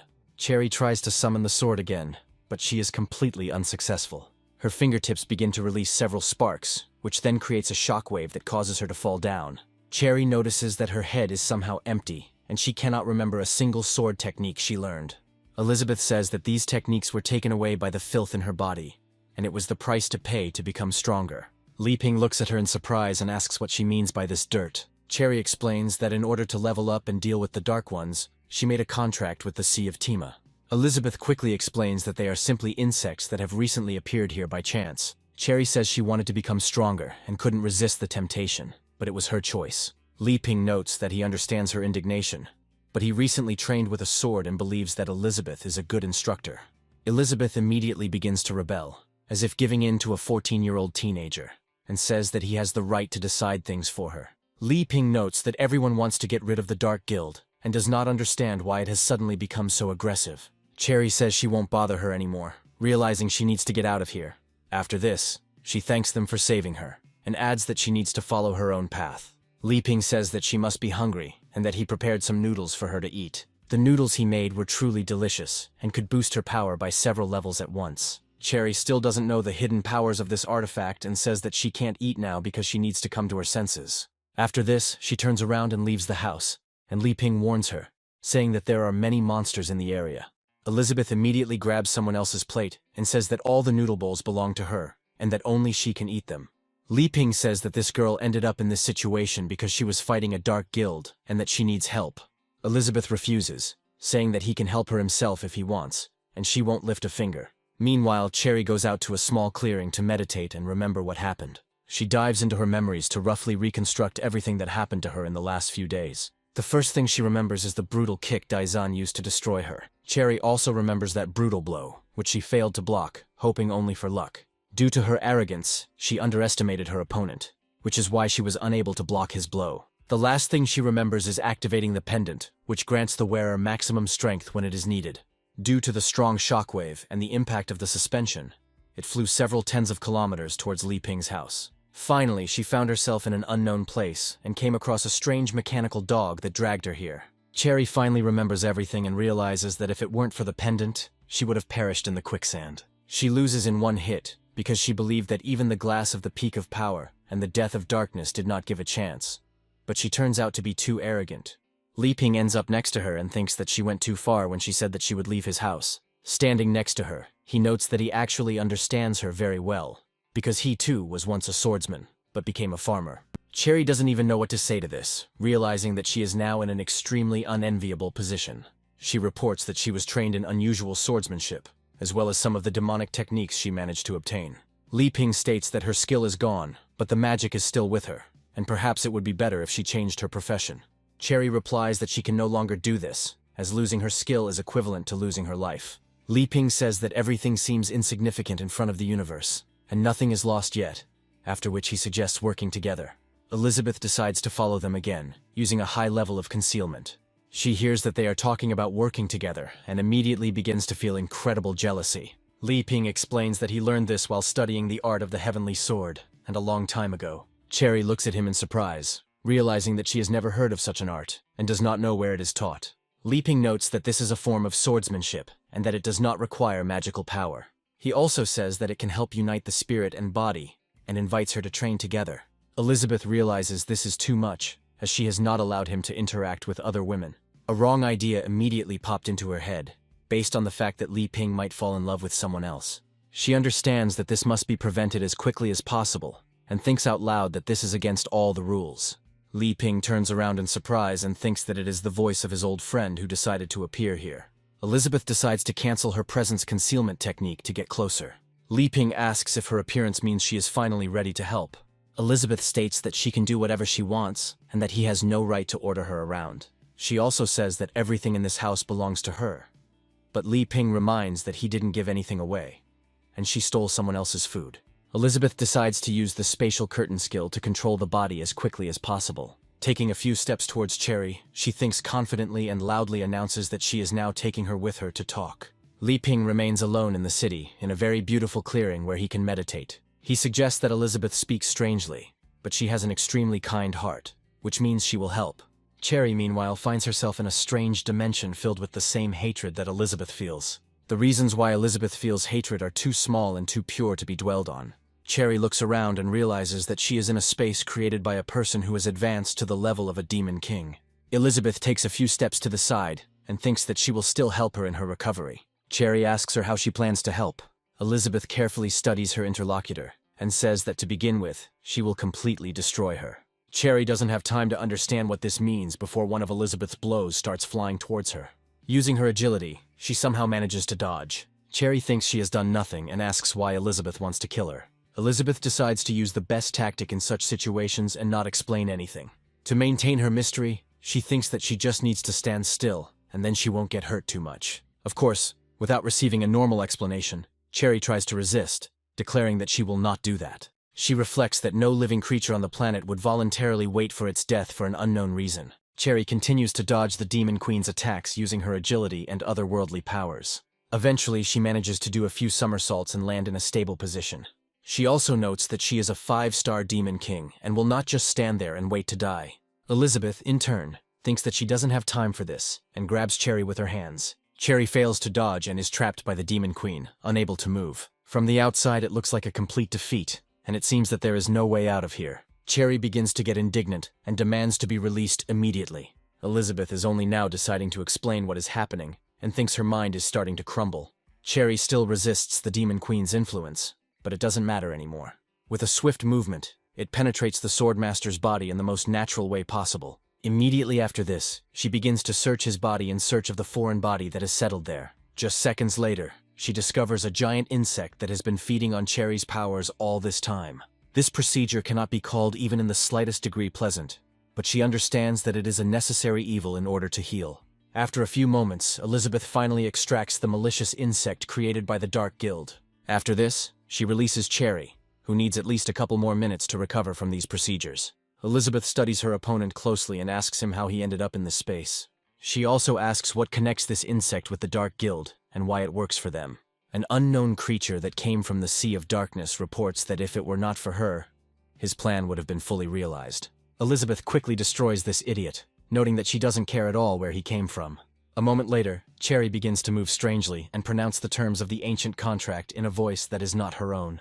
According to this contract, every time she shows weakness, he can take something from her. The main condition is that if the insect's true body is destroyed, it will use Cherry's body. Suddenly, the creature that has taken control of Cherry addresses Elizabeth by name and accuses her of knowing the terms of the contract.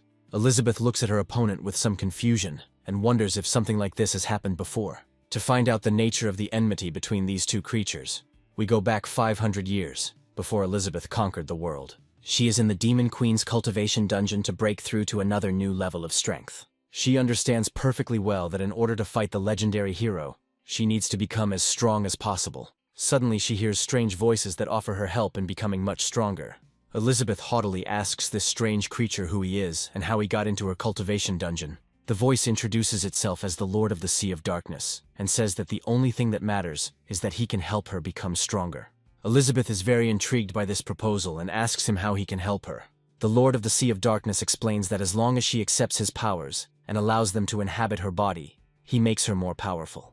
Elizabeth realizes the offer is tempting, but reminds herself that no one ever offers a free lunch. Yet the idea of such power briefly glimmers in her eyes, causing her to reach out towards the demon.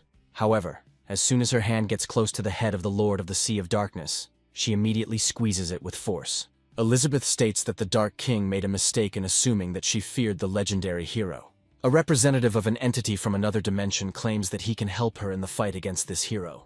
Elizabeth reveals his true intentions, noting that he wants to wait for the legendary hero to meet her so he can devour her. The sinister entity says that she has already touched his power, which means the contract is already concluded. From his point of view, if she rejected him now, it would not end well, so it was too late to back out. Elizabeth replies that she has already absorbed a portion of this power, and realized that she is incredibly insignificant, like his entire world. After this, she throws him away so that he goes into the sea of hot lava and finally perishes there. The representative from another dimension once again reminds that the contract has been concluded, and now unpleasant consequences will follow.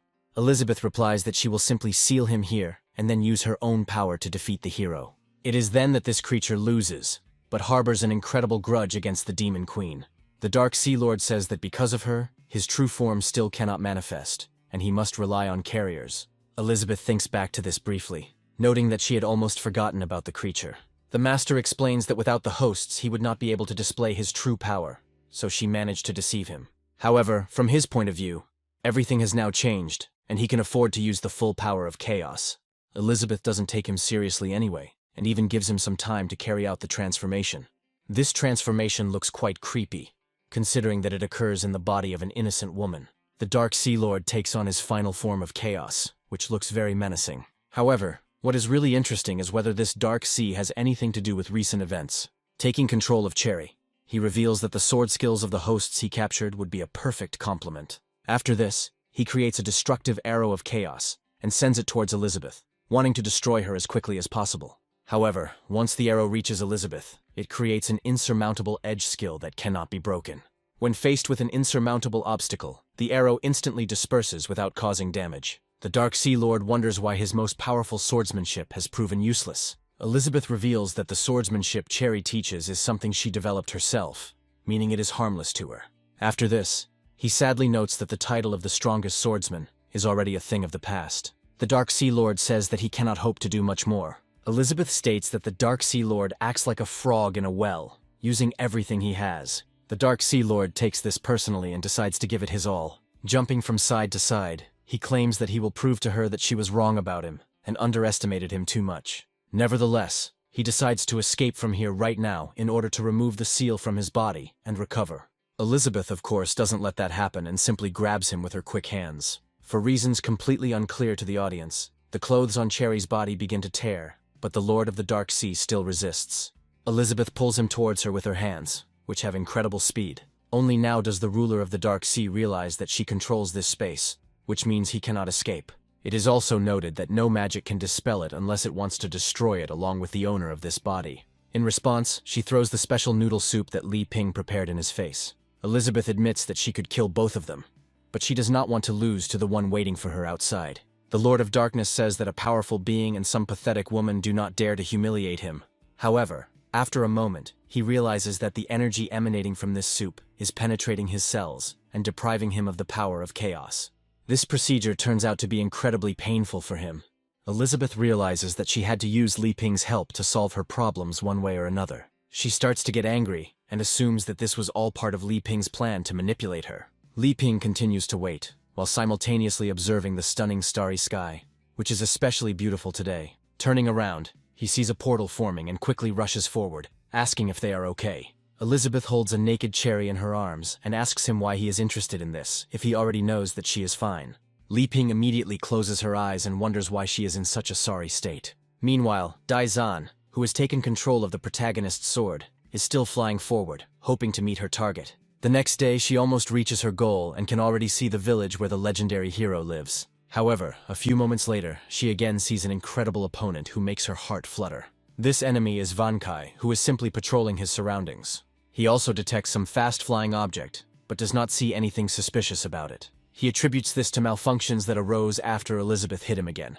After the repair procedure, he realizes that he needs to speed up the modification of the cloud consciousness. Otherwise, one day it will destroy his memory chip. Meanwhile, the sword continues its journey through similar landscapes. Angered, Daizan looks around and wonders why she can't find another way around. The thing is that she sees Vankai in front of her again, and assumes that he simply won't let her pass by. Having remembered where he is, she decides to move on a slightly different course to avoid meeting him. However, after a few moments, she still bumps into him, despite the fact that he was just on the other side. It takes a whole hour before she figures out where she needs to go to get there from the right direction. However, even this time she runs into the guard of these territories, which begins to irritate her. Having transformed into the physical body of the host, she assumes that she needs to destroy this dog in order to meet her target. She picks up the pace considerably, hoping that this time she will definitely be able to defeat Vankai without disgracing herself. Vankai detects movement in his direction and carefully scans the approaching entity. Daizan is already preparing to launch another powerful attack that won't actually cause any damage. In addition, after scanning, the Vankai database assigns the approaching object the lowest danger level. However, Alpha's appearance is on the whitelist, so he is allowed to proceed further. As a greeting, he suddenly raises a small banner to delight the guest. Daizan, being there, cannot believe that she is being greeted in such a pompous manner and invited further. Cliché barks happily, then points him to the entrance to the village where Li Ping lives. Daizan walks further and finds himself in the courtyard, looking around for any source of danger. However, after a while, old feelings came flooding back to her, and she froze in place. Looking carefully at all the attributes that were here, she realizes that this place remains the same as she remembered it. She has tears in her eyes and talks about how she has finally returned to the place where she was born. The thing is that Daizan is an axe that the main character once made to make it easier for him to chop wood. More than 500 years ago, this amazing weapon was born, which was never actually intended for war. Li Ping used it for peaceful purposes, to make it easier to harvest wood and craft things from it. Daizan gradually grew with the passage of time, and it was always interesting to watch what her master did. However, one day he goes to chop some firewood and gets caught in a real rain or downpour. While loading firewood into the cart, he accidentally forgets to take the axe with him, not suspecting that it has its own soul. Daizan is very upset about this, but she can't do anything because she doesn't have a physical body. Thus, she is left completely alone in the rain, but even then she hopes that she can return to her owner. Entire decades pass here, which then smoothly flow into centuries due to the strange passage of time in this region. All this time she is in a state of growing indignation at being abandoned and discarded like useless trash. After some time, an elder axe passes through these places, who decides to unite his guild and make a pact with the Dark Palms. They give the Dark Guild special potions that must be drunk in order to undergo an incredible transformation. The Axe Lord questions this, saying he has only heard of them from one alchemist. However, doubting their skills is the last thing you should do, as they are still at the proper level. The Elder Axe joyfully discovers that he feels a huge amount of new strength flowing into his body. Among other things, he begins to feel a strange energy emanating from an axe located nearby. The enraged axe suddenly destroys all the minions of the Dark Guild, so as not to leave any witnesses. The Elder does not have time to understand anything and tries to figure out who it was, and whether he himself is in danger. Meanwhile, Daizan, who moves incredibly fast, tries to subjugate the Elder's will. The warrior kneels down and asks the axe who she is and what she wants. Daizan introduces himself by name and says that he can grant power to anyone who wishes to gain great power. However, right now, Daizan feels primarily a sense of nostalgia, and this irritates her no matter what. Suddenly the door starts to open, and Daizan decides not to remain in sight. She cowardly hides in the true form of the boy she has subjugated, while Li Ping goes out to chop wood. Noticing a sword sticking out of the ground, he happily says that he has finally met his old comrade. Daizan, like any rejected child, assumes that this is all about her and is unable to see the truth. Li Ping approaches the sword and calls it Alpha, saying that he was worried that chopping wood would be difficult without it. Daizan, of course, is angry upon hearing this, realizing that she has simply been replaced with another toy. Li Ping grabs the sword by the hilt, causing Daizan, who is seething with hatred, to feel very strong emotions. She feels an incredibly familiar feeling and understands that right now her fate and the fate of her vendetta will be decided. Li Ping wonders why, when he picks up a sword, he experiences a long-forgotten feeling. After this, he swings his weapon to deliver a powerful blow and split the wooden block. With one powerful blow, he makes a precise cut, splitting the piece of wood into 2 even parts. Daizan feels a surge of incredibly pleasant and nostalgic emotions, realizing that she needs to resist this feeling.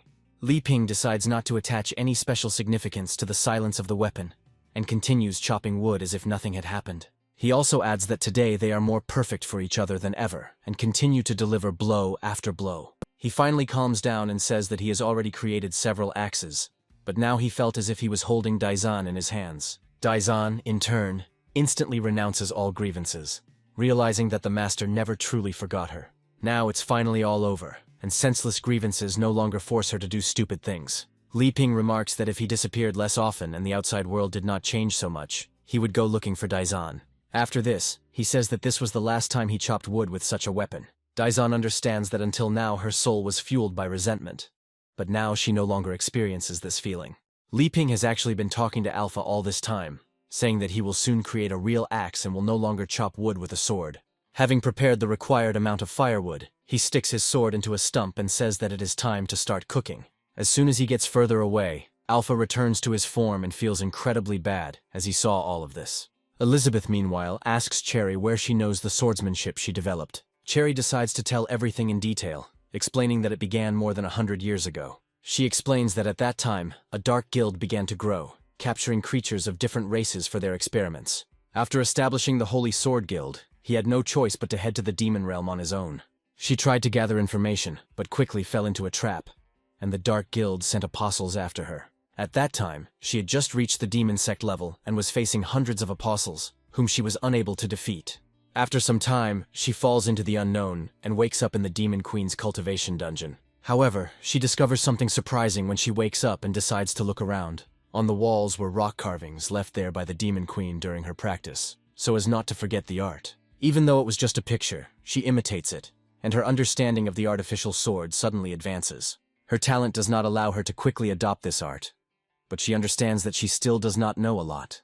Then, in confusion, she hears a strange voice that suggests she become much stronger. Li Ping comes closer and asks what has already happened, and Cherry explains that this means her decision to embrace power. Cherry reveals that the Lord of the Sea of Darkness stated that his body was sealed and could not provide him with energy. Li Ping carefully places the pot with the prepared dish on the large book that contains the art of wielding the heavenly sword.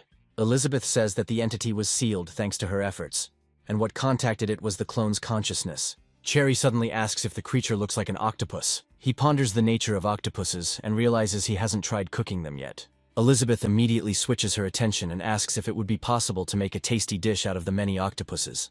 Li Ping explains that he doesn't know what kind of terrible monsters live in the sea, so he can't guarantee the result. Cherry is surprised at how these two adventurers suddenly changed the topic to something completely abstract and distracting.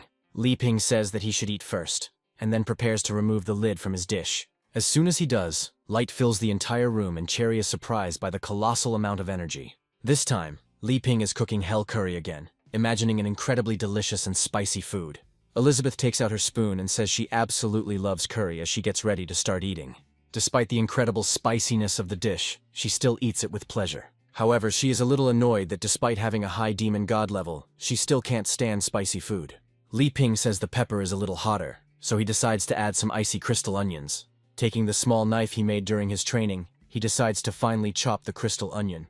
Cherry notices that he is using a special technique on his hand, which is a testament to his incredible skills as a warrior. Meanwhile, frozen onion pieces are added to the curry, instantly cooling it. After that, he scoops it up with a ladle and pours this amazing, delicious gravy with rice over it. Elizabeth immediately refuses the offer and says that she wants to eat spicy food and cannot be pressured. Li Ping turns to Cherry and asks if she wants to try his cooking. Cherry looks at him with extreme surprise and does not understand why he decided to give such a powerful dish to her. Elizabeth decides to intervene again and says that before she eats the curry, there are some things she needs to figure out. Immediately after this, she states that one can only choose one of 3 options. Cherry stops and asks her to explain in more detail, while Li Ping is completely confused. Elizabeth waves her hand and a giant kitchen knife, a manual for the sword, and a pot of curry fly into the air. Li Ping looks at this, wondering what she is going to do. Elizabeth says that she will give Cherry 3 options to choose from in order to deal with the Dark Guild. Li Ping says he would like to intervene, adding that he never intended to give away the kitchen knife as he made it himself. Elizabeth orders him to be quiet and states that this is her test for the mortal, as she has become bored.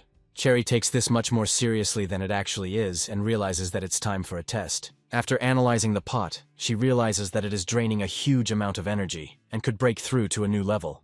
The legendary hero also just demonstrated the capabilities of this legendary knife and hinted that he does not want to interfere. This leaves her with only the incomprehensible guide to wielding the sword to become at least a little stronger. Without thinking twice, she declares her choice, explaining that she is choosing a book on the art of wielding a sword. A few moments later, their conversation is interrupted by a powerful explosion that blows out the front door. All 3 turn their heads towards the explosion, trying to understand what is happening here. Li Ping discovers that Alpha has broken in, and Elizabeth is confused as to why the boy is acting like a complete idiot. Alpha, in turn, rushes forward, explaining that he is going to finish off everyone here for what they did to him.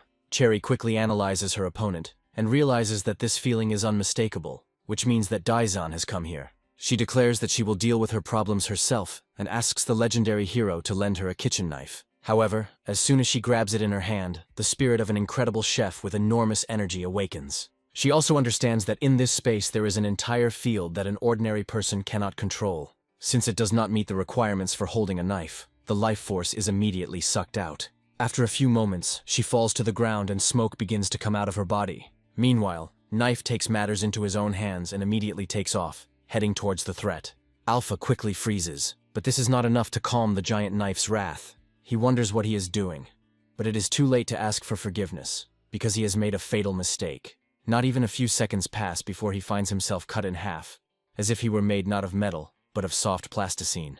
Having dealt with another enemy, the knife immediately flies into the air and returns to Li Ping's hands. The legendary hero turns around and watches as his comrades are on the brink of death. He raises his hands in fear and wonders what is going on here. Meanwhile, the action moves to the headquarters of the Dark Guild that Amelia was supposed to destroy. Here, desperate experiments are taking place to create ever stronger warriors for the Dark Guild to aid in battle. The former head of the Giant Bear Guild, who was once a powerful warrior, ends up on the operating table. Experiment 24 continues attempts to breed stronger monsters using electricity and machinery. Although the subject died due to cardiac arrest, he can be easily resuscitated with a powerful electric shock. The former guild leader returns to life again, this time with dark mechanisms integrated much better. He immediately rises to his feet and declares that he is ready to continue fighting the Golden Dragon Queen. However, after a few moments, his consciousness is subdued by an air kiss. Rugbaiter reassures him, explaining that the fight is over and he doesn't have to worry. Experiment number 24 thanks her for her abilities, which came in very handy. Rugbaiter is one of the few who survived Amelia's invasion, thanks to not interfering in the battle again. The result of this battle is the complete defeat of Amelia, who finds herself locked in her shell in order to save herself. Vis Malfoy explains with a smile that he didn't expect Amelia's people to have such rescue skills. However, this changes little for the Golden Dragon Queen, as she will now be consumed. Vis Malfoy decides to use the dark tentacles to capture the Queen of the Golden Dragons. He immediately entangles her in strange resins to prevent her from escaping. Finally, the egg is captured and placed in a special capsule for subsequent synthesis. Vis Malfoy feels an incredible surge of energy that overflows his reservoirs, and decides to immerse himself in it. After this, he reassembles himself again, and this time he looks much younger, despite still being an old man. Smiling, he declares that there are still a few more attempts left, and the lady will be resurrected in the shortest possible time. Gradually, his device begins to shine brighter and brighter, fueled by Amelia's energy. The Dark Sea Lord reflects on how the Dark Guild ended up in such a dire state. He climbs back into Tagore Severus's body, trying to figure out why his connection with Cthulhu was broken. Vis Malfoy explains that, unfortunately, Cthulhu sacrificed himself to protect others. Tagore Severus notes that Vis Malfoy has become significantly younger, meaning he has lived through a certain period of time in the study. Whis Malfoy asks what he is doing here, and Tagore Severus states that his identity has been exposed, so another body is needed. Rugbader asks his comrade who the guy who just appeared in the air is. He replies that it is a creature from the Sea of Darkness, which is an external agent of the leader. The electric spirit reports that the deputy chief has been dead for a long time, so it is not unusual for him to convey this information. Rugbader explains with surprise that all this time she assumed she was somewhere on the continent. She asks about their goals, but the electric spirit replies that even that is unknown to him. Tagore Severus notes that there are too many uncertain variables, such as the emergence of a card guild. Vis Malfoy can't handle this, and the apostles he trained here were also destroyed, so the situation needs to be corrected. To understand the nature of the collaboration between these two beings, we go back a bit. Vis Malfoy continues his attempts to resurrect the Demon Queen, and in some ways he even succeeds. Each breakthrough seemed final and irrevocable to him, but each time there was something that hindered him. This was yet another time when he naively thought that he had finally achieved incredible success. The electric spirit even congratulates him on finally succeeding, but it's too early to celebrate. The newly created body of the Demon Queen begins to rapidly lose density and decompose. It was another unsuccessful attempt, despite the fact that it was very close to success. Vis Malfoy can't figure out what to do and why he can't create a stable supply of mana. Due to severe strain, he begins to cough up blood, which means that the disease will soon force him to leave this world. He realizes that his body is almost at its limit, and that he must level up to stay here. The spirit of electricity sadly emphasizes that, unfortunately, there is nothing he can do in this situation. However, the Lord of the Dark Sea suddenly approaches him and says that he can help him become stronger. Whis Malfoy doesn't attach much importance to this creature, but asks him who he is. The Lord of the Sea of Darkness explains that he can offer cooperation in exchange for great power. After some time, they decide to unite, and the results of the experiments become much more stable. The emergence of dark mechanisms finally allows the state of objects to be stabilized, but this is still not enough. Nevertheless, the beginning of a fruitful cooperation has been laid, and this foreshadows great achievements. Vis Malfoy happily realizes that as long as he creates dark robes, the problem of magic supply will be solved. The Dark Sea Lord states that they are well suited for each other, and his power of chaos is absolutely limitless. However, the chimeras they created looked quite menacing, but it was not suitable for creating anything more.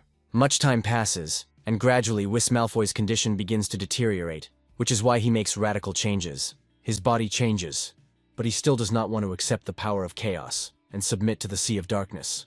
Vis Malfoy explains that this is not necessary, as he simply wants to resurrect his mistress and has no interest in ruling the world. This initially irritates the Dark Lords, and he tries to come up with other ways to interact. After some time, he decides to leave to find another tool to subjugate the will of his comrade. A moment later, he returns with a clone of his consciousness, which is the same Doug Cthulhu that Amelia absorbed. Vis Malfoy explains that he has nothing against an additional deputy and will organize his training. The Lord of the Sea of Darkness smiles and says that in that case he will leave him here. It is with this data that we return to the present to follow their next dialogue. Tagore Severus asks how long it will take to grow a Demon King-level body. Vis Malfoy says it will be difficult, as the place has been reduced to rubble and all the test subjects have been destroyed. Vis Malfoy also reminds that he was promised many test subjects, but Tagore Severus declares that he can manage without them. He also asks why he doesn't just give away the clones from the incubator that he's been carefully cultivating. Vis Malfoy declares in a stern voice that if he hears his mistress insulted again, he will kill him. The Bear Guild leader falls to his knees, realizing he is under incredible pressure. Rugbader also sank down, realizing that she had just seen the true strength of this guild's leader. Tagore Severus laughs, explaining that it is just a joke, and does not understand the seriousness of his interlocutor. After this, he disappears, stating that he will come later if he has important news. Vis Malfoy lowers himself to the translucent capsule and licks it as a sign of incredible love. After this, he vows that he will definitely be able to return Elizabeth to the outside world in a more perfect state. Ultimately, after gaining access to Amelia's spiritual power, it allows him to become much closer to realizing his goals. Meanwhile, we are transported to the neutral territory of the city of Boster, which contains several interesting places. Li Ping goes there alone because Elizabeth did not want to go with him and stayed at home. Li Ping notes that he was here only a month ago, but now the entire city is being rebuilt. After some time, he comes to a giant church where Anna worked some time ago. He reflects on the fact that he hasn't checked Anna's psychological state for a long time, and decides to visit her. The church has acquired a truly stunning appearance. It no longer looks so dilapidated and abandoned. He knocks on the door carefully and opens it slowly, as no one is in a hurry to greet him. The first thing he notices is a strange-looking pig doing something very strange when viewed from behind. Li Ping realizes that something terrible has happened and wonders what they are doing here. After this, he kicks down the door and demands that all the indecencies happening here be stopped immediately. The pig quickly turns towards him and asks what he is doing here again. Li Ping demands an immediate explanation about what happened to Anna, and a feeling of rage fills him. The giant explains that dear Anna is resting comfortably, after which he rises to his feet and slowly walks towards him. Li Ping glares at him and asks if he really just said that he was messing around and doing a poor job. Smiling, the pig says that if Li Ping is so good at giving advice, he can join the cause since he is tired. Suddenly, a now grown-up Anna enters the room and asks why Li Ping is here. Li Ping and the big pig immediately turn to look at her, and they both clearly didn't expect to see her now. The pig immediately throws Li Ping aside and suggests that Anna rest in his room, adding that he will sort it out himself. Afterwards, he takes her aside to show her how well he cleaned up and asks her to rate his work. Elizabeth praises him, explaining that the church is simply sparkling and thanks him for his hard work. The same goes for his gang, who took jobs as cleaners to help the church look its best. Li Ping looks at them carefully and says that he had some really bad thoughts in his head when he came here. After a while, he decides to drink some tea and notes that Anna has grown up a lot since he last saw her.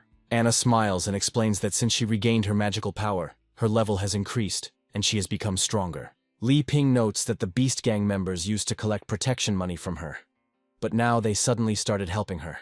Anna says that all this happened last week, because something happened to them that also caused damage to the city. Li Ping asks if this is related to the affairs of the Dark Guild that has not yet been destroyed. Anna agrees and decides to tell him the story of what happened. Some time ago, a giant monster, altered by dark mechanisms, attacked the city. The civilians ran in different directions to save themselves, realizing that the leader of the gang of beasts had become an apostle. The same evil pig who had threatened Li Ping earlier looked at his brother, hoping that he would regain consciousness. He tried to reason with him, but all these attempts ended in complete failure. Tagore Severus watches the destruction of the city, realizing that it is easier for orcs to gain power on the level of demonic pillars than for humans and elves. However, the major problem was that they could not retain their minds, meaning that the body was unsuitable for them. Meanwhile, the giant pig raged with incredible force, intending to destroy everything that stood in its path. He didn't even spare his brother, as only pitiful fragments of his consciousness remained. The bandit was already ready to accept his fate, but suddenly it turned out that there is still justice and goodness in this world. Anna decided to rush to his aid and summoned an enchanted doll to block the attack. The giant creature, transformed into a dark apostle, goes into a rage, preparing to attack Anna again.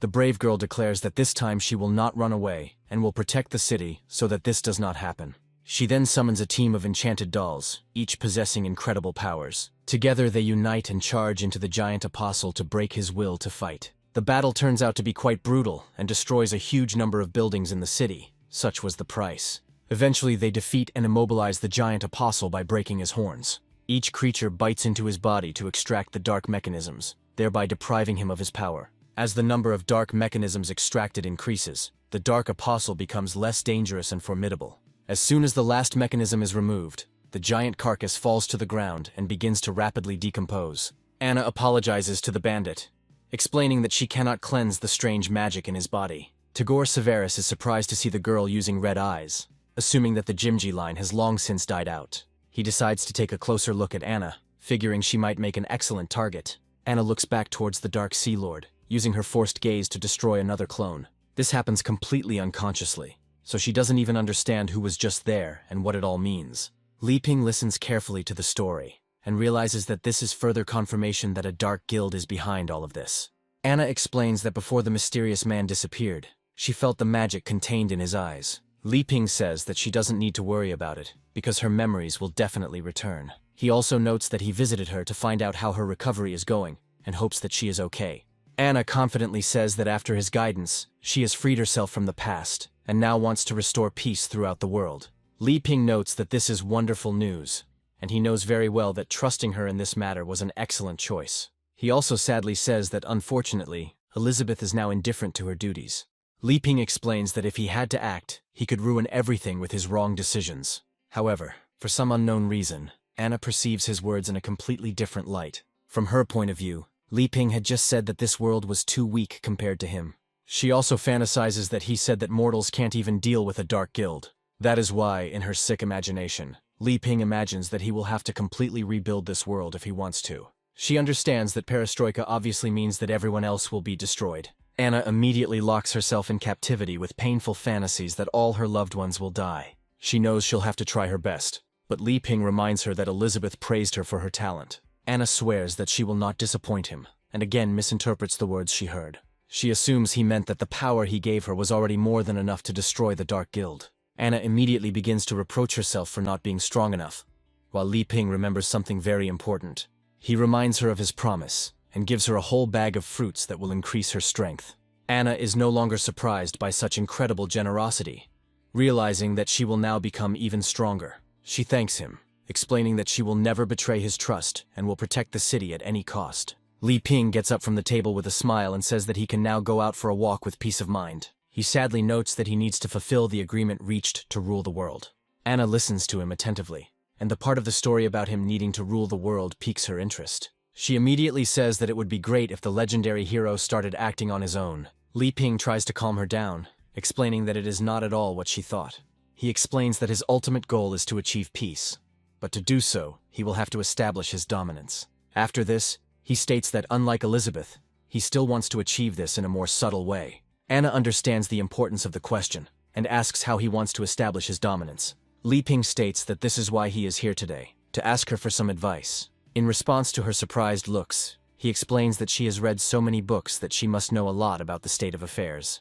Anna says with a smile that she will be happy to share any information that she knows. She emphasizes that she knows little about the Demon King, the Dark Guild, the swords in the Elven Kingdom, and Aristotle's kingdom. Anna, although relatively young, became the most powerful, and many cities sought her patronage. Li Ping suggests that, with the exception of this place, the other states are acting in a disorganized manner, which plays into the hands of the Dark Guild. Anna confirms his suspicions and asks how he plans to achieve peace on the continent. Li Ping explains that true peace cannot be achieved by simply destroying the Dark Guild. From the legendary hero's point of view, the best solution would be to form an alliance through diplomatic negotiations. He adds that this is the only way he has come up with to avoid resorting to violence. Anna listens to him attentively and says that now the truth of these intentions has finally been revealed to her. Of course, this truth is wrong, and it suggests that it is all a game between the two of them. However, there is a small amount of sense in her semi-delusional reasoning, despite the fact that the original premise was incorrect. 500 years ago, Elizabeth achieved power through simple and brutal means, but as soon as she disappears, the world plunges into chaos again. From another point of view, Li Ping wants mortals to take the initiative to achieve peace, and thus come to it on their own. From her point of view, this was why he decided to visit the continent, to protect it from attack and see who was worthy of his help, just like last time. Anna assumes that they want to train her so that she can become a pawn in his grand plan. She also understands that increasing her power could cause people to forget their intentions, meaning she will be destroyed. However, her mind finds the idea of being a pawn in Li Ping's hands very attractive, especially if it's Li Ping's hands. She understands that she must improve and do everything possible to be able to use Raphael as soon as possible. Meanwhile, Li Ping continues to ask questions, hoping to gain more information about the continent. Looking at her carefully, he asks what kind of kingdom Aristotle is, which is famous for its technology. Anna explains that she has never been there, but the books say that they can control giants. Li Ping remembers that Sword has some connections with this kingdom, which means they need to investigate them more closely. Anna says that it would be better for him to visit the elf tribe first, since Aristotle's kingdom is still closed. She also adds that the new guild that announced its existence has come under the patronage of the elves. We are talking, of course, about Bercy and Elif, who were able to use the power of the cards to make a great journey. Finally, they reach their starting point, happy to have arrived. Burrs says that in order to enter the territory of the elven tribe, one must first go through many natural trials. Burrs asks his daughter if she is confident in herself, and she replies that nothing can break her determination. As they move further, they realize that this was only a small outer area, and that further on, everything will be much more complicated. As they get closer to their target, a strange creature begins to watch them closely. However, after a few moments they see in front of them a giant tree, which personifies the power of the elves. Elif asks why they are placing so many guard plants, and Burr states that it is a precautionary measure. Before he can finish his sentence, the ground begins to shake, and a giant plant prepares to test their strength. A pea of the 5 elements bursts out of the ground, which is a powerful long-range weapon capable of destroying everything. Burrs explains that such a plant is the best possible guard weapon. Elif asks how he knows this, as the giant plant opens fire. Burrs says that 30 years ago he was in the Holy Sword Guild, and learned that the entrance to the elven tribe was located here. Elif decides to use her card-cutting skills to destroy the projectiles flying towards them. She also flanks the giant plant to deal some powerful blows. Burrs suggests that she use combo skills, and she agrees with his combat advice. Only a few seconds pass and she attacks the giant plant with a cross-splitting skill. Elif makes the mistake of celebrating prematurely, thinking that the plant is not that strong. Burrs immediately advises her not to relax, since they are facing the P's of the 5 elements. His advice proves effective, as the plant begins to regenerate at an incredible rate. Moreover, it adapts to the enemy and becomes even stronger than before. Burrs understands where this is all leading, and asks his daughter to quickly stand up and put up a powerful shield. The next second, the air is filled with a huge amount of magical P's, each projectile of which is comparable to a rocket. Moreover, the P's are loaded with cluster munitions to increase the area of destruction. This strategy allows you to cover a huge area and destroy all enemies. Elif is still holding the position with incredible efforts to stand against the enemy. Some projectiles ricochet back off the giant plants, but they don't do any damage to her. After some time, the pea shooter takes time to reload, and Burrs and Elif get the opportunity to treat their wounds. Burrs asks his daughter not to rush, saying that the shells of this plant are clearly poisoned, so it is better to use magic. He uses the Hearts card's healing skill to cure his daughter. Burrs also advises his daughter to move to a safe place and leave the rest to him. Elif says she's still ready to fight, and he replies that she must be careful, as the plant is becoming dangerous. The pea shooter begins to rapidly mutate, acquiring increasingly deadly properties. Burrs warns his daughter against hasty actions, explaining that the plant is returning to its original form. Elif watches the plant's metamorphosis, and understands that this creature was not given the rank of Demon King for nothing. Burrs says that by possessing a combination of the 5 elements, he can release various types of magic. He also recalls seeing the Swordmaster dispatch him in an instant, and notes that after 30 years, the plant has become stronger. He tells her that the longer the fight goes on, the better he can aim, so it's better to use the treasure deck. He also suggests that it would be appropriate to summon a combination of creatures in order to summon the Holy Little Mage. However, a few moments later, a swift arrow flies past them, which obviously belongs to the elven people. After the hit, a very beautiful sprout remains, which is somewhat reminiscent of an unblown flower. As this flower begins to bloom, the behavior of the peas and arrows immediately changes. As if receiving some unknown signal, he stops behaving aggressively and begins to go underground. Burrs and Elif don't even have time to understand what's going on here, when suddenly the giant plant leaves their field of vision. Elif says she feels familiar magic, and Burrs notes that this is not surprising, since she is half-elf. From a flower that has just blossomed, a small spiritual creature appears, inviting them to follow it. The elf spirit informs them that they can pass through and feel at home here. However, the glow gradually begins to dissipate, despite the fact that it was quite bright. At the same time, the flower that bursts out of the ground seems a little suspicious. Burrs, however, says that the elves were watching them, and that would be an admission, so they decided to call them here. Elif notes that if their mother is here, she should have come out to meet them. Burrs reminds her that elves have a strict hierarchical structure of relationships, which is why they are so protective of themselves. He also says that their mother's love will never change, and they must seek justice on their own.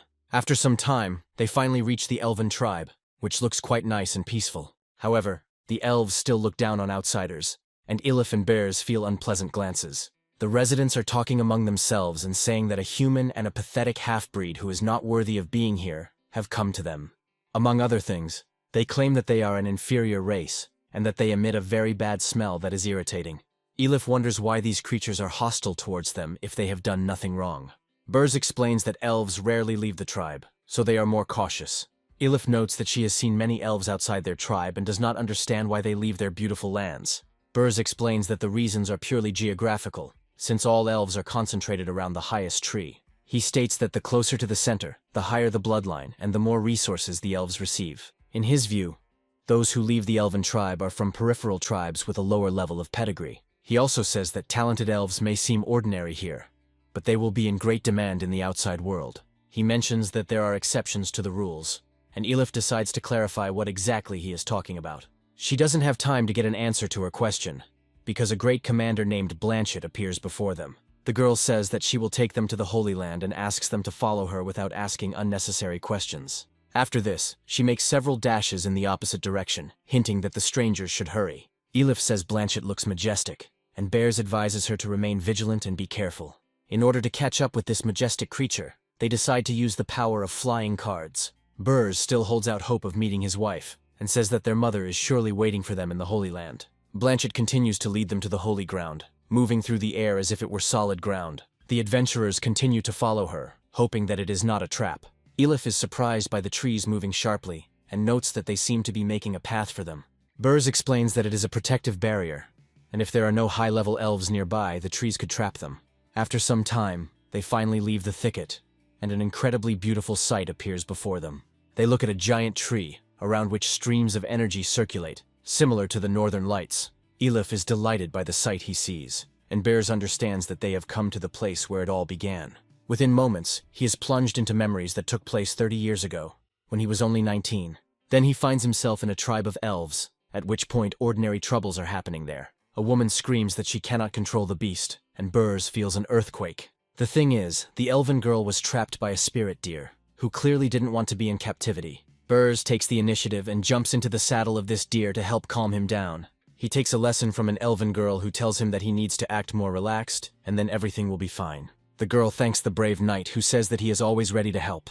He also explains that if she's thinking about paying him for the service, she can just let him ride the reindeer. Together they tame the untamed nature of this strange creature, and set off on a short journey. At first, the girl experiences difficulties, as she has only learned to ride on flat surfaces, but soon the deer is lifted into the air. Burrs, being a natural rider, quickly makes the deer obey his commands and takes off into the air to end up next to the tree. Burrs finds himself at unknown heights, and notes that this is quite good for the inner circle of the elven tribe. He also notices the incredible shyness on the part of the high-ranking elven girl, and asks her why she is so shy. The girl explains that her father and sisters told her the same thing, but she was simply too scared and couldn't learn to ride. Burrs points to the side and says that it is her father who is looking for her, and the girl immediately begins to get nervous. She explains that outsiders are not allowed to ride the sacred beast, and if she is seen, it will be a real nightmare. Burrs chuckles and notes that he simply lied to play a prank on her. She asks how he can behave like this, and Burrs adds that he did it so that she would finally open her eyes. The girl says that this is an incredibly beautiful sight, and no one has ever brought her here before. Burrs grins and remarks that in that case they can play more exciting games. She asks what games they are talking about, and he suggests going even higher. At first, the girl is frightened by this idea, but quickly gets used to the new state of affairs. Thus, some kind of connection begins to develop between them, and the two young beings begin to feel attracted to each other. Over time, this attraction develops into true love, and they decide to enjoy the moment. After this, they find a cozy place on one of the leaves of the world tree, which has incredible strength. Burrs addresses a girl named Nikta, saying that the elven elders will not appear here for several more days. Nikta says that she envies him, because the pure scent emanating from him brings pure happiness without a trace of anxiety. Burrs notes that it's not that difficult, adding that he only just joined the Holy Sword Guild, but has already become an outstanding swordsman. He also claims that he can show her many beautiful places, which greatly intrigues the young girl. Burrs says that this is not a problem, because she is a high-ranking elf, and she has more opportunities. Nikta notes that the so-called life of high-ranking officials is more like a cage. He adds that the elections for the Patriarch will take place soon, and her father has decided to marry her off to one of them in order to improve his position. Burrs says he knows nothing about the relationships between elves, but understands that anyone would be uncomfortable being caged. He tells her that tomorrow he will take her with him via teleportation, which means that they will have to live in seclusion for the rest of their days. Nikta says that an ordinary life is all she dreams of, so she immediately agrees. Thus, an incredible and sincere union between them was concluded on the leaves of the world tree. However, much time has passed since then, and all that remains is for them to follow Burrs' old heart. Elif is very surprised by the magical portals, saying that she did not expect such magic from the elves. Burrs also notes that he didn't know about this before, and says that it is probably a hidden barrier that needs to be overcome. After a few moments, they pass through the barrier, leaving behind only a small energy ripple in space. All this time, someone suspicious continues to follow them, but who it is remains unknown. After passing through the energy barrier, they find themselves in a new place that is completely different from their usual surroundings. Blanchett finds a suitable landing spot near several elves. After this, she kneels before the other elves, saying that she has finally completed her mission.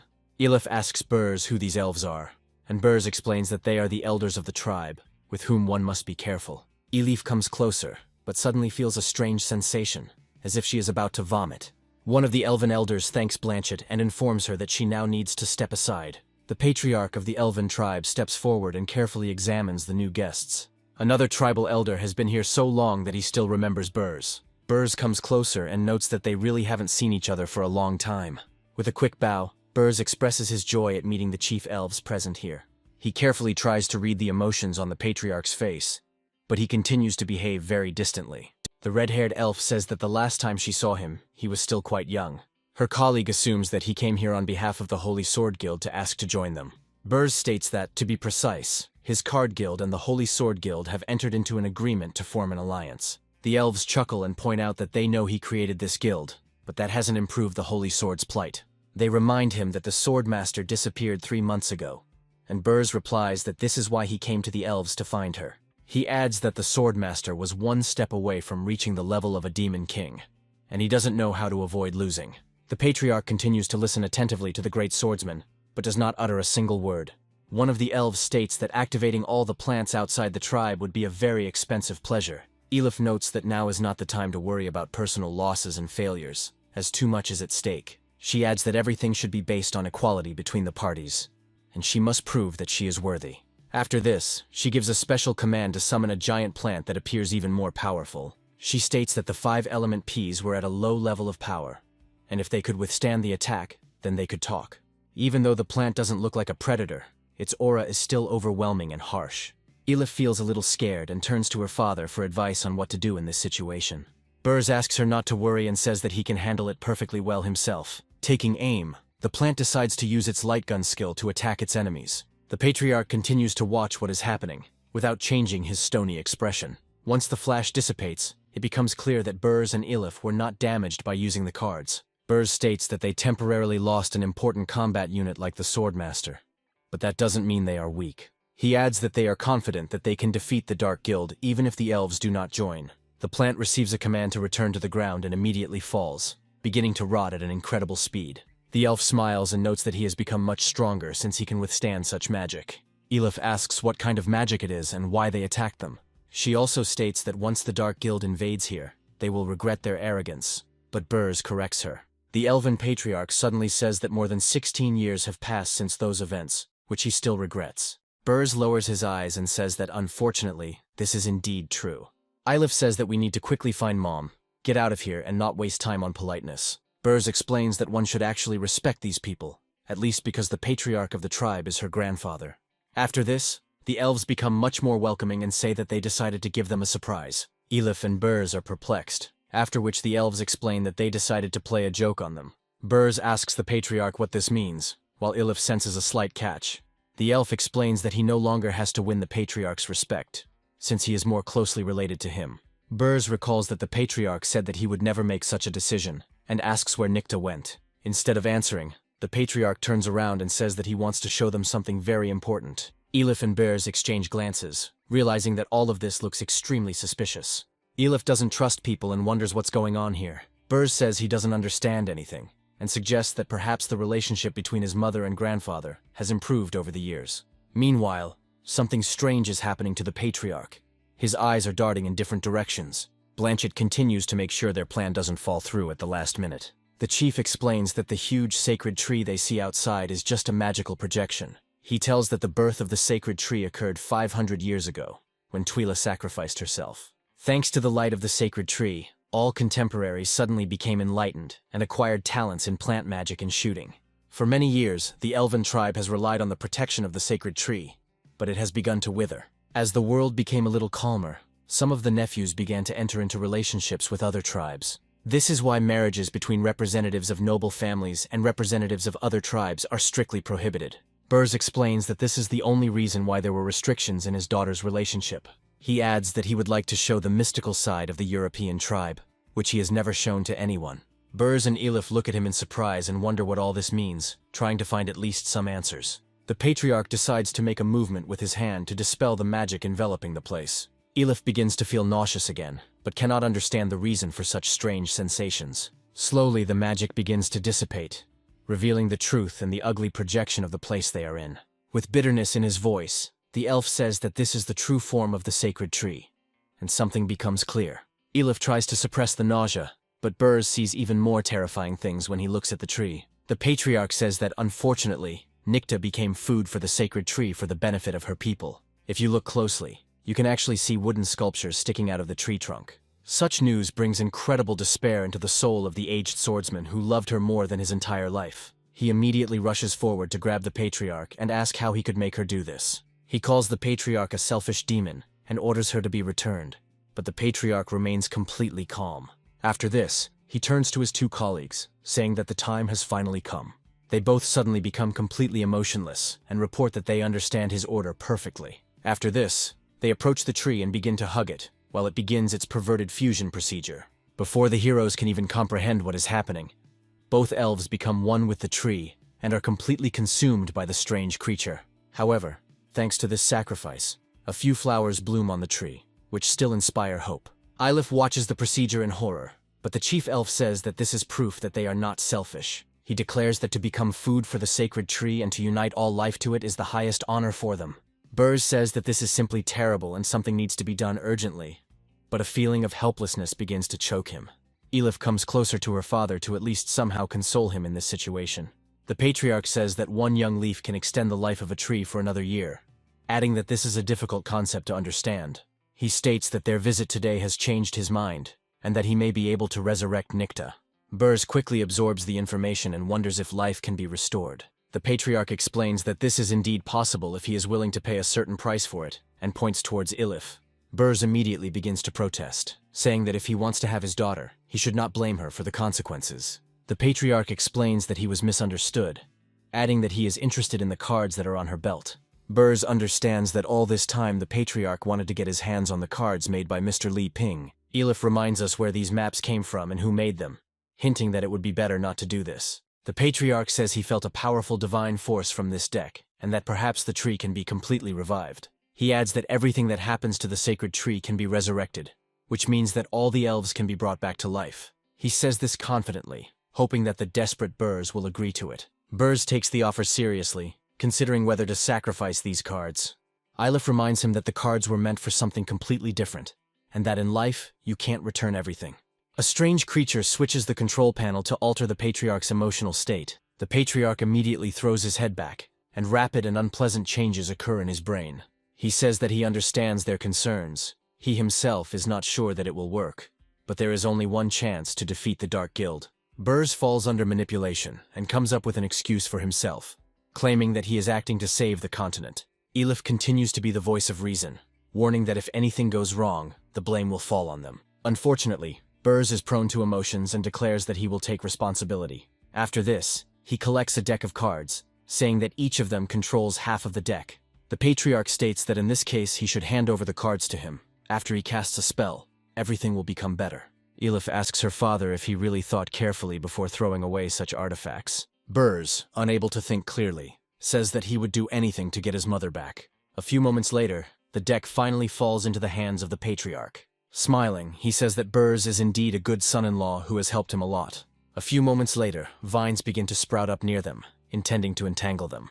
Ylif doesn't have time to dodge and falls into a trap she had long suspected. Burrs also doesn't have time to do anything and asks the patriarch what all this means. The patriarch goes crazy and says that he did not expect that he would be so easily deceived, even the most naive idiot. After this, he opens his clothes, explaining that the elves have long been on the side of the Dark Guild. Burrs and Ylif watch the horrific spectacle in amazement and realize how easily they have just been deceived. The patriarch states that, to put it simply, he is no longer himself. After a few moments, a huge flower begins to grow from the ground, showing off its gigantic bud to everyone. The bud gradually opens, and a strange man is visible inside. A man dressed as a jester reveals that the heads of the elven tribe were turned into puppets 10 years ago. Smiling, he explains that as long as he doesn't interfere, they can still act independently, but he can easily control them. Having received a small deck, he claims that he is now the head of the elven tribe. Burrs turns to his daughter, and she says that she understands perfectly well what they need to do. They decide to turn to magic to escape the trap and fight this villain. However, their enemy turns out to be far from an ordinary villain, and quickly understands what he needs to do. The patriarch, under the control of his patron, turns to the side and uses plant magic. Almost instantly they are affected by the parasitism ability, which quickly neutralizes them. Their mana reserves are depleted and they can no longer cast spells. The jester smiles as the patriarch thanks him for using him at that moment. He declares that he will reward the patriarch later, but for now he can rest, and presses a special button. As soon as the shutdown button is activated, The patriarch immediately falls to his knees and stops showing signs of life. The jester reports that he has observed all their battles and discovered that the cards can summon spirits from other worlds. Taking the card into his hand, he immediately discovers that the price for summoning the spirit is a portion of his life force. Burrs is glad that the villain does not yet know the secrets of using these cards, and understands that he will definitely die. However, as always happens, premature celebration only leads to bitter disappointments of fate. The jester smiles, showing the cards, and says that there is nothing difficult about this, because he has great resources. Tossing the cards into the air, he says that the time has come for the elves to sacrifice their powers. A real hurricane is gathering in the air, which does not bring anything good, and the elves are experiencing an earthquake. The frightened creatures grab their weapons, but quickly begin to feel incredibly ill. All the life force they had begins to be sucked out of them and evaporate into thin air. The tree acts as a powerful magnet, attracting the souls of dead elves. The same thing happens with all spirit animals, whose life force is an incredibly valuable resource. Burrs realizes that he has been deceived, and realizes that he has just single-handedly doomed this world to a dark fate. The fool enjoys triumph, holding the cards and imbuing them with powerful spiritual powers. He smiles as he watches the cards absorb the power of everyone who sacrificed them and become even stronger. Burrs watches this and understands that now everything is over, and the evil side has finally won. With a wicked smile, the jester commands all the cards that have been feeding on energy to reveal their true essence. Dark figures appear before him, each representing an incredibly powerful warrior. Among them appears a card in the form of a pair of jokers, which was compared to Elizabeth last time. Elizabeth informs him that he has not been home for 2 days, so he should think about the dishes for her.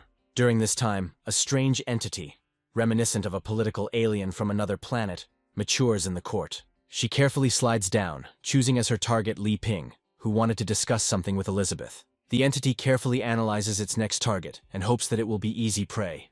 After waiting for a moment, she rushes forward, while Li Ping is still trying to get a normal dialogue from Elizabeth. However, he doesn't manage to reach the legendary hero's body in time, as it is discovered by a robot vacuum cleaner.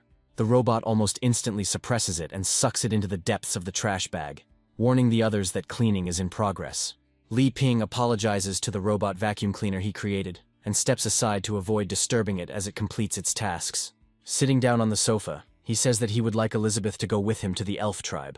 Elizabeth looks at him in surprise, and wonders if he has decided to conquer even more territories. Li Ping explains that he does not plan to conquer anyone, but only wants to convince them to become allies. He reminds Elizabeth that she knows the heads of the elven tribe, so she will surely be able to negotiate through communication.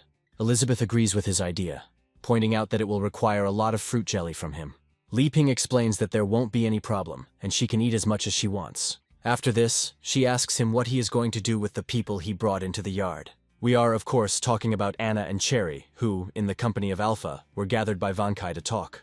They exchange questions about how strong they are in order to find out who is the most worthy candidate. Cherry reveals that they were given a sword manual, and once she learns it, she will become the strongest of Li Ping's servants. Anna states that she has a ragdoll made by Li Ping, and that it will become much stronger over time. Alpha immediately starts to get cocky, saying that they make him laugh by being losers. He also explains that he has been close to him for 500 years, and what he gave them is just discarded trash.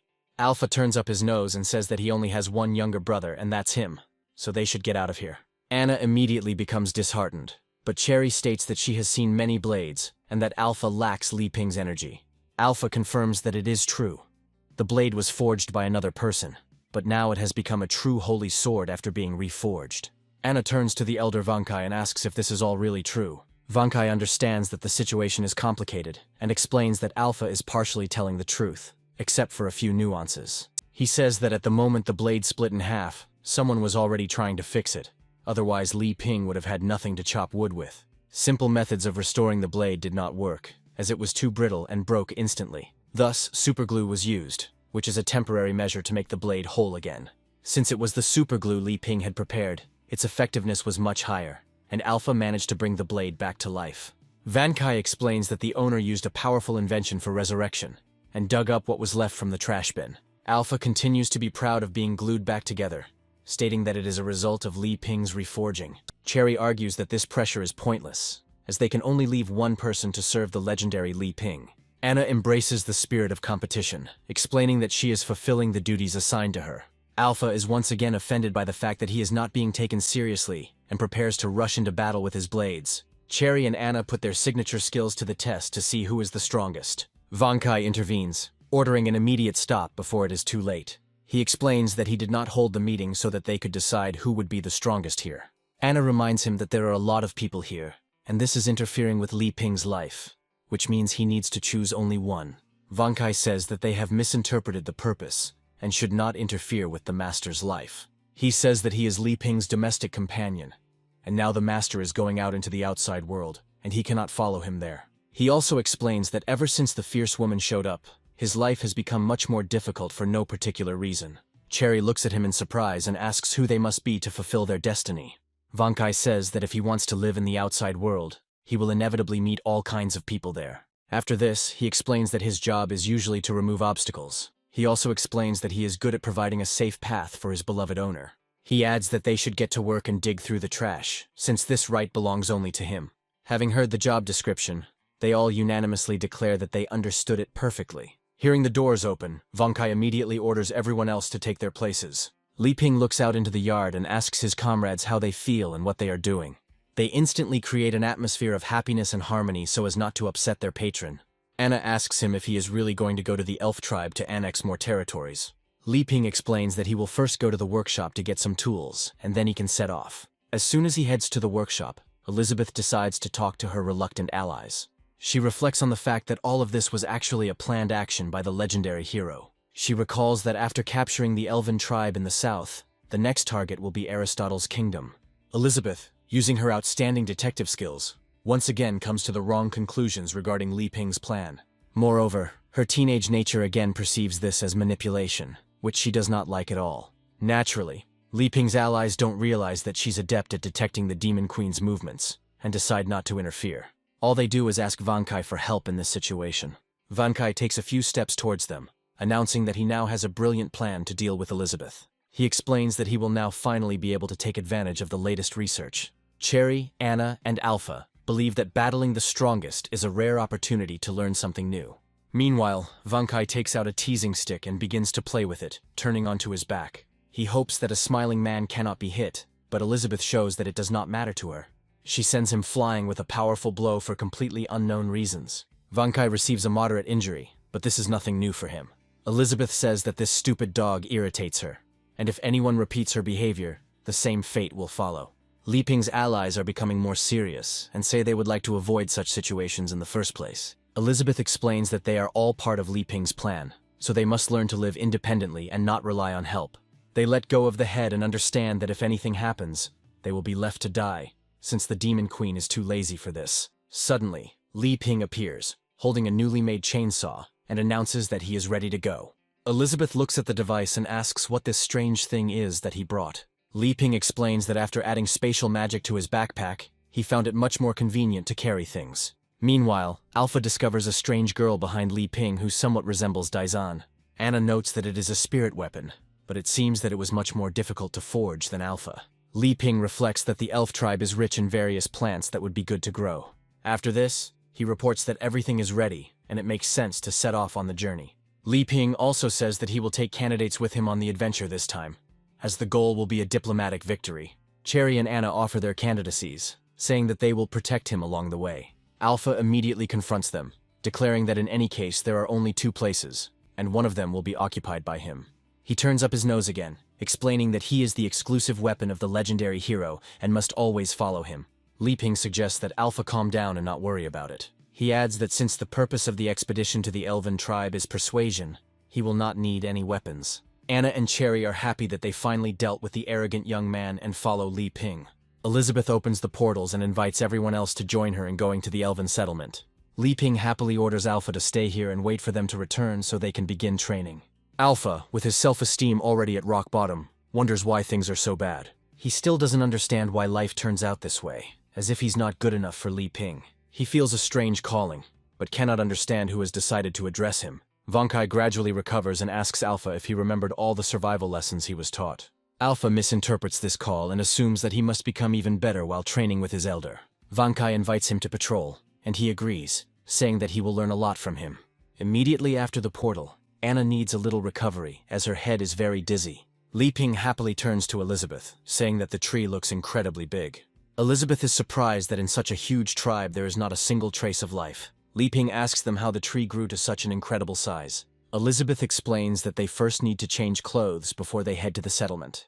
Cherry is surprised that her clothes have suddenly disappeared and she has to cover herself. Li Ping turns to them and asks what she means. However, as soon as he turns his gaze towards Cherry, it turns out that she has already completely changed into her combat uniform. Elizabeth announces that she wants to change into clothes suitable for travel, and that the others are forbidden to wear clothes made by Li Ping. Li Ping thinks that this is a very strange decision, but he has no desire to argue with her. Elizabeth asks him why he is so excited, and he replies that he is interested in studying the local plants. At this moment, it turns out that they had been watched all this time by flowers with creepy eyes embedded in them. The jester set up a huge number of surveillance cameras to monitor the movements of potential victims. He reflects on the fact that only 3 days have passed since the capture of the representatives of the Alliance of Heroes, when suddenly more targets appear here. He immediately discovers the Swordmaster, who disappeared several months ago, and decides to take a closer look at the people around him. To do this, he decides to turn to the memory of Bears and Elif, who have been in his captivity for several days. One of the creepy plants is driven into his head, after which it begins to project their memories. The jester carefully studies everything he can to find out who he is dealing with and how to win. However, after some time, he discovers that the red-haired woman next to them is behaving very suspiciously. After a few seconds, he finally realizes that the person in front of him is none other than Elizabeth. He frowns, thinking that he didn't expect her to appear here after 500 years. After this, he orders one of his servants to go ahead and separate them by any means necessary. Blanchett, who has been serving the jester all this time, says that she will do it this very second. Meanwhile, our heroes find themselves in an arena where a huge number of destroyed plants are still located. Cherry notes that, according to her past experience, this is where you need to win the fight, but the 5 elements have not yet appeared. Anna understands that Cherry's knowledge makes her a serious competitor that she cannot lose to. Li Ping asks her what guild she created, noting that she knows a lot about the elf tribe. Cherry looks at him with genuine surprise, explaining that she is actually from the Holy Sword Guild. Their heartfelt conversation is interrupted by a hail of arrows that are heading their way at incredible speed. Cherry makes a quick movement with just a single wooden branch and immediately knocks down all the projectiles with incredible ease. Anna discovers the man who shot them and notes that he is using concealment magic. Cherry states that it is a trick and that they shouldn't worry, after which she decides to make the first move and stance. This movement creates a powerful signal that instantly finds the real Blanchett, hidden in the darkness. The elven archer is surprised that a mere human could use a sword to dispel concealment magic. However, she is already in a suitable position and shoots forward with the seed arrow skill. Anna summons a giant teddy bear to act as a shield from projectiles and protect the team. However, in reality, these arrows pose a much greater danger than they seem at first glance. In the places where the arrows hit, a gigantic number of the most powerful pea shooters sprout, and their number increases even more. Li Ping asks the Demon Queen if she remembers how they first went on an adventure a few months ago. At this moment, his allies rush forward to chop the plants into small pieces. Li Ping reflects that if he had been in that situation back then, he might have gone crazy, but now he's used to it. Elizabeth notes that there is nothing to brag about here, reflecting on the fact that the legendary hero is trying to manipulate again. At this point, Cherry continues to fight against constantly appearing enemies using her newly introduced skills. Anna is also trying to keep up to get to Blanchett, who manages these plants. Li Ping explains that he is not bragging and is simply glad he met her, expressing hope that they will stay together forever. After a few moments, one of the projectiles attacks him and is quickly swallowed. Li Ping lets out a muffled cry, but almost no one comes to his aid in time. Cherry and Anna are surprised that the legendary hero was swallowed by a huge creature and digested in its stomach. Meanwhile, Elizabeth is only thinking about the fact that, from her point of view, she has just been confessed his love, despite the fact that this is not true. Cherry and Anna understand that their leader's life is at stake and immediately rush to the attack, destroying the shells first. However, it turns out to be too late. They do not understand where their leader has disappeared to, and decide to urgently find him. Blanchett, meanwhile, is on a mission to capture that very man alive, and decides to self-destruct the rest of the plants. Thus, a gigantic number of pea shooters, located almost point-blank to our heroes, detonate. The explosion is comparable in strength to several dozen very heavy bombs, and few things can survive in such conditions. Blanchett explains that sacrificing so many pea shoots was very expensive, but it was worth it. Cherry and Anna absorb all damage thanks to their skills as defender dolls. Cherry notes that even at the Demon Queen's level in the future, she wouldn't be able to protect them from that massive explosion. Blanchett realizes that she has not achieved her goal, and decides to use all the remaining seeds to do so. With these words, she grabs everything she has and quickly buries it in the ground to awaken the seeds. These sprouts are instantly absorbed into the ground and move towards Anna and Cherry to absorb them. Numerous pea shooters quickly emerge and immediately activate their six-fold self-destruct skill. However, at the last moment, the dolls jump out of the area of effect, and Cherry decides to protect them with a shield. However, such serious defensive skills do not go unnoticed, and this has a significant impact. Besides, it's not the end yet, as one giant pea shooter still remains alive. A powerful explosion occurs, throwing our heroes several hundred meters to the side. Blanchett realizes she needs to return and recover as quickly as possible to complete her mission. Suddenly, the Demon Queen appears behind her, ordering her to explain everything that is happening here. Blanchett turns around in horror and asks her who she is and why she survived such an explosion. Elizabeth irritably says that in that case she will check her memories herself. Blanchett feels an intuition telling her that she must not fall into the hands of this woman. Otherwise, she will face an end worse than death. To do this, she quickly takes apart her shoulder pads, which contain amazing tattoos. By pressing on them with her fingers, she activates the suicide arrow skill to finish herself off. Elizabeth watches this unpleasant process closely, and notes that it was a very wise choice. However, she is tormented by the question of whether Twyla also colluded with the Dark Guild and betrayed her trust. She looks around and realizes that there is no one here to greet her with the honors she feels she deserves. She angrily reflects on the fact that only 500 years have passed, and no one respects her anymore, and decides to strike terror into their minds. Meanwhile, in an unknown location, the giant pea that just swallowed the protagonist emerges with strange intentions. He spits the legendary hero out onto the ground, but still has strange feelings for him. Li Ping is confused as he doesn't understand why the plant is acting so strangely. Raising his head, he discovers that saliva is beginning to drip from the plant's makeshift mouth. Li Ping moves away in fear and asks that they not approach him, as he is very scared. Unable to resist such a gigantic creature, he falls to the ground, hoping that Elizabeth will save him. However, after a few moments, the giant pea falls to the ground next to him, as if searching for something intensely.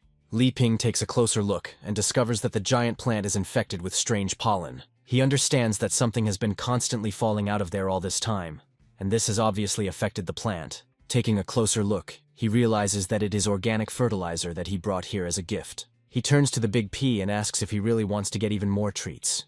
Having received the answers, he declares that he is ready to share all the fertilizers in exchange for not being eaten. P only nods a few times in gratitude for such a treat. After he has eaten everything available, he falls to the ground to digest it. Li Ping hopes his digestion is fine, then tries to figure out where to go next. The thing is that there are a huge number of plants around it, and it is very easy to get lost here if you don't know where to go.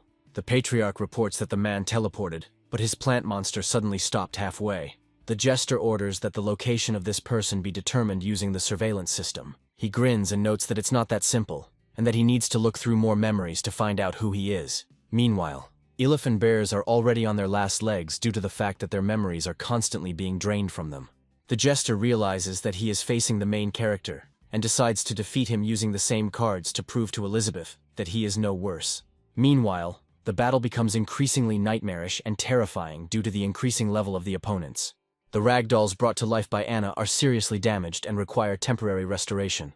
Nevertheless, they manage to soften the falls for our heroines, who fortunately escape with only a fright. Cherry quickly jumps to the ground to check if her ally is okay. However, after a moment, she begins to experience the unpleasant sensation of a magical clash when she combines techniques. Anna asks her if everything is okay, and she replies that she needs to rest a little to continue the fight. Anna notes that they don't have time for this now, as a powerful magical force is approaching. The ragdolls once again rise to the defense of their mistress and take on all the blows aimed at them. However, this time the impact is so strong that they fly apart. Anna wonders if they were attacked by the 5-element peas, but Cherry tells her it's something more sinister. A magician nicknamed Troika appears before them, who is a manifestation of the card. Cherry and Anna immediately discover that this creature has the aura of a legendary hero. But there is another evil force present. A large amount of energy begins to accumulate in the Troika's staff in order to fire another volley. Cherry rushes forward to strike with her second move, hoping for a quick victory. However, upon closer inspection, she realizes that her blow missed its target and only damaged her weapon. The thing is that the little Troika had a protective club spell cast on it, which prevented the damage. Cherry tries to figure out how this is possible, while simultaneously expecting the next attack to come her way. The trio decides to use the power push skill to put some distance between themselves and their hated opponent. However, This time a rag owl comes to her aid, intercepts her and softens her fall. Anna realizes that she has used the demon's red eyes too often, and now she needs to regain her powers. However, unfortunately, the three did not come alone, and it was joined by the five, which focused on protective functions. Cherry, meanwhile, quickly lands on the ground and thanks her ally for her help. However, magical forces collide again in their bodies, and this happens at the most inopportune moment. Anna turns to the Swordmaster and asks if she is still able to fight or if she should retreat. The trio decides it's time to end the fight and begins to combine several elements at once. Anna understands that this is a very dangerous opponent, and even with the red eyes activated, it will be difficult to fight him. The Troika does not show hostile intentions and tries to act neutrally. Anna gathers all her spiritual strength to continue the battle, realizing that she should not rely on anyone. She also notes that she cannot let her leader down and must prove that they were not mistaken. Meanwhile, the three begin the final stages of their preparations, creating something astonishing and destructive. The energy ball is capable of destroying all living things in its path, and dodging it will be an extremely difficult task. The ball is directed towards the heroes, creating a giant explosion, but everything does not go so well. As the smoke clears, it becomes clear that the giant snake is moving forward to swallow the projectile. Quite quickly, the projectile ends up in the snake's stomach and gradually dissipates, losing its destructive power. Anna, through incredible effort and strength of spirit, awakens her abilities and enters a state of maximum concentration. Cherry realizes that Anna was not chosen by chance, as her power level instantly increased by several levels. Anna gives the order to her animals to rush into another attack. This time, the main active force object will be the newly arrived snake, and a plush owl will assist her. Five faces the battle rather stoically and decides to use the defense club skill. However, the plush snake easily dodges all the projectiles, rushing forward towards its target. Anna understands that magic cubes have an extremely high level of protection, and it's better not to joke with them. However, her red eyes allow her to see the trajectory of the fall in advance in order to direct the snake correctly. She also calls on a stuffed owl to act as a distraction. The giant creature decides to use its assault strike skill to help its fellow creatures. The five realize that they won't be able to escape the danger in time and use the protective club on themselves. This also protects them from the massive amount of wind blades that would otherwise tear them apart. 3 and 5 make strange noises while in the protective club, while the stuffed snake still tries to swallow them. Such a protective matrix does not allow them to move freely, and one can only hope for the best. Cherry notes that she cannot penetrate this cube even with the legendary hero's swordsmanship. She also understands that she cannot fall behind, lest she lose her privileged position among Li Ping's assistants. Anna decides to resort to a strategy of gradual destruction to destroy these magical enemies. She notices that the magical power that the snake absorbs and disintegrates will be transferred to her body. After this, she gives the command to the plush snake to begin the process of slow destruction. But this is not easy. Anna feels that the awakening of the bloodline will soon invade her consciousness, and she must hold out until success. However, their plan fails when someone suddenly cuts the snake into pieces. The blow is so powerful that Anna's mental abilities fail and she loses consciousness. Cherry realizes that everything happens so quickly that she can barely keep track of the movements. Turning around, she notices that an energy blast is flying towards them, which she needs to dodge. This cut leaves a huge mark on the ground, as if giants had just fought here with swords. Cherry uses a protective spell in time to protect herself and her ally. She suffers multiple injuries, but Anna remains relatively safe. Cherry realizes that she has experienced this feeling several times before, when she encountered incredibly powerful creatures. As she watches the smoke clear, she realizes that she is feeling incredible despair in the face of an overwhelming enemy. The thing is that Jack, who is an even stronger opponent, comes to their aid. Meanwhile, Elizabeth continues her journey through the elven forest, looking around in search of allies. She notes that this is the place where the magic is felt most strongly, but she cannot find its source. The mysterious creature that is watching her informs her that a big fish has finally fallen into their trap. Elizabeth continues to explore the area and suddenly crosses a strange line separating two worlds. Looking around, she realizes that this is a magical barrier, which means that her enemy's powers are higher than the level of the Demon King. She addresses the invisible enemy, noting that trapping her was a cheap trick. After a few moments, a strange creature, similar to a Matryoshka doll, begins to spin a large number of cards around itself. Elizabeth looks at her opponent with disdain, not attaching much importance to him. Moments later, she finds herself locked in a nesting doll, which quickly gains levels. With each subsequent level, she becomes larger, increasing her power and strength. However, in reality, this creature is not independent. It is controlled by a strange puppeteer who hopes to imprison her here forever. Elizabeth listens attentively to all the threats and only smirks in response. For some reason, all of this seems pointless to her.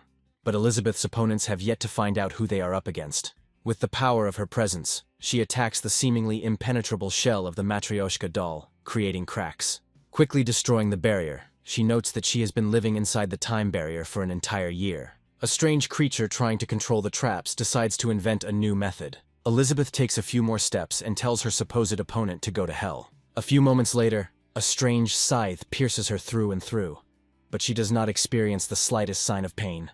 A creature named Seven, a cartoonish Grim Reaper who represents death, appears before her. Pulling his scythe, he pulls the soul out of the Demon Queen to consume it. One might think that the soul of such a creature is quite strong, but no one has power over death. However, the Demon Queen is a semi-divine being and can control her soul at will. Smiling, she notes that the enemy is quite brave, and orders him to answer the question of who forced him to act. She adds that otherwise she will not allow him to die quickly, and will make him suffer. Seven realizes that he cannot cope with this enemy and returns to his original form. However, the puppeteer who controlled the creature was extremely disappointed with the poor level of performance. The strange woman claims that it was a piece of trash that, out of fear, returned to its form and was unable to extract the soul. Elizabeth quickly returns to her physical body to regain control of her abilities. She realizes that she just sensed Li Ping's aura and assumes that the trip to the elf tribe was planned. She assumes that Li Ping wanted to test his allies and involved her, which begins to irritate her. She finds her opponent and grabs him with her demonic hands, expanding the horizon. Addressing her opponents, she advises them to commit suicide as quickly as possible if they do not want to die an even more terrible death. However, the creatures watching her only chuckle, noting that she is too loud, but too weak. Elizabeth goes further and finds herself in a cartoonish maze that represents an inverted infinity sign. She immediately understands why she couldn't get out, because the things Li Ping created have special effects. After that, she takes a few confident steps through the labyrinth to crush it with incredible ease. Finding herself in a pocket dimension, she notes that she is confronted by a pair of ignorant fools. The Queen appears before her, declaring that she has enough strength to finish off Elizabeth. The King of Cards sits on the throne and remarks that he will eagerly await her victory. Elizabeth accepts the challenge, realizing that she cannot escape until she defeats them. However, before that, she decides to show off a little, noting that no one dares to call himself a king while standing in front of her. She insults the King of Cards, declaring that he is unworthy of the title and should crawl on his knees before her. Naturally, he does not appreciate such appeals and orders the Queen to destroy the impudent Elizabeth. The Queen of Cards fuses with all the aces to reach the maximum level of the Demon King. Elizabeth doesn't pay much attention to this and orders her opponent to go to hell, hoping to kill him without any problems. However, things are not so simple here, since Elizabeth, like most people, suffers from too much self-confidence. The Queen uses her very fast wing skill to return from an attack and find a better angle. Rushing forward, she decides to use her decapitation skill to bring Elizabeth down to the ground.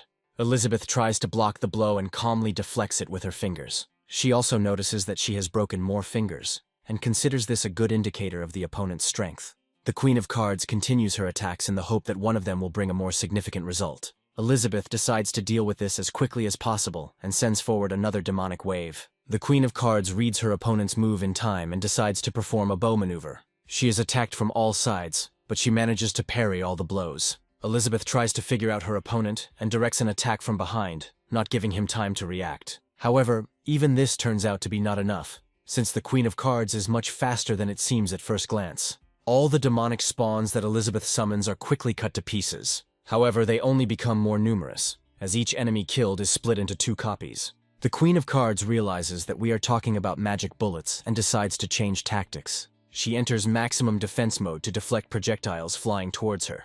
However, the number of magic bullets does not decrease, but on the contrary, only increases, increasing the speed requirements. Over time, the Card Queen's limbs begin to tire and are subject to multiple hits. Elizabeth decides to use her critical strike skill and instantly destroys all the limbs. This way she remains completely protected from the next onslaught of magic bullets. The Queen only looks up, wondering why everything came back this way. The magic bullets continue to divide, ensuring that the next attack is sure to be fatal. Elizabeth proudly notes that magic bullets will be more than enough to deal with someone like her. After this, she gives the command to her servants, and they rush forward, tearing the enemy apart. The Queen of Cards really remains just a pitiful fragment, which in the meantime is transformed into other cards. Suddenly, several other cards appear out of nowhere and immediately prepare to enter the battle. Elizabeth wonders how many magic tricks Li Ping has up his sleeve, noting that they are quite powerful. It turns out that the Queen of Cards is still in action and can quickly recover. Among other things, she summons a mysterious creature capable of absorbing a gigantic amount of magic bullets. This creature is a cartoon dinosaur summoned by the Cartoon 9's card. Elizabeth realizes that her opponent has only 2 cards left, one that absorbs the opponent's magic, and the other that resurrects her. The Queen of Cards looks at her opponent and wonders if she really thinks so highly of herself. She also advises Elizabeth to prepare to reap the fruits of her arrogance and calls her an upstart. Meanwhile, the cartoon dinosaur who tried to swallow the magic starts to feel ill. Gradually, all the magic bullets that he swallowed begin to come out from the other side, where there is another head. The Queen of Cards smiles and notes that it's time to use the double payoff skill. The cartoon dinosaur is capable of returning absorbed magical skills in double volume, so Elizabeth will have to proceed with caution. However, she decides to use the skill Irresistible Edge to block all incoming damage. The cartoon dinosaur is greatly surprised to realize that one of his most powerful attacks turned out to be a mere puff. Even the magical card queen, who had expected much more serious damage, is surprised by this. Elizabeth notes with a smile that even if her skills were enhanced 100-fold, they would not be able to cause harm. After this, she begins to use spatial magic to suppress the resistance of the enemies. Elizabeth admits that she was inspired to create this skill by the foolish Vankai, and notes its effectiveness. However, the Dinosaur 9 was destroyed, but this does not mean that Elizabeth was safe. Elizabeth looks closely at the map she managed to obtain, and realizes that the Queen is still somewhere nearby. The Queen of Cards suddenly appears behind her and makes a swift, decisive attack with her daggers. Elizabeth quickly dodges the lightning-fast strikes, which are a veritable deadly barrage. The Queen of Cards suddenly wonders where her target is when she is suddenly cut in half.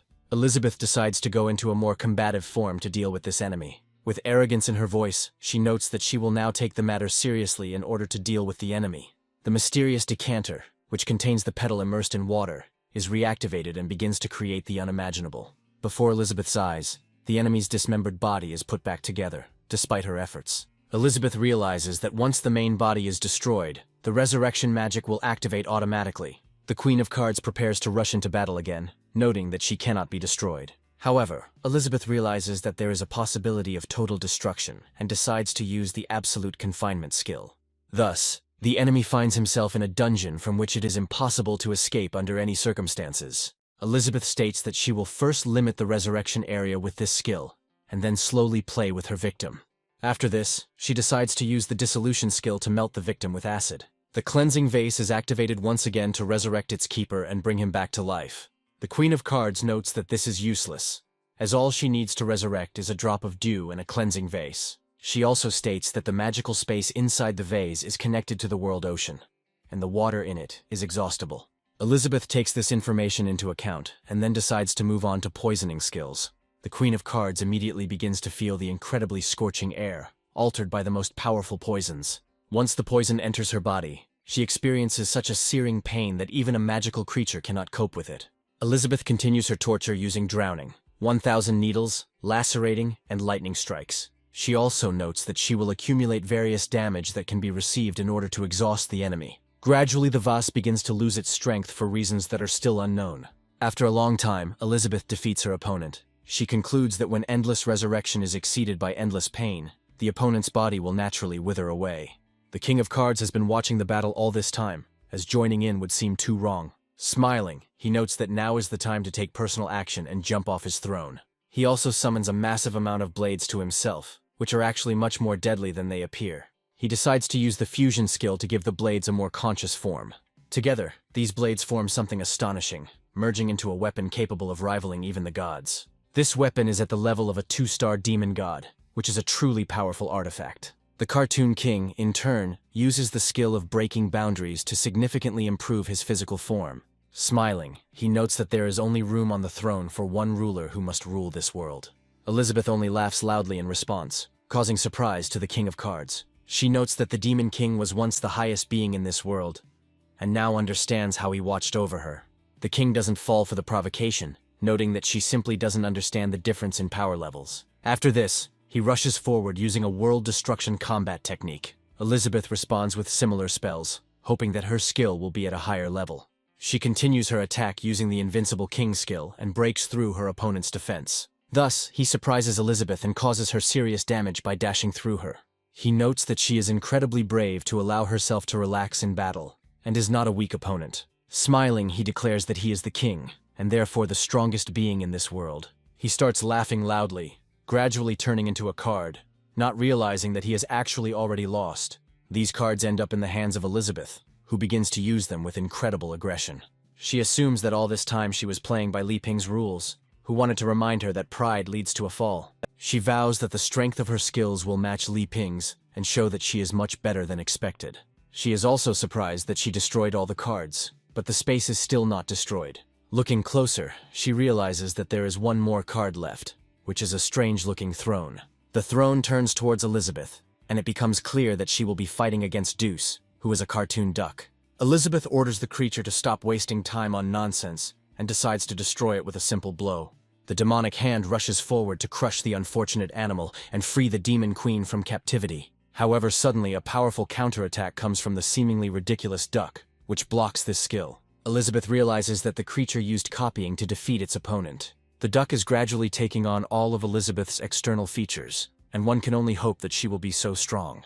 The only difference is that the altered version of Elizabeth still has a duck's nose and eyes and continues to quack. The demon queen takes this as a personal insult and calls her opponent an arrogant creature. Meanwhile, Li Ping collects a variety of fruits, noting that this is exactly why he came here. Having tasted them, he notes that the fruits here are rather mediocre. However, if they are cultivated, a new variety can be developed. Elven zombies appear behind him and approach the protagonist with a creepy look. The patriarch connects to the mass consciousness of the slain elves and reports that one of the strops has discovered Li Ping's location. The jester asks him what he is waiting for, ordering him to act as decisively and quickly as possible. He adds that the man must continue to be kept alive and brought here for further interrogation. Li Ping, meanwhile, is completely oblivious to what is happening behind him and continues to harvest. At a certain point, he decides to move to another bush, which perfectly coincides with the moment when the zombie tries to attack him. The rotten corpse falls to the ground with a dull thud, achieving no results, while Li Ping walks away whistling. The corpse immediately takes on a terrifying form, rising on all fours and turning from bottom to top to make it easier to pursue the target. With incredible speed, he begins to tear apart the ground above him to get closer to Li Ping. However, the legendary hero has picked up too many apples to hold in his hands, and several of them fall. Li Ping doesn't pay much attention to it, but these apples play a crucial role in maintaining his life. The corpse steps on the apples, causing it to immediately lose its balance and begin to fall. Li Ping bends down again to find something interesting, wondering what is in this forest. He notes that this is a truly interesting magical world, where climatic conditions have absolutely no effect on plants. The now heavily mangled corpse raises its rotten head to make eye contact with its target. Li Ping picks up some vegetables, noting that he can take them home and cultivate them for new varieties. Smiling, he declares that he will also take this cactus as a reminder. A few moments later, he comes across a dead man who, for some reason, has placed his hands directly on this cactus. Li Ping is frightened by the ugly zombie, who in turn experiences incredible pain from the cactus needles. The patriarch also begins to scream hysterically as his hands receive full tactile information. Li Ping quickly turns around and starts running as fast as he can to get to a safe place. The patriarch requests permission to activate 50 dark mechanisms, as this legendary hero is difficult to deal with. The jester notes that all he cares about is how quickly he catches the villain, and states that he can use anything. At this moment, a gigantic number of half-decomposed corpses that had been killed come back to life. Li Ping can't believe that zombies are appearing in the elf forest and hopes to get out of here as quickly as possible. His speed grows faster as his thirst for life makes him ignore the fatigue in his legs. However, after a while he stops, feeling how the earth begins to tremble due to unknown forces. He looks around to see if any magical earthquake has occurred. Listening closely, he realizes that this is connected with the movement of a large wave of something unknown. A huge number of green lights catch the eye, which are actually someone's eyes. Li Ping begins to react with fear and realizes that this time he is in serious trouble. A huge number of elven zombies advance towards him, hoping to capture him. They quickly surround him, and now he has no chance to escape. Li Ping tries not to panic, noting that he must be brave and fight even though he has not taken the sword. The ground beneath his feet begins to shake and he wonders where he can run. The patriarch orders his subordinates to rush into action to capture this man and bring him here. However, suddenly, a huge number of zombies running towards the main character are destroyed by powerful streams of magic. Li Ping finds himself on the head of a giant pea shooter who has already become attached to him. Li Ping looks at him in surprise and notes that he is glad to see his new comrade. Pea shooter can't speak, so he can only nod quickly to emphasize his good intentions. The patriarch realizes that this explains why the plant magic suddenly stopped working. since the 5-element peas have been tamed. At this moment, the good-natured giant bush begins to shoot all the zombies that approach them.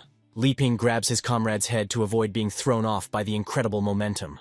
Pea Shooter continues to effectively hold his own against zombies, as if that's what he was originally designed for. However, after a few moments, some elves decide to use plant magic to take control of it. Li Ping looks at his comrade in surprise and asks why he suddenly stopped. The answer lies in the zombie elves, who still have brain activity and can use magic. The Patriarch is pleased that this wave includes several generations of elders, which means the rebels can be neutralized. They also decide to use plant magic skill to slow down the growth of their subordinates. Thus, the giant pea shooter, who had just been a threat to all living things, is immediately reduced to something insignificant. Li Ping looks at his comrade in surprise, who is now so small that he can fit in his hand. Pea Shooter nevertheless remains loyal to the protagonist and performs a military salute, showing that he will be with him until the end. However, be that as it may, the huge number of corpses gradually becomes even greater if something terrible happens. The corpses become so numerous that they form an entire ocean, capable of swallowing up anyone it wants. Li Ping looks at this giant, monstrous structure and wonders if this will be the end for him. Moments later, giant waves of dead bodies collapse and bury Li Ping. They also form giant balls that can now move anywhere to transport Li Ping to the jester.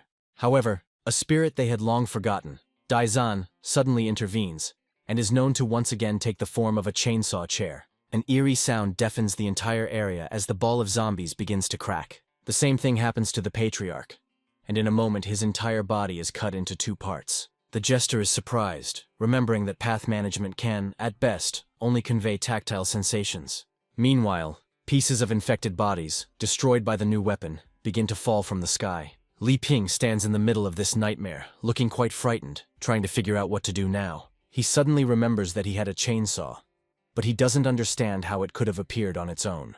Daizan appears by his side again, remarking that he will never allow his master to be harmed. A zombie cut in half appears in front of him and crawls towards him, which greatly frightens Li Ping. Even though they had just fallen from a great height, and for living corpses it makes no difference what kind of damage they received. They are so agile after receiving damage that they retain the ability to jump on their target. Li Ping grabs the chainsaw in fear and activates it, swinging it from side to side, killing everything living and non-living. The jester also takes minor damage, realizing that he is facing a truly powerful opponent. To minimize damage, he decides to resort to the help of resurrected archers. He has quite a lot of such creatures at his disposal, so he uses the skill swarm of magic arrows. Li Ping closes his eyes in fear and simply starts swinging the chainsaw from side to side to avoid being captured. Without realizing it, he is the owner of clothing that reflects 100% of damage back to the wearer. All the arrows flying in his direction immediately hit the shooters, knocking off their heads. The jester takes much more damage, causing his arm to become a pathetic sieve. However, he regenerates quickly, noting that even the damage reflected by the passive skill was somehow transferred to him.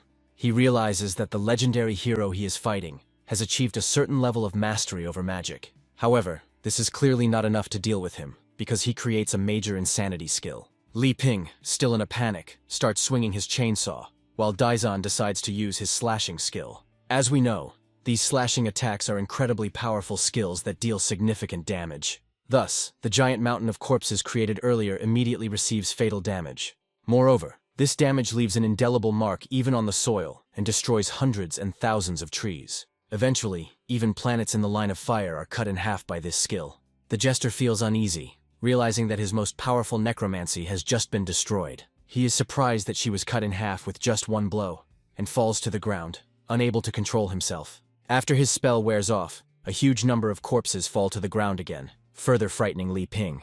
After a while, the zombies that were not involved in the initial attack look around in surprise at the strange sounds. They notice a madman approaching them, waving a fantastic artifact. Of course, in their eyes he looks like a psychopath who starts screaming and is getting ready to finish them off. They immediately get scared and run away in different directions, creating a rather comical situation. Elizabeth, meanwhile, is clearly not in the mood for laughing, as she fights an opponent who dared to insult her.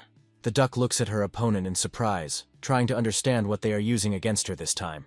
Elizabeth uses the Earth Rework skill to create 2 huge chunks of solid demonic energy. Elizabeth remains angry and notes that for such an insult she will crush her rival into dust. Having trapped her opponent in a special trap, she gradually squeezes it to destroy the duck. Elizabeth's pride was hurt so much that she decided not to waste time and give it her all. To do this, she decides to create a prison from which no one in this world will be able to escape. She also states that since this creature was created by Li Ping, it is better to be twice as careful before testing the enemy. With these words, she activates her ultimate demonic form and resorts to a world-destroying combat technique. Rushing forward, she uses the duality of all things skill to cut her opponent in half. It would seem that this blow should be enough, since no living creature except perhaps Li Ping has ever survived this attack. However, to her surprise, the duck also transforms into a higher demonic form and uses the skill of insurmountable edge. Elizabeth can't believe her most famous skill was used to hold back her own attack. She immediately recalls Li Ping's words, according to which the level of magical power does not decide everything, and sometimes even the weak can defeat the strong. Elizabeth again suggests that this is all just part of Li Ping's cunning plan to make her even stronger. In response to these thoughts, the duck lets out a confident and powerful quack, which carries an incredibly deep meaning. Elizabeth decides to use this corpse to determine the outcome of the test. The duck uses the perfect copy skill to imitate any of Elizabeth's movements. Thus, they both direct a demonic fighting style called open palm at each other. Li Ping, meanwhile, continues to run from side to side in fear, waving his chainsaw. At a certain point, he reaches the space they are in, and the chainsaw begins to cut through the trap. The further he moves, the more the fabric of reality begins to interact with the pocket dimension. With his actions, he destroys barriers with incredible ease, causing the battle to dramatically transform. Elizabeth and her near-exact duplicate are pulled from a pocket dimension into reality, thanks to the actions of a legendary hero. Elizabeth makes every effort to stay grounded and remain combat-ready. However, her gaze turns towards Li Ping, and she asks him what he is doing. Li Ping hears Elizabeth's familiar voice and immediately stumbles upon a rock, which instantly disrupts his fighting gait. Because of this, he goes into free flight and lands in the most fortunate place possible. Daizan watches what is happening with sadness and hopes that her creators will not abandon her here again. She wonders what she should do in this situation, but her options are very limited. She still directs the movement of her physical embodiment to move towards the backpack. She finally succeeds in achieving what she wants, and she sees the place where her creator's head landed. Li Ping quickly comes to his senses and notes that the situation was very dangerous, and he almost died.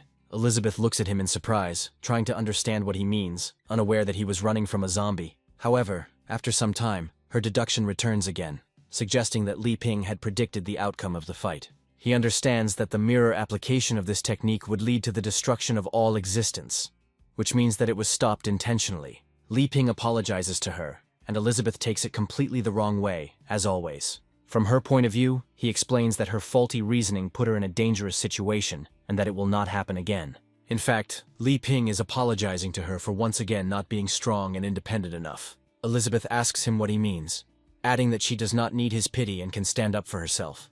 Li Ping has no idea what is going on and asks her what exactly she means. Elizabeth continues to think that he wants to help her, but at the same time she understands that she must maintain her dignity. She also says that she knows perfectly well what he is thinking, but Li Ping has no idea what she is talking about. Their very touching, but rather meaningless dialogue is carried away by the most powerful sound of the most powerful creature on this planet. Of course, we are talking about the most powerful great duck, whose strength is in no way inferior to the Demon Queen.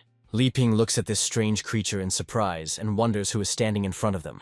Upon closer inspection, he realizes it is a duck, but Elizabeth declares that she no longer wishes to continue this battle. She changes back into her normal form and tells him that he should pack his things himself. Li Ping looks at her in surprise, saying that he doesn't understand what she's been talking about all this time. Elizabeth immediately pushes him aside, and he tries to find out from her what is going on here. After taking a few steps under the influence of inertia, he suddenly stops in front of the most powerful being on the planet. He looks at her and smiles goofily as the duck lights up her eyes and uses her most powerful skill again. Seeing a new enemy in front of him, he decides to use the perfect copy to transform himself. Li Ping takes a few steps back out of fear and says that he has never seen anything like this. Elizabeth suggests that the duck gives up her strongest form and copies Li Ping, showing that she is not as good as him. Elizabeth reflects that she will admit it anyway, but it is up to him to overcome himself. Li Ping continues to be nervous and tries to quickly come up with a way to negotiate with this incomprehensible creature. Meanwhile, the duck almost finishes transforming into the man in front of him when it suddenly freezes. After a few moments, it completely dissolves and turns into an incomprehensible liquid that looks rather pathetic. After this, she falls to the ground and turns into normal cards without making a single attempt to fight her creator. Li Ping puts his hand forward and 4 deuces jump in there and gradually begin to clear. Li Ping looks at them in surprise, remembering that these are ordinary cards that he gave to Uncle Bursu. he turns to his companion and asks her if she saw the same thing as he did, but she perceives it differently. In his eyes, she saw another attempt to laugh at her, and a statement that in the face of absolute power he was still invincible. Elizabeth understands that she needs to be strong enough to be uncopyable, but she is still not strong enough. Li Ping says that they need to pull themselves together because there is still a long way to go. But Elizabeth interprets this differently. Even though she admits that she knows this very well in her mind, she still understands that she has a lot to strive for. Meanwhile, Li Ping asks her why she doesn't use teleportation magic to transport everyone to the sacred tree. Elizabeth follows his instructions and uses the instant movement skill to avoid wasting any more time. At this moment, we find ourselves in the place where Cherry and Anna just fought, realizing that they had an extremely difficult time. Despite the fact that the opponents were incredibly strong, Cherry was able to destroy them at the cost of her own life. However, despite such a great sacrifice, she was still able to save Anna's life, although they had only known each other for a very short time. Suddenly, an angelic figure comes to their aid and decides to use the resurrection skill. Gradually, it restores their vital signs and also eliminates the most serious wounds. Anna and Cherry come to their senses again in the form of a strange creature in front of them that seemed to have descended to them from the heavens. However, after a few moments, a special seal appears above them, signaling imminent teleportation. Raphael's doll says that now that the owner and the others have come here, it is time for him to leave. Thus, we are transported to that very eerie clearing, which, by a cruel irony of fate, still looks cheerful. A bluish seal appears on the ground, and all the adventurers are transported there at the same time. Cherry and Anna are still unconscious due to the fact that they still need time to recover after being resurrected. Li Ping immediately turns around and realizes that his best comrades are far from being in the best shape. Elizabeth says that now is not the time to worry about them, because they need to find out who is really behind this. With these words, she creates a demonic hand in order to grab this tree and shake the answers out of it. With incredible force, she begins to tear it out of the ground and discovers that there is a huge amount of filth on the roots. Li Ping watches this procedure in amazement and realizes that the tree she pulled out looks incredibly disgusting. This tree looks disgusting because its roots have spread so far that it has begun to poison the soil. Elizabeth looks closely at this tree and discovers a small memorial to the great elves who sacrificed their lives. Elizabeth, however, speaks indifferently about the fact that, apparently, a lot has changed in the elven tribe over the past 500 years. She also discovers Burs and Ilif, who have been held captive all this time, on their last legs. Li Ping rushes to them to at least somehow ease their suffering and bring them back to life with the help of improvised means. However, one of the tree roots, which is the most corrupted, tries to attack him and throw him aside. Li Ping tries to dodge, but those roots are much faster than expected. Li Ping is not a very agile fighter and understands that this time he will not be able to dodge. All he can do is close his eyes, but suddenly a root flies right past his face. His true target turns out to be Elizabeth, who is nevertheless unprepared for this attack. She looks at the root in surprise, and this is enough to destroy it. After this, she sends a counterattack and destroys most of the roots of this rotten tree. The jester gradually recovers, noting that they destroyed all the elves' protective plants and completely blocked his necromancy. He claims that they ruined all his plans and he is ashamed of himself, but at least they finally met. He also notes that it is extremely surprising for him to accept the fact that the first one to find Elizabeth will be the one who hates her the most. He looks at the Demon Queen in anger and calls her by her name, which adds even more seriousness to the situation. Li Ping immediately hides behind her back and wonders if these two really know each other and harbor grudges against each other. Elizabeth, however, says that she has never seen this man, and most likely no longer remembers him. The jester notes that this is not surprising, since he wore the suit specifically to hide his existence. After this, he takes off his mask, and it turns out that this jester was a young Whis Malfoy. To understand what happened, we will go back in time about 10 years ago to the residence of the Dark Guild. The electric spirit returns to its master, who notes that all the conditions for the experiment have finally been met. With these words, he discharges 100,000 volts, hoping that his plan will be fulfilled. Whis Malfoy feels with every cell of his decrepit body how an unimaginable amount of energy passes through him.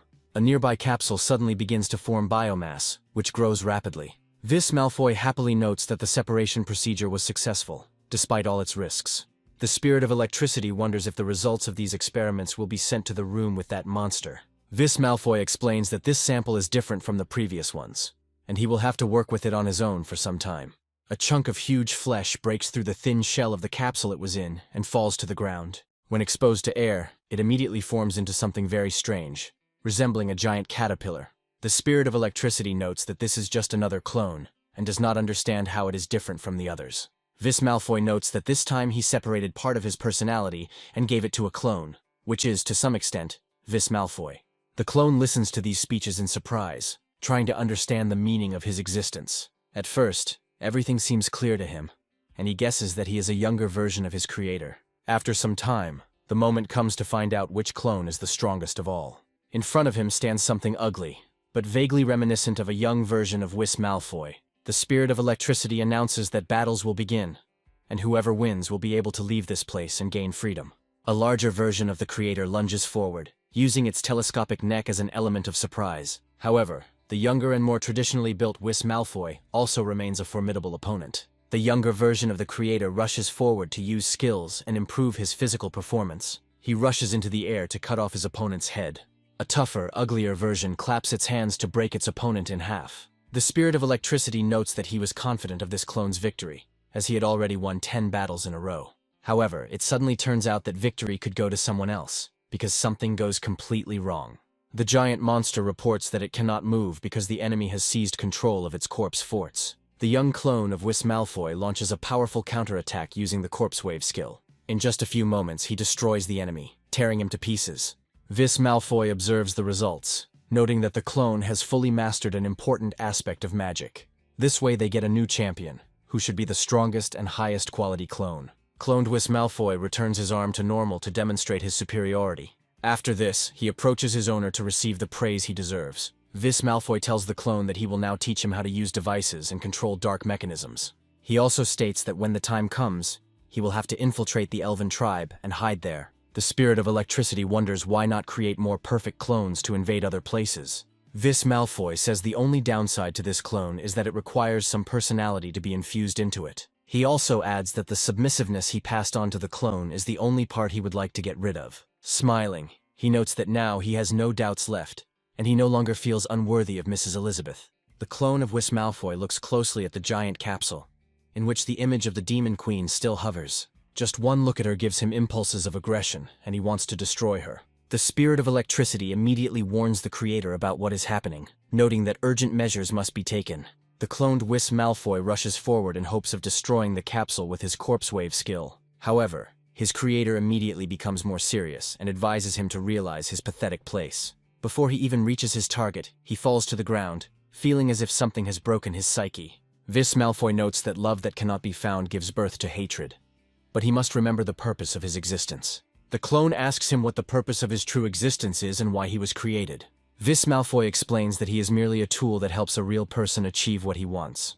The thought that he is just a tool takes hold in the clone's body and sows bitter resentment in him. However, now Shoot notes that after a decade of being in the shadows, he finally realized that he is no longer a tool. Li Ping asks Elizabeth if she did something to hurt him in the past, but Elizabeth states that she doesn't even remember him. Li Ping knows that this does make sense, as she must have made a lot of enemies when she ruled this world. Elizabeth also says that the elf tribe has turned into something terrible, which means he is unlikely to be able to plant his seeds. Li Ping notes that now is not the time to think about such trifles, as they have more important things to do. He also adds that it would be much better if Elizabeth dealt with the problem now, since, after all, she is the jester's target.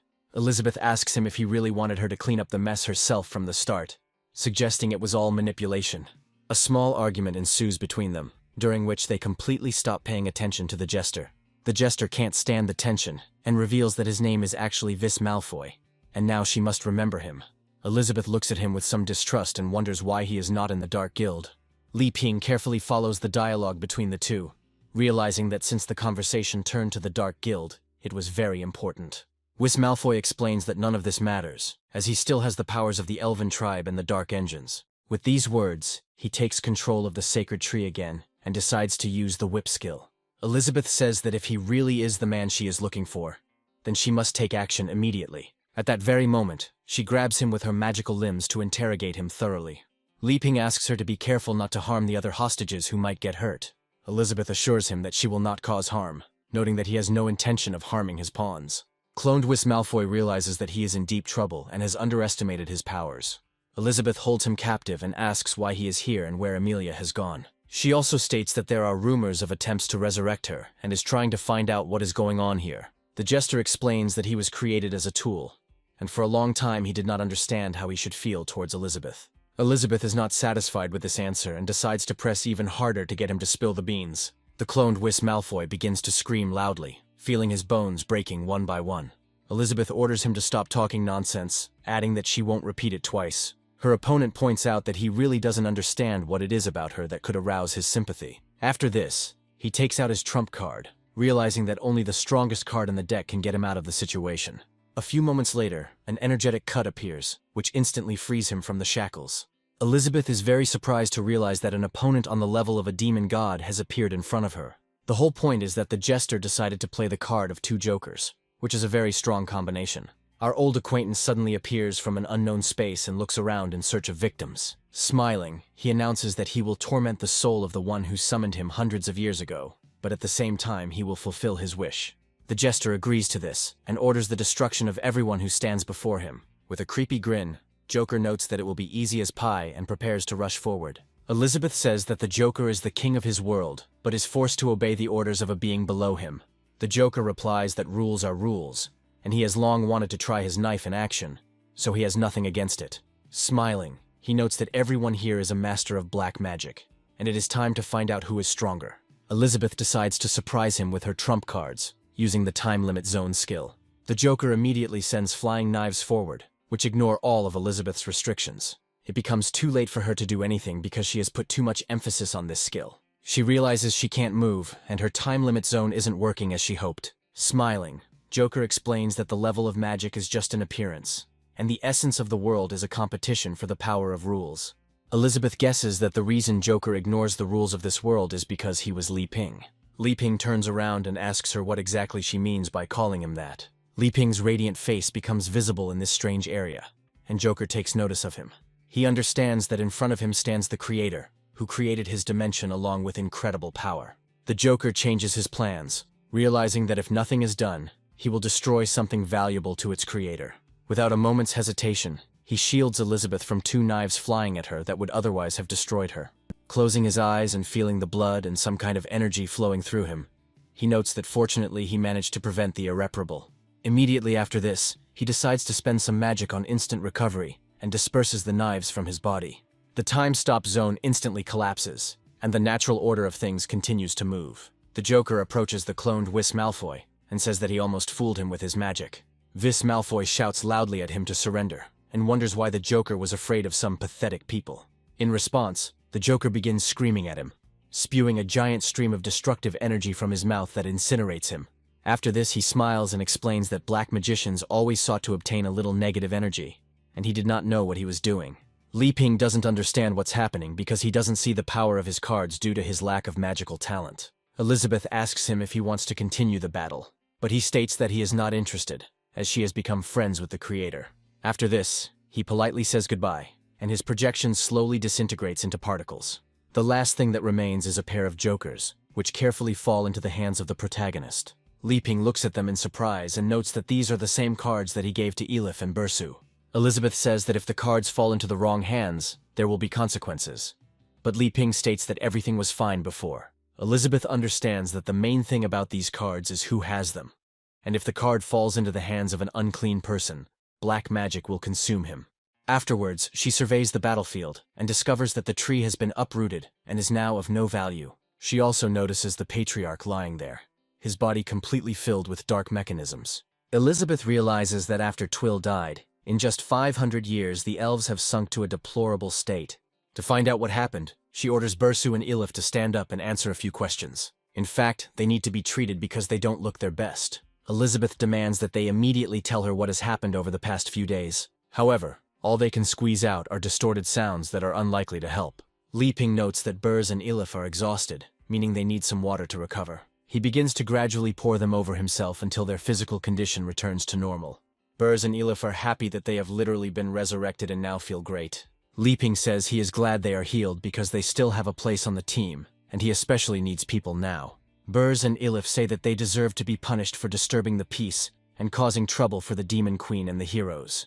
Burz adds that if they want to punish someone, it is better to punish the person responsible for what happened. Li Ping asks them to stop bowing, stating that they are more interested in finding out what happened here. Burz reveals that the elf tribe was authorized by the Dark Guild, and the enemy deceived them by using Li Ping's maps to their advantage. Elif says that they were captured, stripped of their magic, and now she remembers almost nothing due to the effect of the plants. Burrs adds that the pendant sacrificed many lives for the stolen deck, and then he too lost his mind. Elizabeth notes that the elves' current state is likely due to their memories being stolen. Li Ping asks what needs to be done, and Elizabeth concludes that they need to be stolen again. After that, she decides to use the forced memory extraction skill to extract them again. Li Ping asks Elizabeth why she did this, and adds that now they need to be brought back to life again. Meanwhile, Elizabeth digs into the hero's memories and notes that she now understands much more. Li Ping asks her what she discovered beyond what she was able to find out by simply interrogating them. Elizabeth says with a feeling of incredible importance that they told them absolutely everything they knew. Li Ping continues to rebuild his comrades, but Elizabeth still doesn't understand where to get information. Suddenly, another figure appears behind them, who says that he can tell them anything they want. Elizabeth turns to the next figure in surprise and asks what he is doing here. Li Ping is also very surprised by the appearance of this girl, since she had attacked them before. Blanchett notes that after they killed the clone of Whis Malfoy, she was finally freed. After this, she takes a few steps forward to share the information. Li Ping says that's very cool, but Elizabeth asks why she should believe her. Blanchett explains that she has a compelling argument to prove the purity of her intentions. After this, she opens the eye patch and finds a dark mechanism inside. After a few moments, she makes an incredible effort to tear the mechanism from her body. Li Ping understands that this is a very painful procedure and cannot imagine how difficult it must be. Elizabeth says these mechanisms are meant to contain magic, but Blanchett says she will do it to restore trust.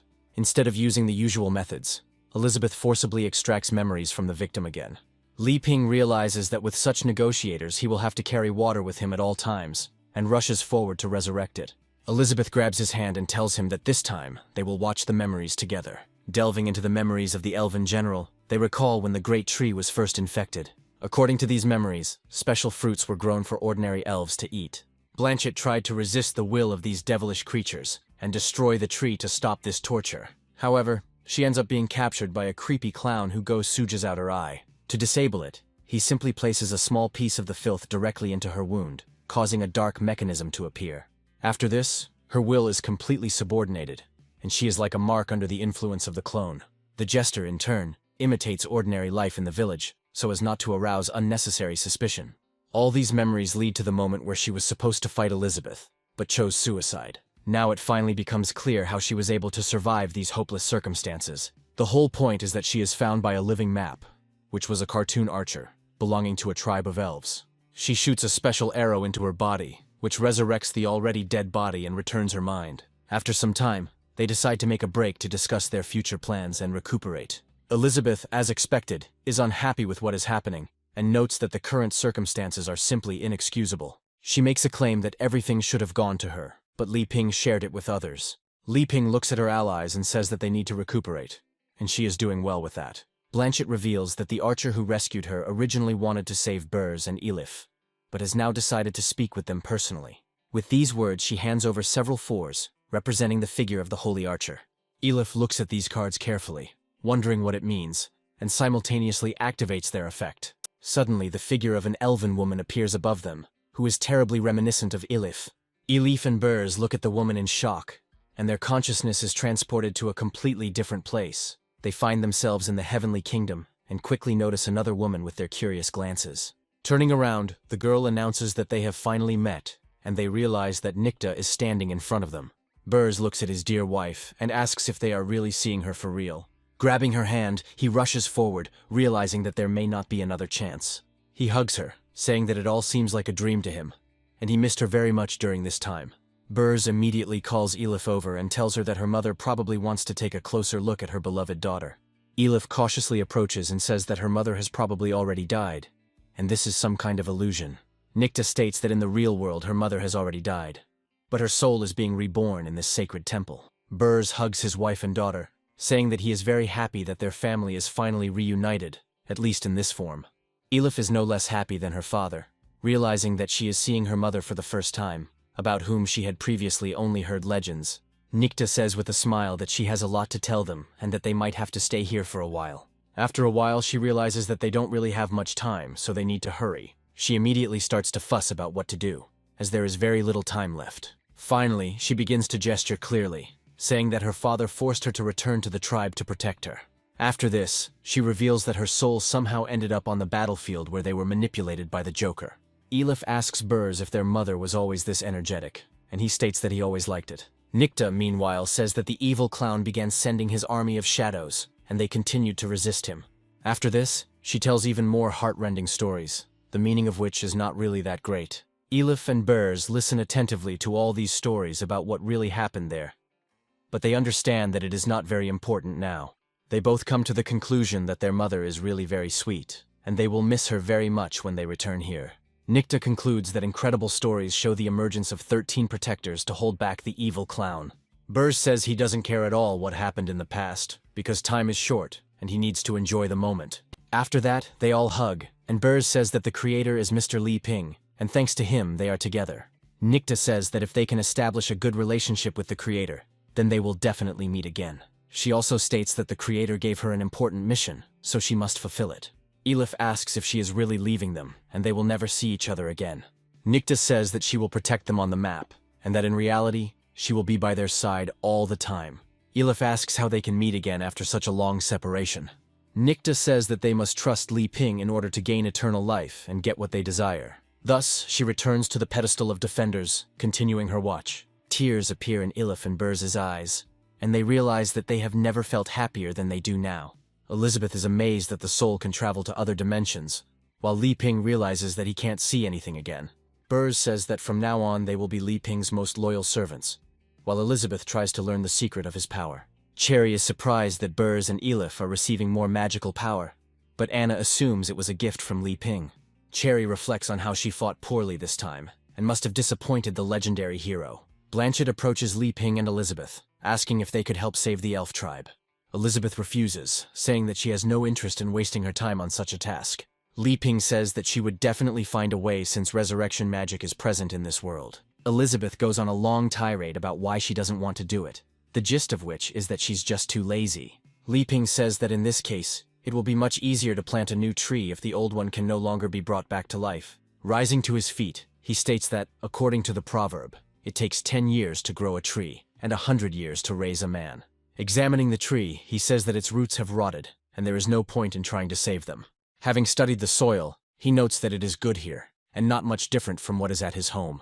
Elizabeth wonders if he really wants to plant a new sacred tree. Blanchett muses that this is simply impossible, since the tree was born when the first matriarch sacrificed herself.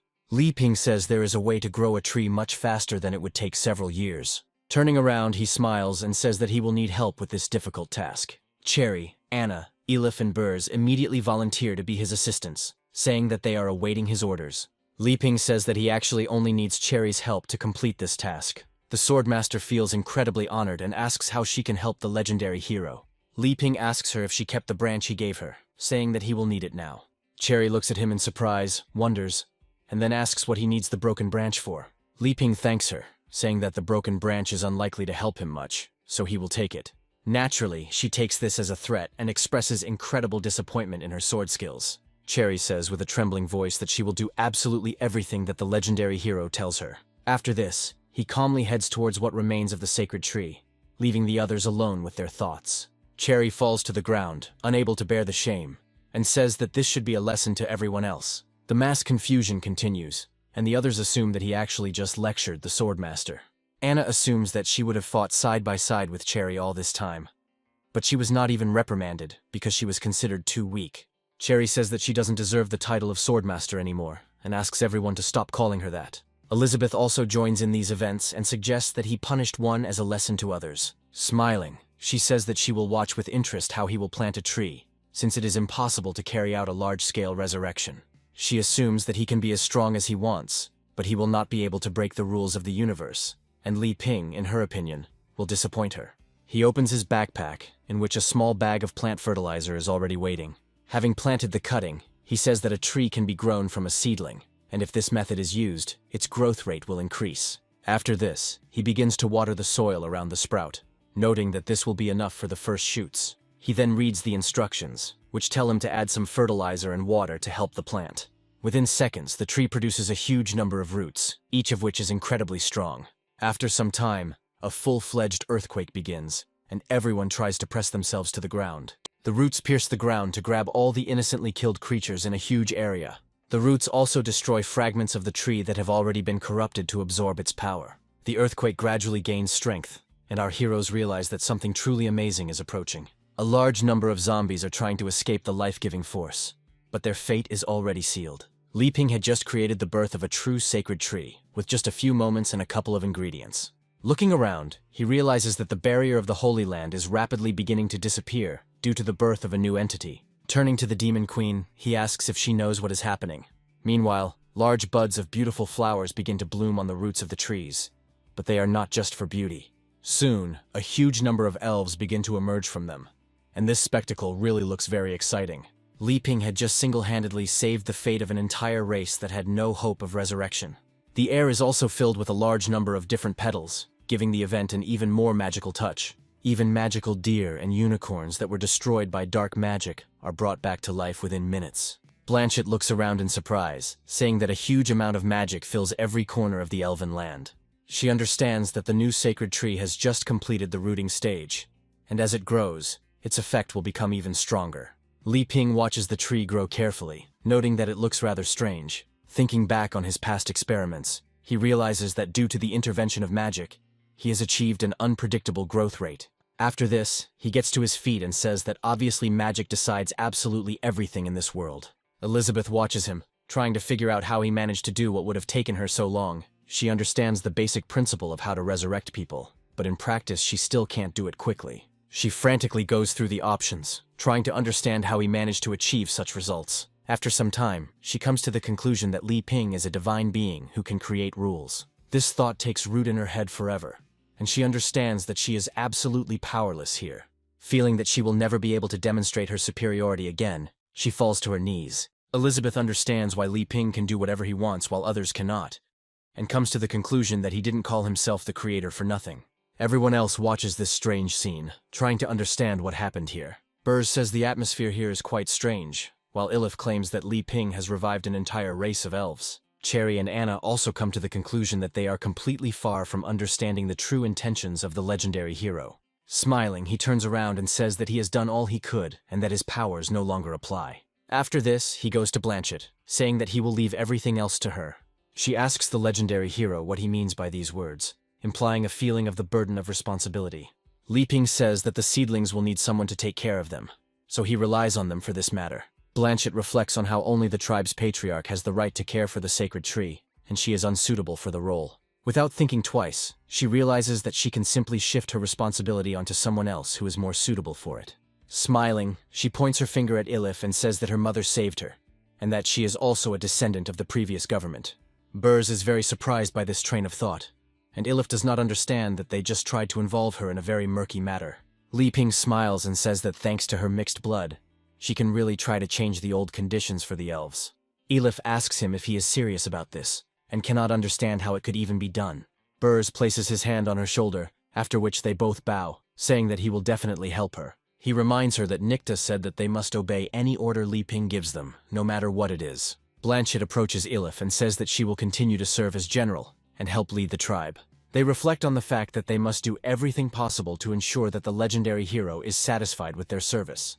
Anna says that a redistribution of power has just occurred, and that from now on the Card Guild and the elves will guard this part of the continent. Cherry still feels inadequate, having just been publicly scolded and had her gun taken away. Meanwhile, Li Ping approaches the Demon Queen, saying that it is time to return home. Taking a closer look at her, he finds that she is clearly in a bad mood due to the fact that she was just scolded by Li Ping yet again. Li Ping can't read other people's minds, so he honestly doesn't know the reason for such strange behavior. Cherry comes closer to him and says that she would like to ask him something. Li Ping looks at her carefully and asks what exactly she wants to know. Cherry says she would like to ask him what the true meaning of the Heavenly Sword's teachings is. She asks him to tell her where she went wrong, and Li Ping assumes that she wants him to comment on her swordsmanship. He smiles and says that in that case he will be completely honest, but Cherry takes it completely differently. Smiling, the protagonist says that, to tell the truth, he has completely forgotten about it and no longer remembers anything.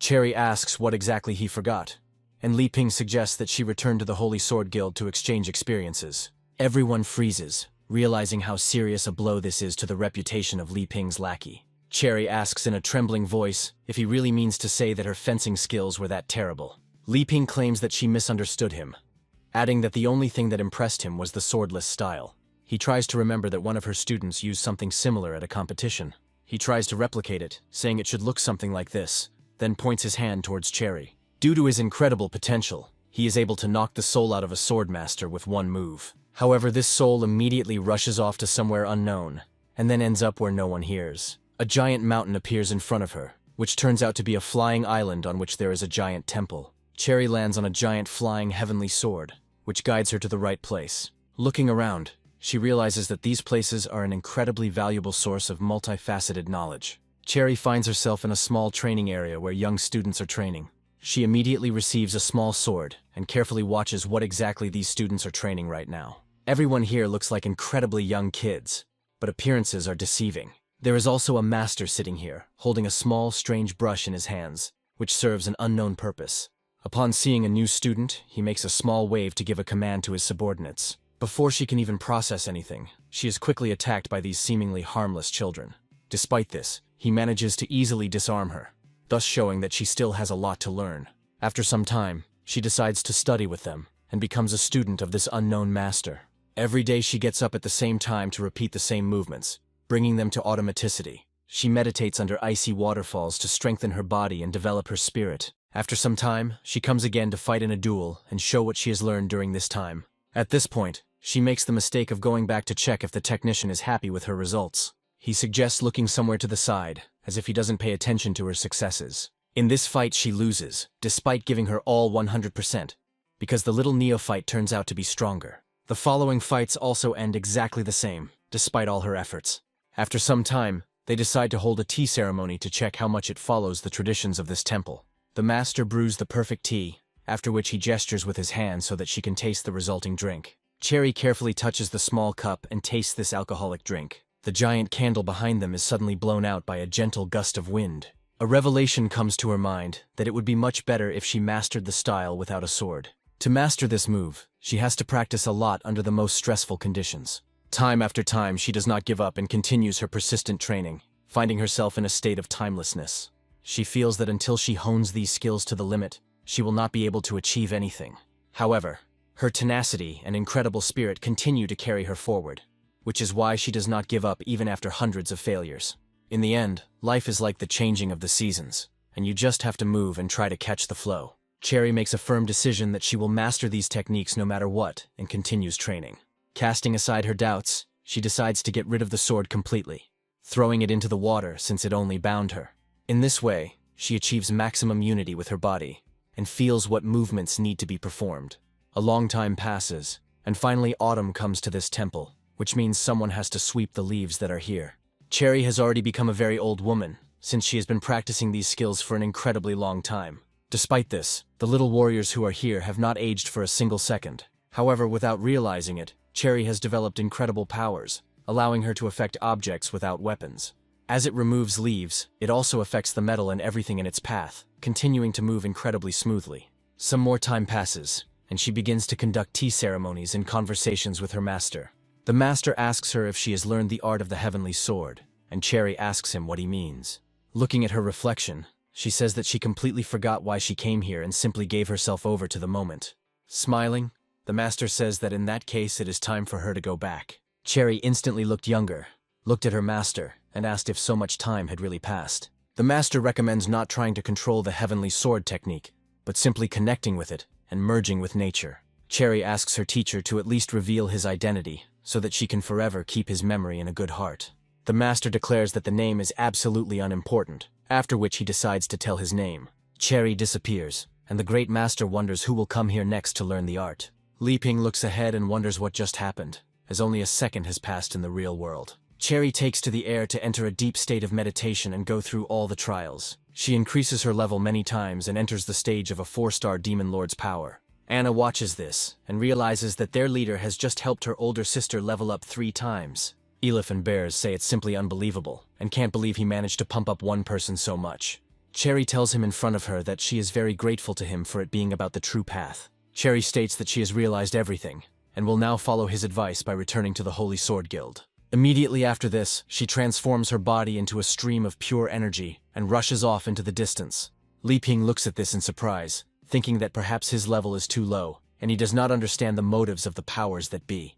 Li Ping turns to his allies, the elven wards, and asks them where they are going now. Elif says that they know very little about the uses of elves, so it would be great if they stayed here. Anna states that she felt sick after the teleportation, so she would rather return back on her own.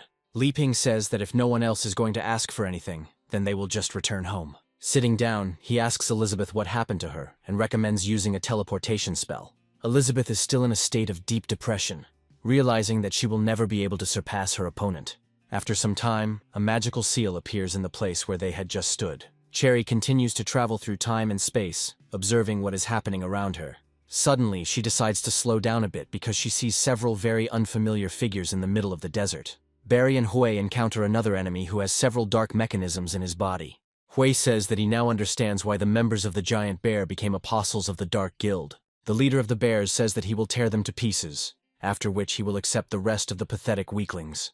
With these words, he rushes forward, leaving behind only giant explosions of sand. Taking aim, he decides to use his muscle relaxation skill to give himself incredible flexibility. Hui jumps to the side and asks his superior what they should do.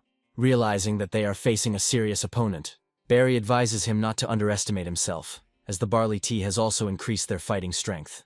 With these words, he decides to use the skill of instant needle extraction to attack the enemy from afar. The guild leader doesn't manage to return in time, so the lightning attack doesn't turn into a living cactus. Each such needle causes unimaginable suffering, which is almost impossible to cope with.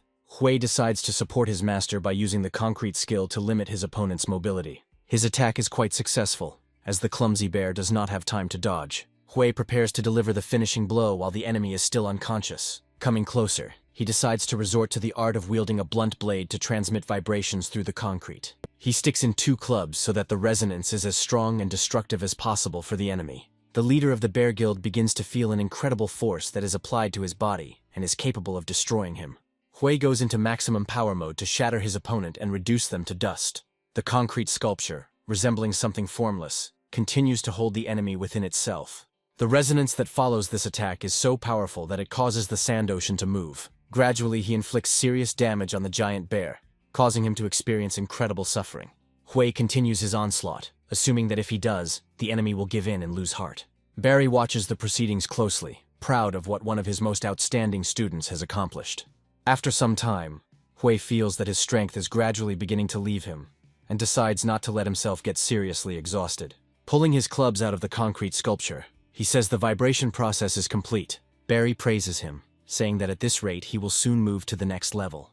Hui thanks the compliments, saying he never thought about surpassing anyone. He states that his goal is only to become his best self, when suddenly the concrete sculptures begin to move. Creates a powerful explosion that simultaneously forms a small smoke screen that hides the enemy. Hui asks if he feels the eerie aura that suddenly appeared here. Barry advises him to focus on activating his sword and counting skills when he needs them most. Hui obeys orders and uses the 3 swords of defense skill to prevent the enemy from advancing. The smoke gradually begins to clear, and they see a strange silhouette rising above the sands. A shockwave is created that destroys Zanpakutos created for defense with incredible ease. One of these fragments hits Hui directly in the body, causing him serious damage that incapacitates him. The student flies towards his teacher, knocking him down and rendering him also incapable of fighting.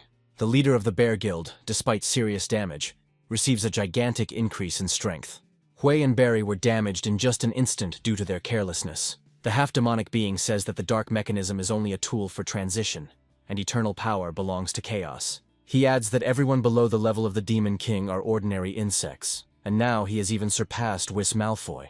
Cherry quickly descends to the ground in one motion, destroying the enemy and leaving them no chance. Barry looks at her in surprise and asks how she ended up here. Cherry is also surprised to see these places, saying that she asked to guard the Holy Sword Guild base. Barry says they came here to find a country that holds the secrets to destroying the Dark Guild. Cherry says that it doesn't matter at all now, adding that she will return them back to the guild. Meanwhile, they are transported to the Demon Kingdom, to the Goblin Cave, where a small group of adventurers sets off. They tell each other that some of these goblins are primitive barbarians. The barbarians around them say they don't want to be here, but they have bills to pay. The sorceresses who are with them say that they are a little scared after hearing the news about the barbarians.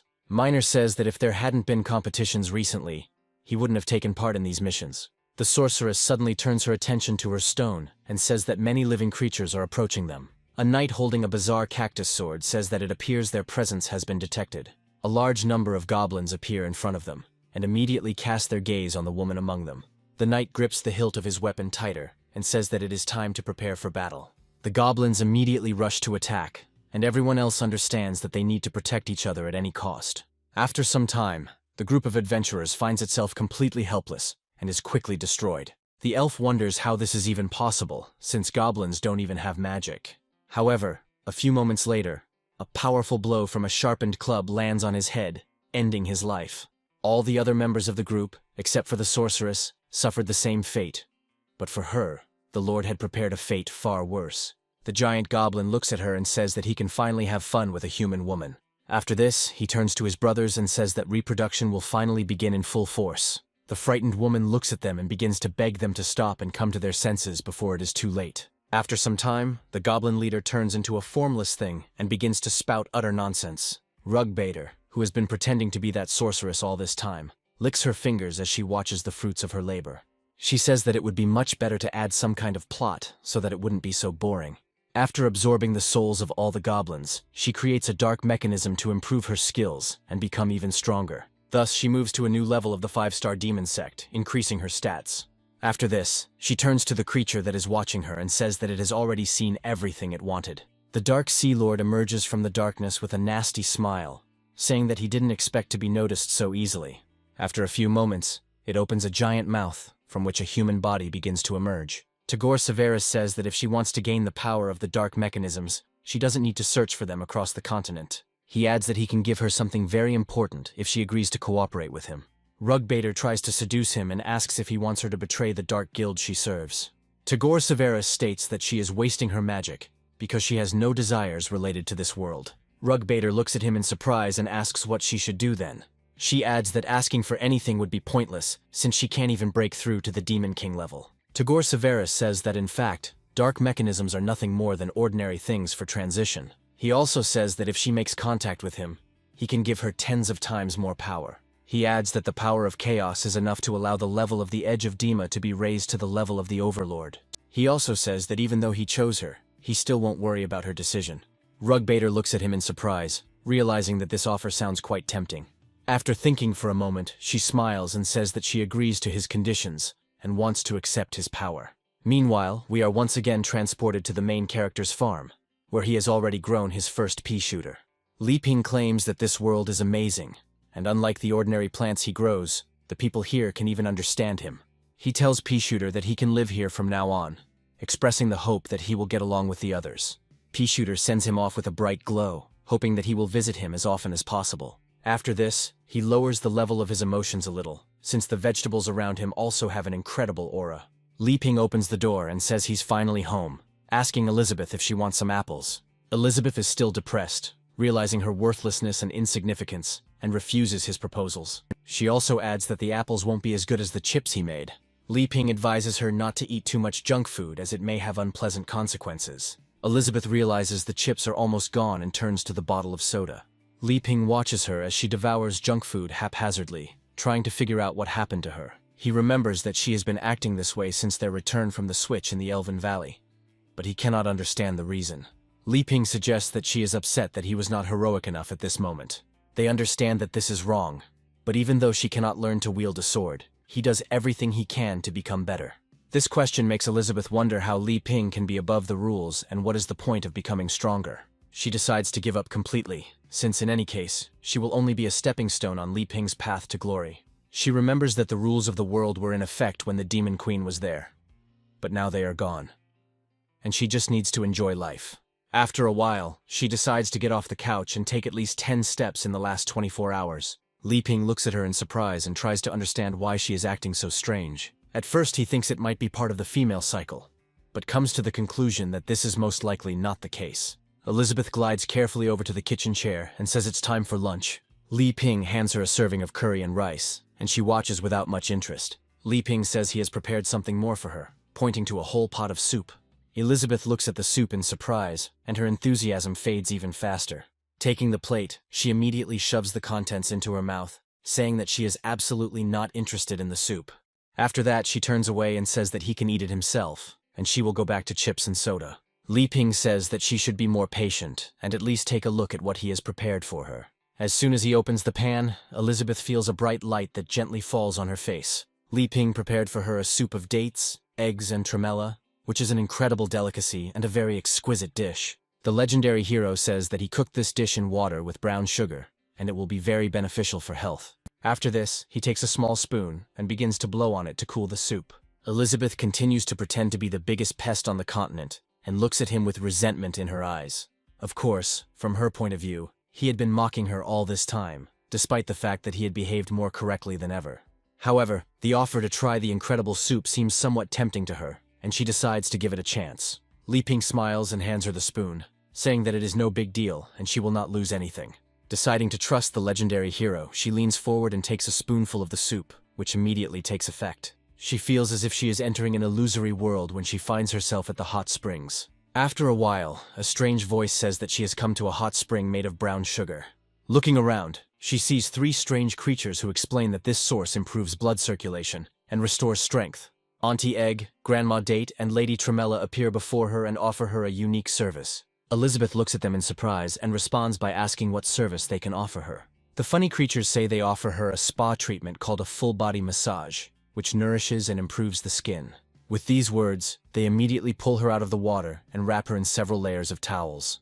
Elizabeth lies down on a specially prepared place and asks the creatures what they are going to do with her. They take her hands and explain that she doesn't need to worry because they will give her a hand massage and she should just enjoy it. They also say that massage can help calm the body and make it forget about pointless resistance. Auntie Egg adds that a back massage will help make your skin incredibly smooth like hers. Through this procedure, the Demon Queen finally rises to the next level, becoming an 8-star demon god. Li Ping watches her closely the whole time, hoping that his partner will like the dish. Elizabeth gradually comes to her senses, and he asks how she feels. He wondered if she thought the difference in taste was too much to handle. Elizabeth takes this as words that the gap between them is extremely large, but she will still raise her level. In this state, she realizes that she is still nothing more than a toy in his hands. This plunges her into a state of deep demoralization again, and she realizes that there is no point in resisting. Exhaling, she says that the rules are already set and there is nothing she can do about it. Moving down, she adds that no matter what she eats, nothing will change, and he can do whatever he wants. Li Ping feels quite frustrated, realizing that food therapy is now pointless. After this, he decides to go outside to train with Alpha and asks Elizabeth if she is okay with it. Elizabeth continues to lounge on the couch and says that he can do whatever he wants. Li Ping understands that it is better not to disturb her in this state, and calmly goes out into the yard, looking around. However, where Alpha usually is, there is now only an empty space, and he wonders where his sword went. Li Ping recalls that Alpha has been constantly around Wonkai lately, and he probably just went for a walk. Meanwhile, Alpha feels very uncomfortable due to the fact that there is a lot of extraneous noise in his ears. Looking around, he notices that this sound appears more and more often. Wonkai notes that he doesn't hear anything at all, and assumes that his comrade is simply trying to find an excuse to be lazy. Alpha reports that he has been experiencing a real buzzing in his ears lately, and has been unable to sleep properly because of it. Wonkai notes that he heard a suspicious sound 3 kilometers away, and suggests going on alert. Rugbaiter, surrounded by strange giant goblins, runs towards Li Ping, hoping for help. She mentally admits that she didn't expect to receive explosive information, and now everything must go according to her plan. Looking around, she sees the dwellings of the legendary hero and the Demon Queen hiding there. She recalls the many secrets she learned after meeting Tagore Severus. Smiling, she realizes that her charm can drive away tigers, devour wolves, and defeat the strongest, meaning that everything is going better than she expected. Her thoughts are interrupted by the sound of a powerful cruise missile, which destroys everyone pursuing her. Rugbaiter turns around in fear to see what is happening, but the sight before her is a sad one. Where the 2 giant goblins had just been, a giant crater and several bloodstains formed. Rugbaiter understands that the forces of these goblins were significant, and they should have helped, but someone smeared them, leaving such traces. Suddenly a silhouette appears, being fired upon by large-caliber weapons. A gigantic amount of firearms is aimed in her direction. Wonkai watches the supposed target closely and asks her about the purpose of her visit. Rugbaiter understands that she must not make any sudden movements or say anything careless, otherwise she will be destroyed on the spot. Alpha notes that Wonkai is overly sensitive and scared the young lady who was attacked by monsters, and then explains who he is. Wonkai advises Alpha to remain silent and not talk too much, as he needs to analyze the situation first. Rugbaiter looks at the mechanical hand in horror, trying to understand who is in front of her and what she should do. She feels like they are trying to scan her, and understands that if the secret is revealed, an unpleasant future awaits her. Deciding not to waste time, she realizes she needs to strike first and resorts to the skill of seduction. Vankai and Alpha are instantly caught in the skill's range, but each experiences different effects. Alpha, being a rather weak creature, instantly falls into the realm of illusions. In his ideal world, Li Ping is truly a legendary hero, who is treated like a younger brother. Together, they destroy countless cruel creatures and save the world countless times. In addition, interesting creatures appear before them, battles with which bring pleasure. Finally, at the end of their adventures, they reach a creepy castle where the final boss of this world lives. The final boss is the Demon Queen Elizabeth, who must be destroyed to save the universe. After a tense battle, they finally deal with this evil creature, which was long overdue for an end. Li Ping thanks Alpha, but he, becoming arrogant, says that he will always be by his side, since they are the best partners. Even though Vankai is a robot, he also begins to have amazing days spent with his owner. The future dog is not interested in anything except playing various games with its owner. He hopes that one day Li Ping will stand up for him and forbid Elizabeth from harming him. Rugbaiter smiles, noting that as long as they have the desire, it is impossible to resist her charm. Vankai detects viruses in the system and understands that the software needs to be updated. In just a few moments, the vulnerabilities are eliminated, and he goes into full combat readiness. Rugbaiter is surprised that her seduction didn't work as the gun is pointed straight at his face again. Vankai says that he cannot understand her intentions, and despite her apparent harmlessness, decides to eliminate her. Rugbaiter is surprised that he failed to achieve his goal, and realizes that he is lying, not having met Elizabeth. Suddenly, the legendary heroes intervene, shouting loudly, distracting Vankai and Alpha. This causes the robotic dog to forget about its primary directives and switch to a higher priority task. Rugbaiter is happy, as surviving a collision with Vankai would have been nearly impossible. The robotic dog instantly runs towards its owner, whom it loves the most. Li Ping happily runs towards them, noting that he heard their voices, and it turns out that it is them. Rugbaiter looks at the legendary hero and realizes that he is an ordinary person who will be easier to deal with. The plots of heroes who save beauties never fail, so it satisfies the fantasy of any man. Li Ping completely ignores the fact that there is a girl nearby and approaches Alpha, who is still under the spell. Li Ping asks Alpha what's going on with him, but Alpha continues to laugh, feeling incredibly important. Li Ping gives him a light slap and asks if he is okay, wanting to understand the strangeness in his behavior. Alpha immediately comes to his senses and looks at his comrade in surprise, not understanding how he ended up here so suddenly. Li Ping explains that he became scared when he saw his strange behavior, assuming that Alpha was working too much. Li Ping tries to encourage him, telling him not to put too much pressure on himself and recommending that he return to chopping wood.